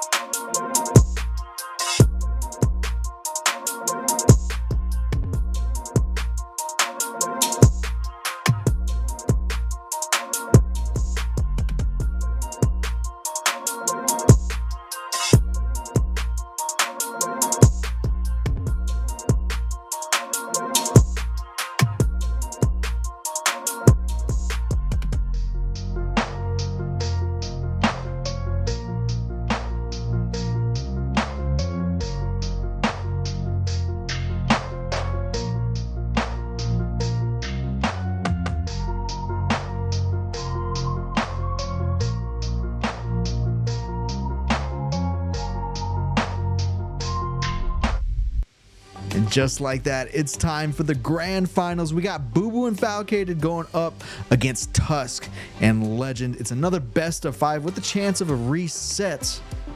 And I'm interested in seeing how these boys are going to do. I'm also interested in hearing how Tools and Tony think this is going to go down. So ladies and gents, without further ado, we're going to kick it to our caches and we're going to get into this game ASAP. One final series. Undefeated throughout this tournament has been Tusk and Legend. But red hot are bubudubu and Falcated. Honestly, I couldn't tell you which way it's going to go. What I can tell you is it's going to be a banger. Strap in, get ready. Tony, here we go. Game number 1, Slayer Recharge. Yeah, I mean, you see on one side of the bracket, you know, one team goes undefeated all the way into the grand finals, not dropping a single game. Meanwhile, on the other side of things, maybe another team growing within the elimination bracket, you know, facing trials and tribulation that they had to overcome to ultimately become that better duo throughout the tournament. And then, you know, on top of that, being warmed up, being red hot right now. So who truly has the advantage going into this game number 1? Is it Tusk and Legend, or is it Falcated and bubudubu? Well, Tusk playing cautious off the beginning of this round. He gets the eyes on Falcated. Legend knows he has a 1v1 he can win. And you can see as Falcated makes this long flank, you see the camo has gone into the hands of Tusk. He goes down. He's looking for that camouflage player who goes down to one shot, does Tusk, but refuses to go down, at least not without a fight. He's gonna get aggressive, but bubudubu finally gets the kill. Meanwhile, it looks like Legend just a little bit too late to try to clean up, and bubudubu is gonna get out of dodge with the shock. Booo does a great job of taking an unconventional route to get away, going through the middle of the map. It's wide open, but it's only close to the position that Legend was playing, and gets away with the shock rifle because of it. Booboo and Foul able to recover off not getting that camouflage early on, and Booboo swinging for a little bit more as well, trying to get to the help of Falcated. Excellent shots out of Booboo, but even better shots right back at him. Tusk gets the kill, used the grapple to get out of that inside. Falcated just a step behind once again. Legend comes in with the kill. Perfect bait and switch, perfect teamwork, leads to yet another kill by Legend, taking down bubudubu. A 5-2 opening now. Falcated's position's well known, and Legend's been a monster. The last 3 fights have all been one-on-ones, and he's won them all. Tusk having the shock rifle in the other hand makes this dynamic. Legend can just go play forward, beat the tip of the spear, and anyone that tries to take him down by overextending, well, they're gonna have to go through the shock rifle of Tusk. And Camel's have to come up, but Tusk not able to get away alive with that shock. It drops over toward the C-plat side, and now Legend forced in a 1v2 scenario to try to fight for this camouflage. Looks comfortable while doing it, takes down bubudubu, drops the shroud without any wasted time whatsoever. Meanwhile, Falcated was able to take out Tusk from across the map with that shock, but they weren't able to take down the most important player on the map, and that's a camouflage Legend who's 6-1 behind enemy line. Sneaky he goes on his way to a killing spree. Falcated by himself. I mean, Legend is just on a rampage. This man doesn't stop moving. He's constantly applying a pressure to whatever spawner's coming up. And what's so impressive about this is it always feels like he just knows where the player is at. He just has this heads-up knowledge of understanding, my teammate's here, we got the kill there, the respawn was X amount of time ago. I know what area this player is in, and it's consistently landing him great positional battles in these one-on-ones. He just can't lose. Legend and Tusk have the ability to control their own destiny, especially after a huge long-range fight. Legend with the double kill. He simply does not lose those, and now he's getting into yet another individual fight. This time Falcated gets the slight best of him, but you're still double the score line of the opposition. Everything's gone right. Legend finally sees the respawn screen. Tusk gonna lead the charge for now, but as this duo keeps putting on the score, let's listen in to Legend and Tusk and see what it sounds like in their comms. Up down. That's all you, bro. Shut up, door. One shot on the stairs. Okay, then on the stairs, like behind the pier. He's bottom turning now. Gonna get weak. I'll try yellow door. That is something. I'll try killing. Camo 10, camo 10. He's glass, you're fine, he's glass. I'm gonna try. Afraid that. I go for it. I'm bringing it towards you. Yeah. You shot shooting me. Yeah, pretty good. Nice. I burned it. Perfect. Top glass sniping, top glass. Pushing glass. Yeah, here. Long way. Oh yeah, where's red? Pushing. He's red. Oh, he's still red. He's looking victor. He's red stairs telling you. I still switch, he might chase me. I don't see it. I have your friend at my kill house. Long got weak. Weak long. I'm shooting you. I'm. Yeah, we're 2 weeks, 2 weeks, He's still like. My bad. Double kill. Glass will sleep. Towering glass. Yeah. Glass, but it's Yeah, tower. It's just one shot still. Don't try. They got nades. Weak, yeah. Bomb tower might be weak. Wait. Nice. Watch the towering. Booboo, Falcated, working on this comeback. Let's swap the comms on over. Could have spawned out. Yeah, he spawned out. He did. Let's see tower. He's mid-cat weak. Mid-cat front tower weak. And top A. Hey, Cal, Tusk. Go on. Tower. He's trying to trade me. Trying to win. So, I have no more truck. Going to A. There's one red. I'll go C. He flat. No, that's not red. I'm dead. 2 shots silo. I'm gonna go for Shroud.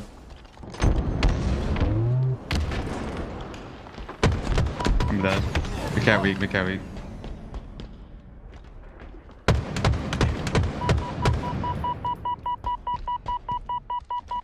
I'm sorry. What's up? Top A weak. Flat. D-box is 1 shot. Heard you. And half wall 2 shot. One shot, half wall needles. And tower. Nice. Run away. What's up? You got it? Yeah. He's running Minger pit. One shot. I'm watching him if he jumps tower. You did. He's going A, one hit. Dead. Nice. Bottom A weak. Good with that nade. Could go to me. He's Minger. One shot him in. He's bigger on 1 shot. I bodied him. I'm blocking A. You might know I'm on him. Yo, glass. Yeah, watch out, glass him. And bottom mid Tusk. Got him. Nice. Blocking red. Double Nice. kill. Killing spree. That game left shot. And just like that, 20 all. They're right back in this game, Tony. This has been fierce for bubudubu Falcated. Whenever it gets close, you know bubudubu and Falcated can take over, especially when bubudubu has the shot in his hands. One of the best in the game. That's why Legend and Tusk prioritize getting the kill when Falcated across the map can't get one of his own. The way that Legend just is able to hit shots across map, no matter if he's getting shot or not, is so impressive. Feels like he makes these gunfights look easy, but Falcated had been slowly trying to get space for his team. Finally spotted Legend, puts him back down to 1 shot. Says, "Go back to your game, old man." Another camo coming up here. You see Tusk trying to get over towards Legend, who's being so aggressive. Through the long haul side, right up the top glass. The initial damage has been done to bubudubu, so he's gonna keep putting the pressure on him until eventually he breaks. Bubudubu goes down, and Tusk gonna trade out his kill. Legend, the only player alive on the map, gets camouflage seemingly for free. 2 kills away from taking game 1. One thing I think Legend could have maybe been a little bit more conservative with holding onto that camouflage. I don't think he had to pop it right away, but either way, he's behind both these players, and this could be devastating. bubudubu trying to escape, but it's a mad dash, and he knows instantly where he's gone. Look at him reading those routes. One of the nades takes a bit of that damage, so now grapples right up to the top A side. Falcated and bubudubu are on the gold side of the map, so almost daring one of them to try to push forward right now into their trap as bubudubu and Falcated, knowing that they can't give up a single life. bubudubu lands right on that plasma grenade. Down to absolute he goes, and Legend just waiting on the other side of Bad Ledge for Tusk to come in and create a pinch. bubudubu and Falcated anticipated, so they hightail it right out of there, but bubudubu takes one down and Tusk finishes it before going down himself. They're taking game number 1, squeaking right past the competition. Tough win for Legend and Tusk. They had to earn it, but my God, did they earn it. Legend looks unbelievable the way that he's been playing throughout this game. His aggression, his confidence that allows him to play as forward as he is second to none. I really haven't seen anyone play like this. It kind of is reminiscent of Halo 5 Bound when he was first making his name, and how aggressive and confident he was on the map. I'm getting that sort of same vibe, but 6,000 damage in a 2v2 is absurd. That's what you see happen in a fours match, an objective fours match sometimes. 6,000 damage in a 2v2, unheard of, and that's just the impact that Legend is making. Clearly, it's being felt by the opposition. Legend, I've said it before, not just the best player to come out of Europe, but one of the best players in the game right now. Like overall, Legend, I just think he plays with a great natural feel for the game, and he has tons of individual skill. He plays so unselfish, like towards no matter what teammate he is. He really is the full package. And for the people that really question Space Station Gaming trying to make that acquisition and bringing them over toward North America, I'm sure all of them are left shut. Legend is damn good. Well, don't tell me he gets away. Okay. Legend was about to do some absurd stuff, but him staying alive for as long as he did allows the camo and shock rifle to arrive into the hands of Tusk. As the first almost gets 2 within that sequence, but smart enough to back down, allow his teammate to shine right there, get an easy kill. 2-1 lead by Tusk and Legend, and Tusk still has camo and shock. Gets up high. Here we go. Perfect position to clean up 1. Legend just has to live.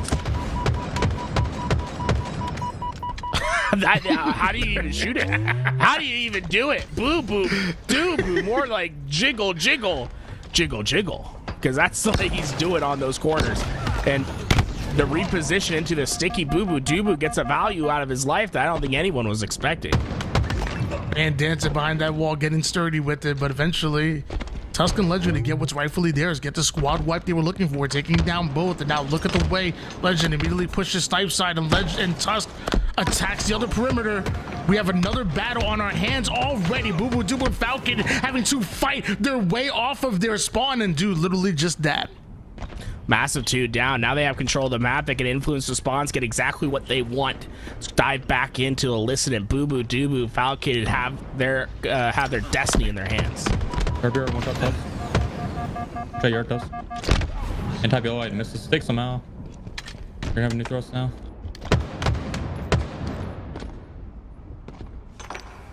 Came on 5. Nice. He's gonna be on it, I think. I can't tell. He's blue. Fires. I have camo. Hi, Booo. No, one's LR on me already. Dude, dead. He has thrust. He's chasing you, turn. Spawn blue. I can try to look in a second. I'm trying. Turn Tusk. And mark it.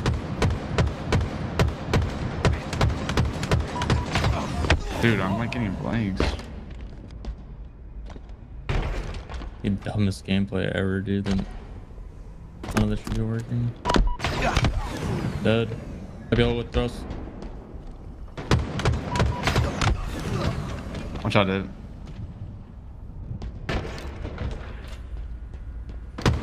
Legend Tusk taking over this game. Let's flip the comms back over to this duo. In blue on me. That's right. Make Enemy halfway to victory. I don't see anything.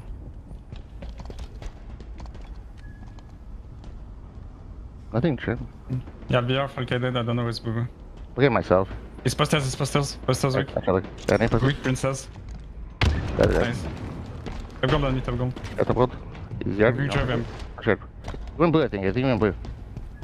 Okay. Yeah, he's in blue. I'm not allowed. Give me a second. Look in front. Top gold, please. Yeah. We can yard. Top gold. Nice. Behind you.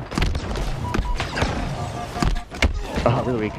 He's flounder sniping with free pulse. Watch out flowers. Oh, yes, one. Yo, other guy's time mid on camera. Watch it in blue, challenging. I'm doing good. You have to keep Look at camo. Yeah. Troll. Nice, good kill. Elsewhere. Hey, I spawned in the yard. I'm gonna thirst. He's garbage with camo.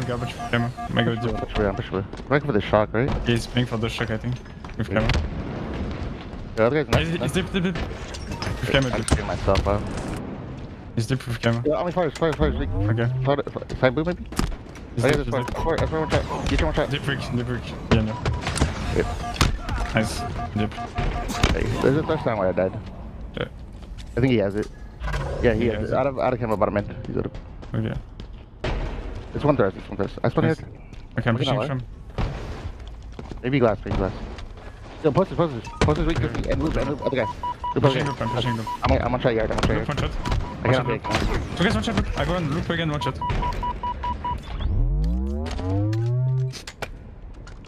Loop. Careful with spawner. I can push driver, I'm pushing driver right now. Driver weak. Nice, yeah, left me, watch out, glass. Nice spawner. First is gonna come up in a bit. That's one posters. I think. Well, just 5 more kills to go, and Tusk and Legend will go up 2-0 in this series. They're looking for perfection. And so far, the way that Legend has played has been anything other than perfect. Honestly, it's been incredible to watch Legend play in this game. 6 kill advantage right now, Legend. 14 kills, matching the enemy's team output, at least as far as the score line, by himself with a few assists to go along with it. Right now, Legend taking a lot of damage, now forced to back down. And as camouflage is coming up, this next round of damage, next round of slays is so important. You take too much, you bite off a little bit more than you can chew, and you allow the enemy to grab a hold of camo. Falcated gonna be a little sneaky with it, grabs a hold of it. They don't want to lose him here. Drops down to the mid side. The melee doesn't connect. Luckily, Tusk is there for the cleanup kill. Booo might be able to grab himself a kill here, but with the lead right now, I don't mind that play out of Tusk and Legend.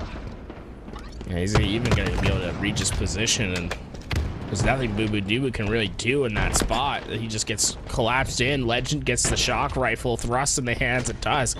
This seems like a routine finish for them.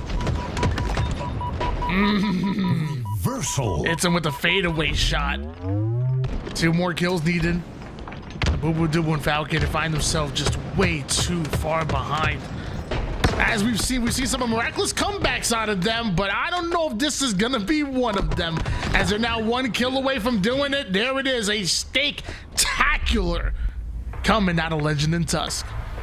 They just play too fast. They're too strong. They win every piv. It was perfect gameplay from them, and Legend, I think, is cementing himself right now to be the top 2v2 player. Honestly, it's almost as if we're gonna have to throw a whole other tournament just to be like, okay, let's put up all the 2v2 goats and have them battle it out, because right now Legend looks unstoppable. Yeah, and I just think he has a perfect partner right now in Tusk, and Tusk, like I said, the communication the leadership as well that comes from this young man, but on top of that, just the unselfish gameplay. That's the one thing I think that's working so well for Legend and Tusk, that they just naturally have unselfish gameplay and they want to see each other shine. You know, Tusk wants to keep Legend alive, and larger reason why Legend's able to do some of the stuff that he does is because Tusk is right there having his back. Well, potentially the last game of our tournament. Just one more to go. Don't forget that not only do bubudubu and Falcated have to win this game, they'd have to not only win this series, they'd also have to win a whole other series coming in from the elimination bracket. You don't sound very optimistic. No, I just gotta say I don't like the odds, but anything can happen. These two are very talented, and we've seen them ice up before.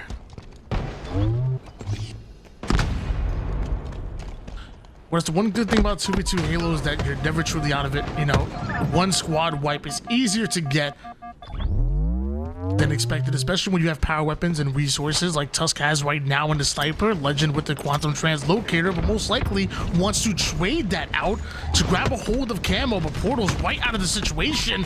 Tusk lines up the shot, but look like he ends up going down, and Legend's QT expires before he's able to get back in control, so camo's burnt, and bubudubu and Falcated have the lead.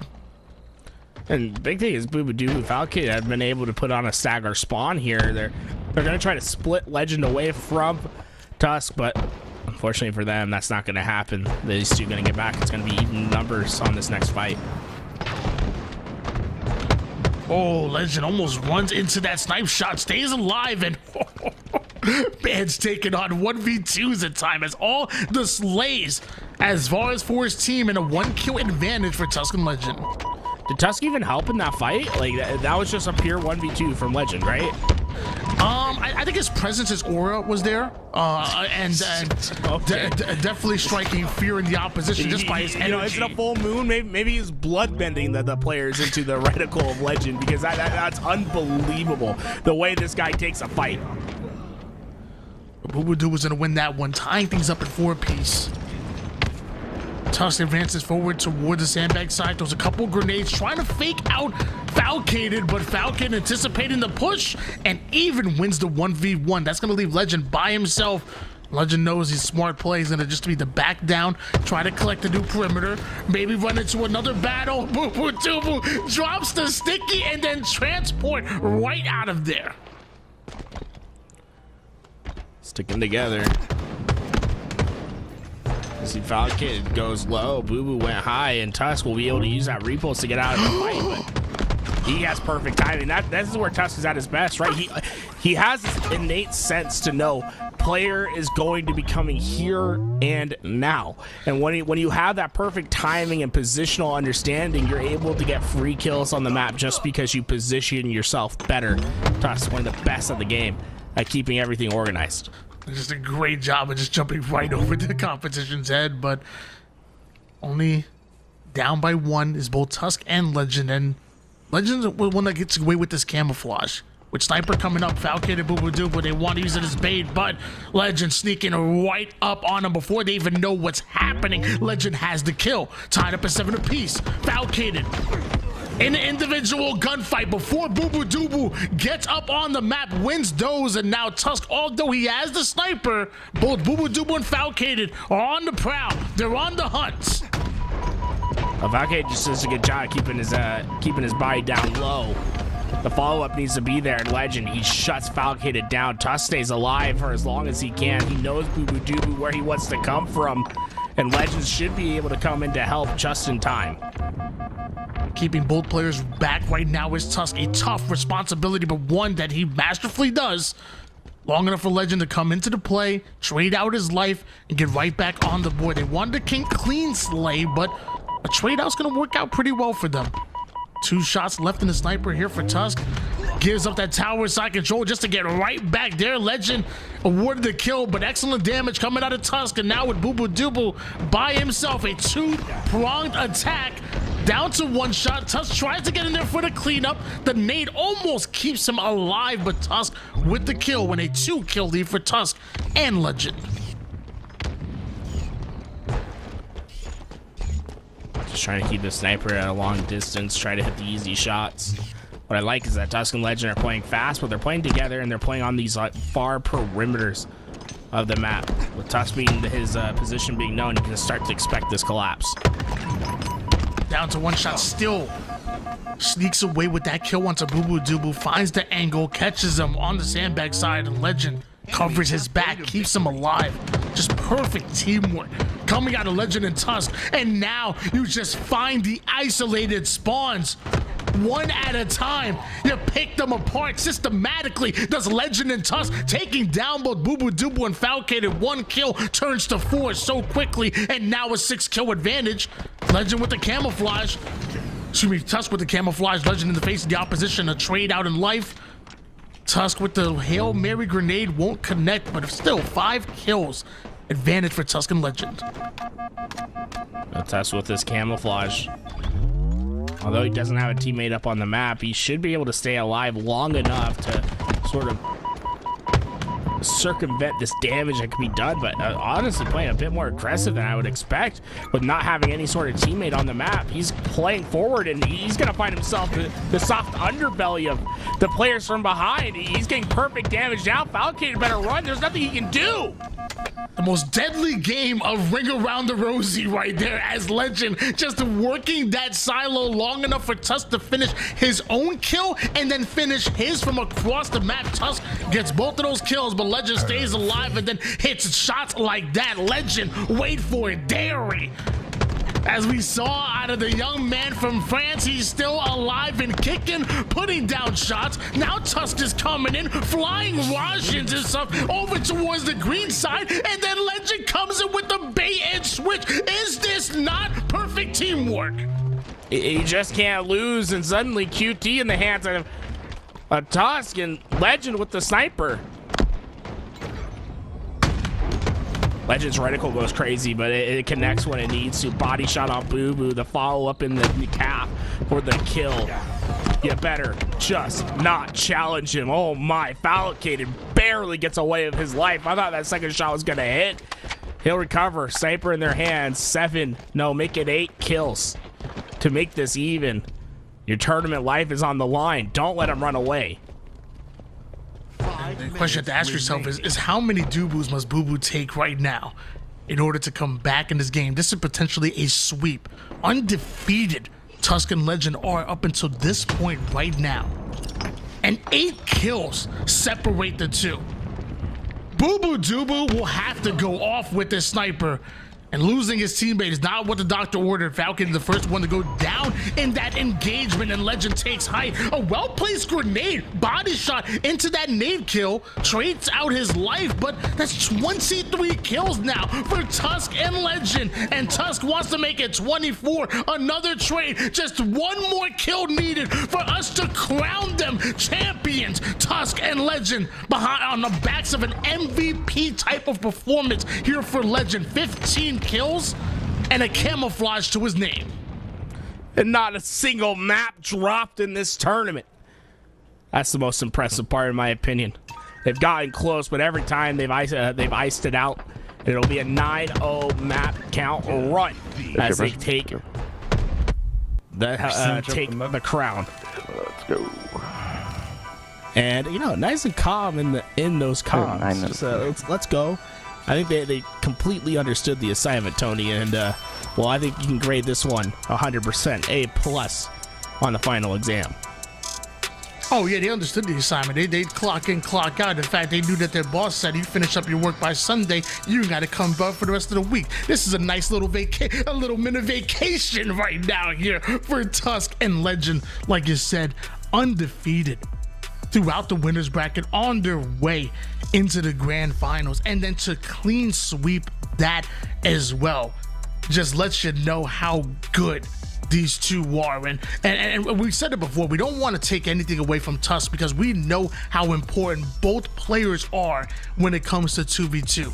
But Legend is just consistently just adding to his almost MVP-like start to 2024. We're only 1 land down in a few offseason tournaments that we've seen this young man so far, but how impressive has he been in every single time he takes the stage? This man is made for the moment. It was almost as if, everyone theorized how good the EU teams could be and how good Legend was, and it was always a passing thought of like, what if you did put Europe's best player on a North American roster? What would happen? And well, we've tested the theory, and well, what's happened is perfection. It's win after win, and right now this SSG Lqgend is the best player in the game. The way he's moving on the map, the way that he takes his fights, he is Shotzzy-esque. Like, it reminds me of that 2017, 2018 Halo 5 era where Shotzzy was absolutely destroying everything in his path. I'm getting that same vibe from Legend. Yeah, I was just want to give a shout out to bubudubu and Falcated for making it up into that grand finals. I thought they made things very entertaining and put on some of the best performances in the tournament. Some of the best matches that I remember were bubudubu and Falcated that were involved and most of the time winning those matches, especially that come from behind victory against Druk and SoulSnipe in the elimination bracket finals was legendary. So great for them. Again, fantastic job by Tusk, a plug and play player. You put him on any roster, whether it's 2v2s or 4v4s, and he is going to thrive. He is going to shine. He is just that good and that complimentary. But again, just an MVP type of year that we are seeing from Legend, and a bright future. You put like the name like Shotzzy in there and in that conversation, but when you think of the influence that he always has on the map beyond the stats, like, we're not just talking about a player that's going to stat and slay his way out. Like, when it comes to the damage, when it comes to the influence that he has in objective as well, by the way, an objective player of tournaments as well. When you talk about what he does and the impact that he has, some might say a little faded, but putting Shotzzy and Legend in the same conversation, or the same sentence, I should say, excuse me, but I don't think so. I think the type of influence that he has on the map, I think you're right on the money there, Garrett. Yeah, it's I honestly makes me really excited to see the finish of this HCS season and seeing what kind of heights that he can reach.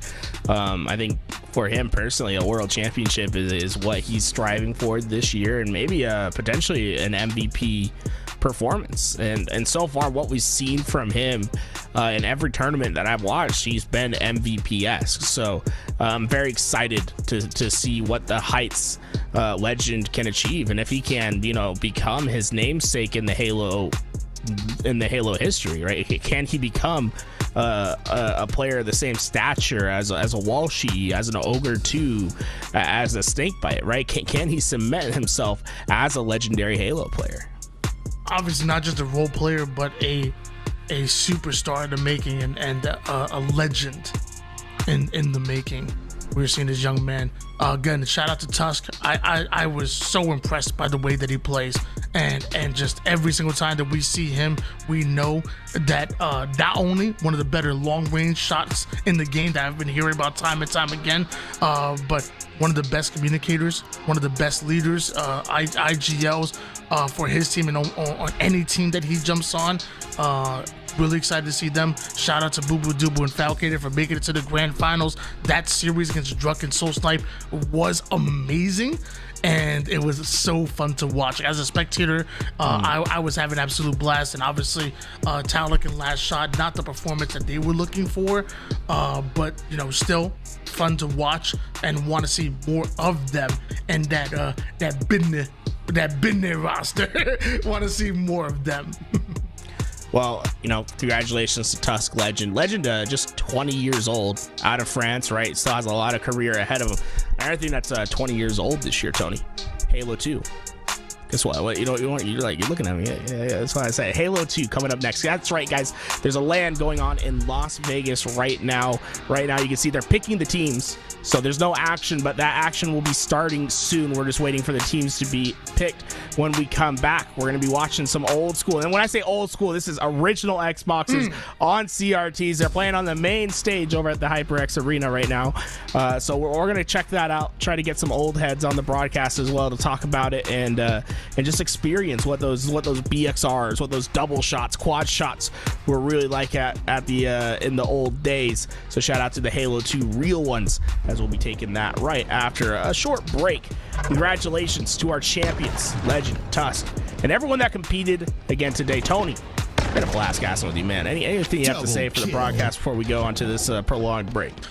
Yeah, I mean, it's always a blast getting to cast with you. My original duo going way back to when I first started, when we first started casting, and always a pleasure to the mic with you. Thank you everybody at LVT for allowing me to do what I do. You know, it takes a full team to put on a broadcast like this, and you guys are incredible. I'm honored to be able to play a small part in what you guys have done for the community and for yourselves. Obviously, the competitors, incredible. You guys in the chat, some of you guys, most of you guys, I love you. Some of you guys, oh my gosh, that's for another conversation. But just again, it's an honor to be here. Thank you for allowing me to do what I do, both you guys over at LVT and you guys in the chat for listening to my nonsense. All right, folks. Tournament might be over. The stream is not. Halo 2. When I say Halo 2, I mean Halo 2, 20 years old. Original Xboxes, CRTs, and all going to be next up on our screen. Don't go anywhere.